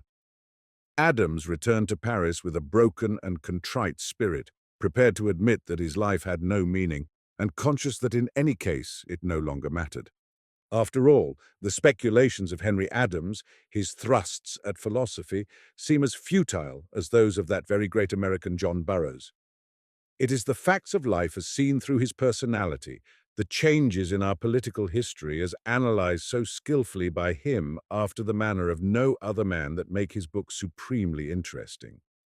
The real man is not hidden in The Education of Henry Adams. We can no longer talk of the degeneracy of American literary taste when we know that this very American, characteristic, and illuminating book was a bestseller in our country for several months. Some who like to bewail the degeneracy of our art and literature and of our drama declare that its popularity is simply due to a fashion. Biographies are the fashion, and therefore it is the transitory habit of the illiterate book buyer to purchase, if he does not read, biographies. This view may be dismissed with a scornful wave of the hand. When I took up The Education of Henry Adams, I was informed that it was pathetic. Personally, it has never struck me that Henry Adams, as far as I know him, is at all pathetic. He did not assume an air of pathos when he read my review in Scribner's Monthly, before it became the Century, of the novel Democracy.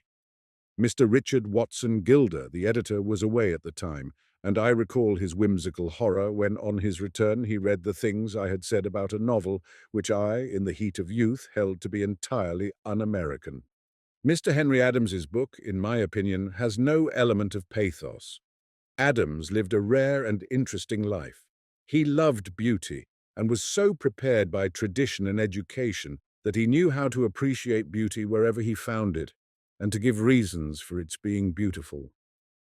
Against the rough material obstacles in life, which are supposed to be good for a man but are not at all good, since they absorb a great deal of energy that is subtracted from his later life, he was not obliged to struggle. Like Theodore Roosevelt, the greatest of all modern Americans, who was a man of letters in love with life, Adams was not compelled to look up to social strata above him, and, whatever the enraged Democrats may say, this in itself is a great advantage. One can see from his education that his material difficulties were so slight that he could take them cheerfully, even in our world where poverty is both a blunder and a crime. This in itself tends toward happiness. Henry Adams, it is true, suffered terribly in his heart. His description of the death of his sister is heart-rending. He does not dwell on the worst of his griefs. No man had a more agreeable circle of friends, no man more pleasant surrounding. He was free in a way that few other men are free, and to my mind it is this sense of freedom of which he does not always take advantage. That is one of the most appealing qualities of his book. It is a great relief to meet a man and to be intimate with him as we are with Henry Adams, who has the power of using wings, whether he uses them or not. There are many reasons for the success of his book. The chapters on diplomacy, on friends and foes, on political morality, and on the Battle of the Rams are new contributions to our history. More than that, they elucidate conditions of mind which are generally wrapped up for motives of policy in misty and often hypocritical verbiage. Some of the reviewers found the education egotistical. This is too strong a term. These memoirs would have no value if they were not egotistical, and if the term egotistical implies conceit or self-complacency, or the desire to show one's better side to the public, the education does not deserve it. A man cannot write about himself without writing about himself. This seems very much like a platitude, and Henry Adams writes about himself with no affectation of modesty. If anything, he underrates himself, as in conversation he sometimes took a tone which made him appear to those who knew him slightly as below the average of the real Henry Adams. Here, for instance, is a good passage. Swinburne tested him, Henry Adams, then and there by one of his favorite tests, Victor Hugo. For to him, the test of Victor Hugo was the surest and quickest of standards. French poetry is at best a severe exercise for foreigners. It requires extraordinary knowledge of the language and rare refinement of ear to appreciate even the recitation of French verse. But unless a poet has both, he lacks something of poetry. Adams had neither. To the end of his life, he never listened to a French recitation with pleasure, or felt a sense of majesty in French verse. But he did not care to proclaim his weakness, and he tried to evade Swinburne's vehement insistence by parading an affection for Alfred de Musset. Swinburne would have none of it. De Musset was unequal. He did not sustain himself on the wing. Adams would have given a world or two, if he owned one, to sustain himself on the wing like de Musset, or even like Hugo, but his education as well as his ear was at fault, and he succumbed. Swinburne tried him again on Walter Savage Landor. In truth, the test was the same, for Swinburne admired in Landor's English the qualities that he felt in Hugo's French. And Adams's failure was equally gross, for when forced to despair, he had to admit that both Hugo and Landor bored him. Nothing more was needed. One who could feel neither Hugo nor Landor was lost. The sentence was just, and Adams never appealed from it. He knew his inferiority in taste as he might know it in smell. Keenly mortified by the dullness of his senses and instincts, he knew he was no companion for Swinburne. Probably he could be only an annoyance. No number of centuries could ever educate him to Swinburne's level, even in technical appreciation.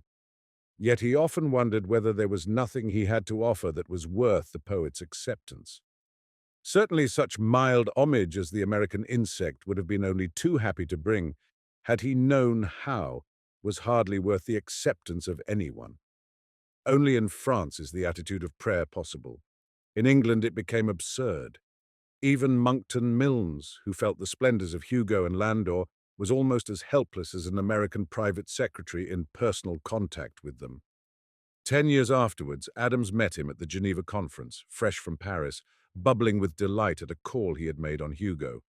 I was shown into a large room, he said, with women and men seated in chairs against the walls, and Hugo at one end throned. No one spoke. At last Hugo raised his voice solemnly and uttered the words, "Quant à moi, je crois en Dieu." Silence followed. Then a woman responded as if in deep meditation, "Chose sublime, un Dieu qui croit en Dieu." The chose sublime is an Adamesque touch. It gives the last delicate tint to the impression. Page after page gleams with such impressions and such touches. He looks deep and he sees clearly, but he lacks faith. He is the discoverer of the 12th century, and, in a lesser sense, the discoverer of the real meaning of the 19th. He perceived the real architecture of both the Cathedral of Chartres and of the Song of Roland. How useless all the tomes of the learned Teuton seem in comparison with his volume on Chartres, and their conclusions are so labored and ineffective in comparison with the lightning-like glance with which he pierces the real meaning of the 12th century. He has his limitations, and he is not unaware of them, but when one reflects on the hideous self-complacency, the 18th century ignorance, the half-educated vulgarity of most of the writers in German and English who pretend to interpret the Middle Ages, one cannot help giving grateful thanks for having found Henry Adams. To be sure, he does not respect Harvard, and one of his reasons seems to be that the Harvard man, though capable of valuing the military architecture of the walls of Constantinople, cannot sympathize with the beauties of Chartres or Sancta Sophia.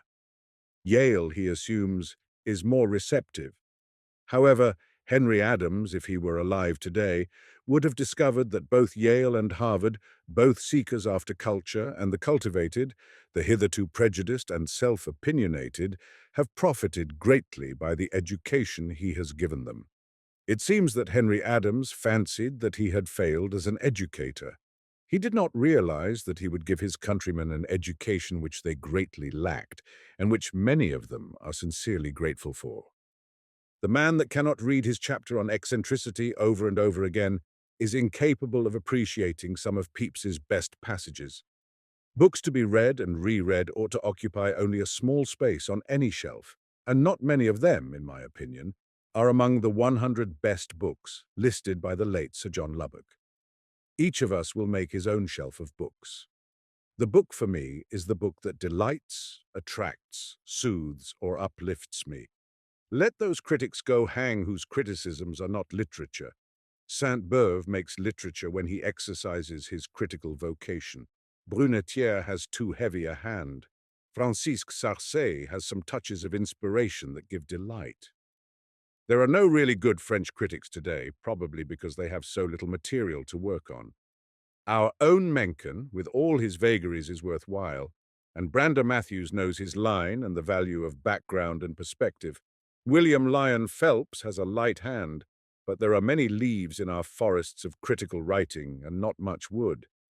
Literary criticism is becoming a lost art with our English brethren, who once claimed Saintsbury and George Lewis. The admitted existence of cliques and clacks in London makes us distrustful. You were worked into great enthusiasm for Stephen Phillips's Herod, until you found that half a score of notices of this tragedy were written by the same hand.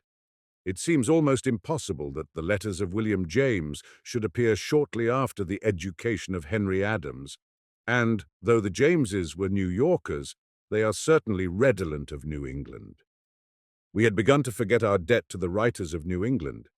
Mrs. Freeman and Mr. Lincoln hold up their heads as writers of modern folk stories, but the Atlantic Monthly has become eclectic. It has lost the flavor of New England. That Boston, which in the Atlantic had always been a state of mind, has become different from the real old Boston. In truth, Indiana had begun to blot out the whole of New England, and Miss Agnes Replier had begun to stain our map of culture with the modulated tints of Philadelphia.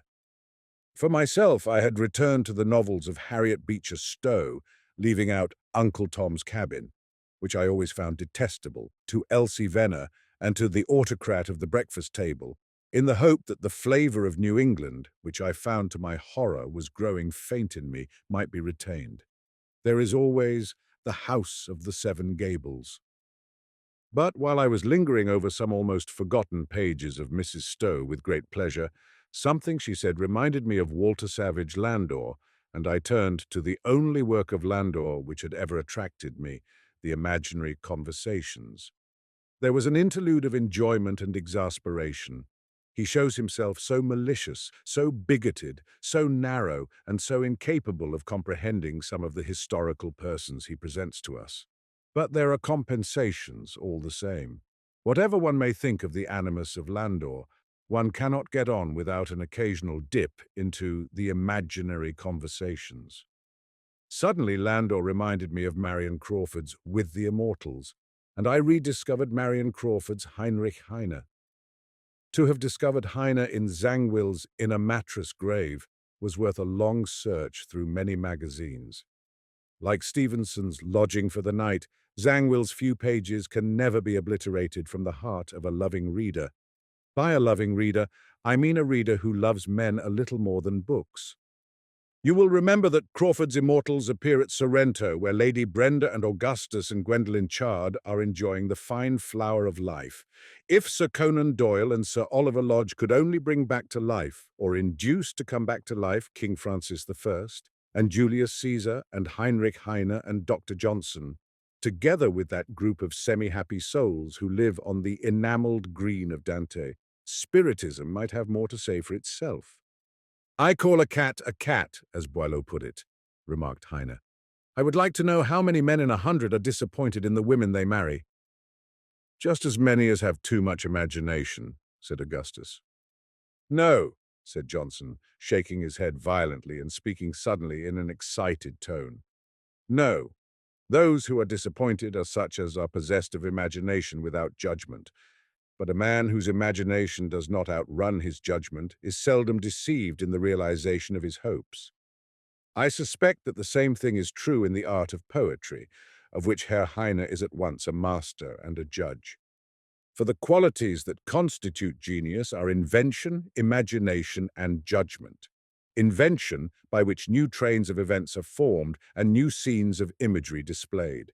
Imagination, which strongly impresses on the writer's mind and enables him to convey to the reader the various form of nature, incidents of life and energies of passion.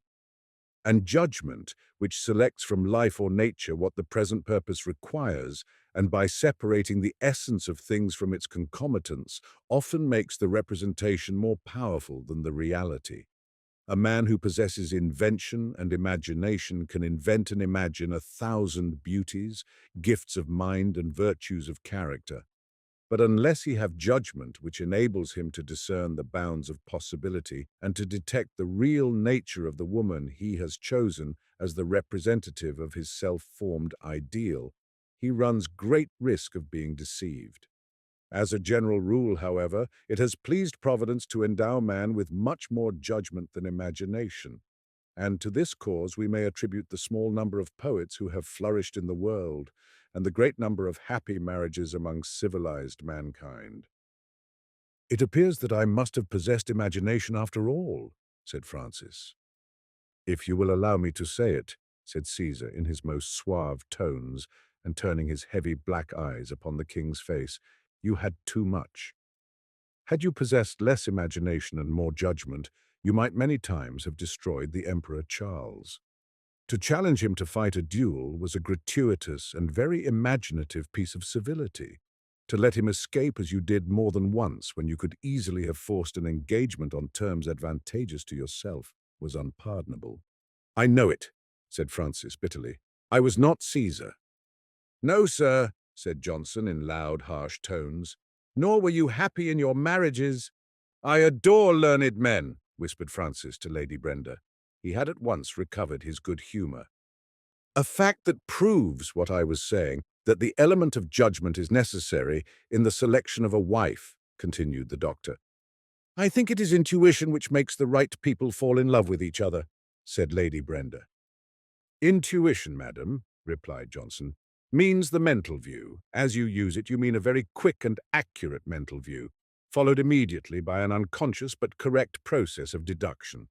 The combination of the two, when they are nicely adjusted, constitutes a kind of judgment which, though it be not always so correct in its conclusions as that exercised by ordinary logic, has nevertheless the advantage of quickness combined with tolerable precision, for in matters of love it is necessary to be quick. "Who sups with the devil must have a long spoon," said Francis, laughing. "And he who hopes to entertain an angel must keep his house clean," returned the doctor. "Do you believe that people always fall in love very quickly?" asked Lady Brenda. "Frequently, though not always. Love dominates quite as much because its attacks are sudden and unexpected as because most persons believe that to be in love is a desirable state." "Love," said Caesar, "is a great general and a great strategist, for he rarely fails to surprise the enemy if he can, but he never refuses an open engagement when necessary." Strange as it may appear, it does not seem to be so much of a descent or of a break in the chain of continuity to turn to hear William James speak in letters, which have the effect of conversation. From the very beginning of his precious book, I somehow feel that I'm part of the little circle about him. The conversation goes on. Mr. James never loses sight of the point of view and sympathies of the party of the second part. And you are not made to feel as an eavesdropper. Standing on the ladder, unhappily a rather shaky ladder, to put back with the immortals on the shelf, I pass Wells's great novel of marriage, which I would clutch to read again if I had not already begun this letter of James, written to his wife. I have often thought that the best way to define a man's character would be to seek out the particular mental or moral attitude in which, when it came upon him, he felt himself most deeply and intensely active and alive. At such moments there is a voice inside which speaks and says, "This is the real me." And afterwards, considering the circumstances in which the man is placed, and noting how some of them are fitted to evoke this attitude, whilst others do not call for it, an outside observer may be able to prophesy where the man may fail, where succeed, where be happy, and where miserable. Now, as well as I can describe it, this characteristic attitude in me always involves an element of active tension, of holding my own, as it were, and trusting outward things to perform their part so as to make it a full harmony, but without any guarantee that they will make it a guarantee. And the attitude immediately becomes to my consciousness stagnant and stingless. Take away the guarantee, and I feel, provided I am überhaupt in vigorous condition, a sort of deep, enthusiastic bliss, of bitter willingness to do and suffer anything, which translates itself physically by a kind of stinging pain inside my breastbone. Don't smile at this. It is to me an essential element of the whole thing, and which, although it is a mere mood or emotion to which I can give no form in words, authenticates itself to me as the deepest principle of all active and theoretic determination which I possess. Personal expression is, after all, what we long for in literature. Cardinal Newman tells us, I think, in his idea of a university, that it is the very essence of literature. Scientia is truth, or conclusions stated as truths which stand irrespective of the personality of the speaker or writer. But literature, to be literature, must be personal. It is good literature when it is expressed plastically and in accordance with a good usage of its time. A reader like myself does not perhaps trouble himself sufficiently with the philosophy of William James as represented in these letters. One has a languid interest in knowing what he thought of Bergson and Nietzsche, or even of Hegel. But for the constant reader, his detachment or attachment to Aristotle and St. Thomas Aquinas is not nearly so important as his personal impressions of both the little things and the big things of our contemporary life. Whether you are pragmatic or not, you must, if you are at all in love with life, become a Jamesonian after you have read the letters. And his son, Mr. Henry James, who, we may hope, may resemble his father in time, has arranged them so well and kept himself so tactfully in the background that you feel, too, that whether young Henry is a pragmatist or not, he is a most understanding human being.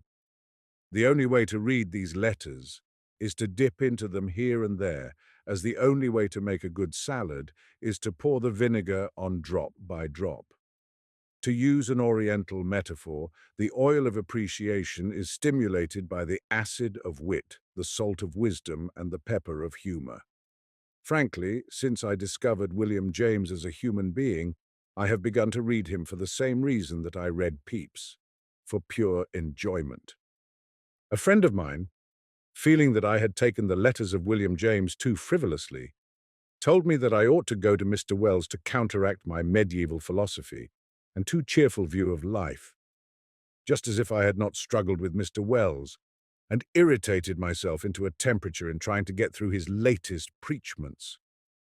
I am not quite sure what I said of Mr. Wells, but I find in an article by Mr. Desmond McCarthy in the New Statesman just what I ought to have said. This doctrine of the inspired priesthood of authors is exaggerated and dangerous. Neither has it, you see, prevented him from writing The Wonderful Visit. Artists should feel, and if necessary be told, that they are on their honor to do their best. That will do. If they flatter themselves that they are messengers from the Father of Light whenever they put pen to paper, they are apt to take any emotional hubble-bubble in themselves as a sign that the Spirit has been brooding upon the waters and pour out, though a short time afterwards they may let loose a spate flowing in a quite different direction. Sincerity of the moment is not sincerity. Those who have watched England's Prime Minister know that. William James helped me to wash the bad taste of Mr. Wells's God out of my mouth. It seems remarkable that such a distinguished man of talent, if he were dead, one would be justified in saying a man of genius, should not have been able to invent a more attractive and potent deity. Voltaire, while making no definition, did better than that. But Voltaire was a much cleverer man than Wells, and he had an education such as no modern writer has. When Mr. Wells preaches, he becomes a bore. Who, except the empty-minded or those who, like the Athenians, are always seeking new things, can take Mr. Wells's dogmatism seriously? Is it not in one of his sermons that Horace tells us that the merchant wants to be a sailor and the sailor a merchant? Does he not begin with qui fit Maecenas? But Horace says nothing of the authors of fiction. Stevenson calls them very lightly filles de joie, who insist on being boldly and brutally theologians and philosophers.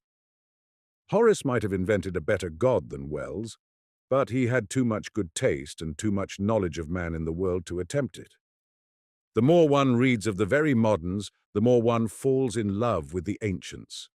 Take the peerless Horatius Flaccus, for instance. Do you think anybody would read his odes and epidies and love him as we do if he insisted that we should sit under him and assumed a pulpit manner? This is as near as he ever comes to teaching us anything.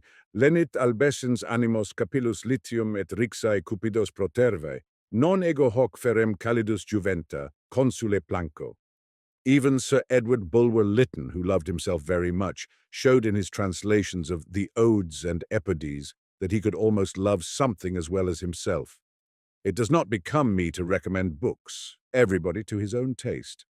But I should like to say that for those whose Latin has become only a faint perfume of attar of roses, like that which is said to cling faintly to one of the desks of Marie Antoinette at Versailles, the translations of our dear Horatius by Lord Lytton is a very precious aid to a knowledge of one of the most charming and most wise of pagan poets.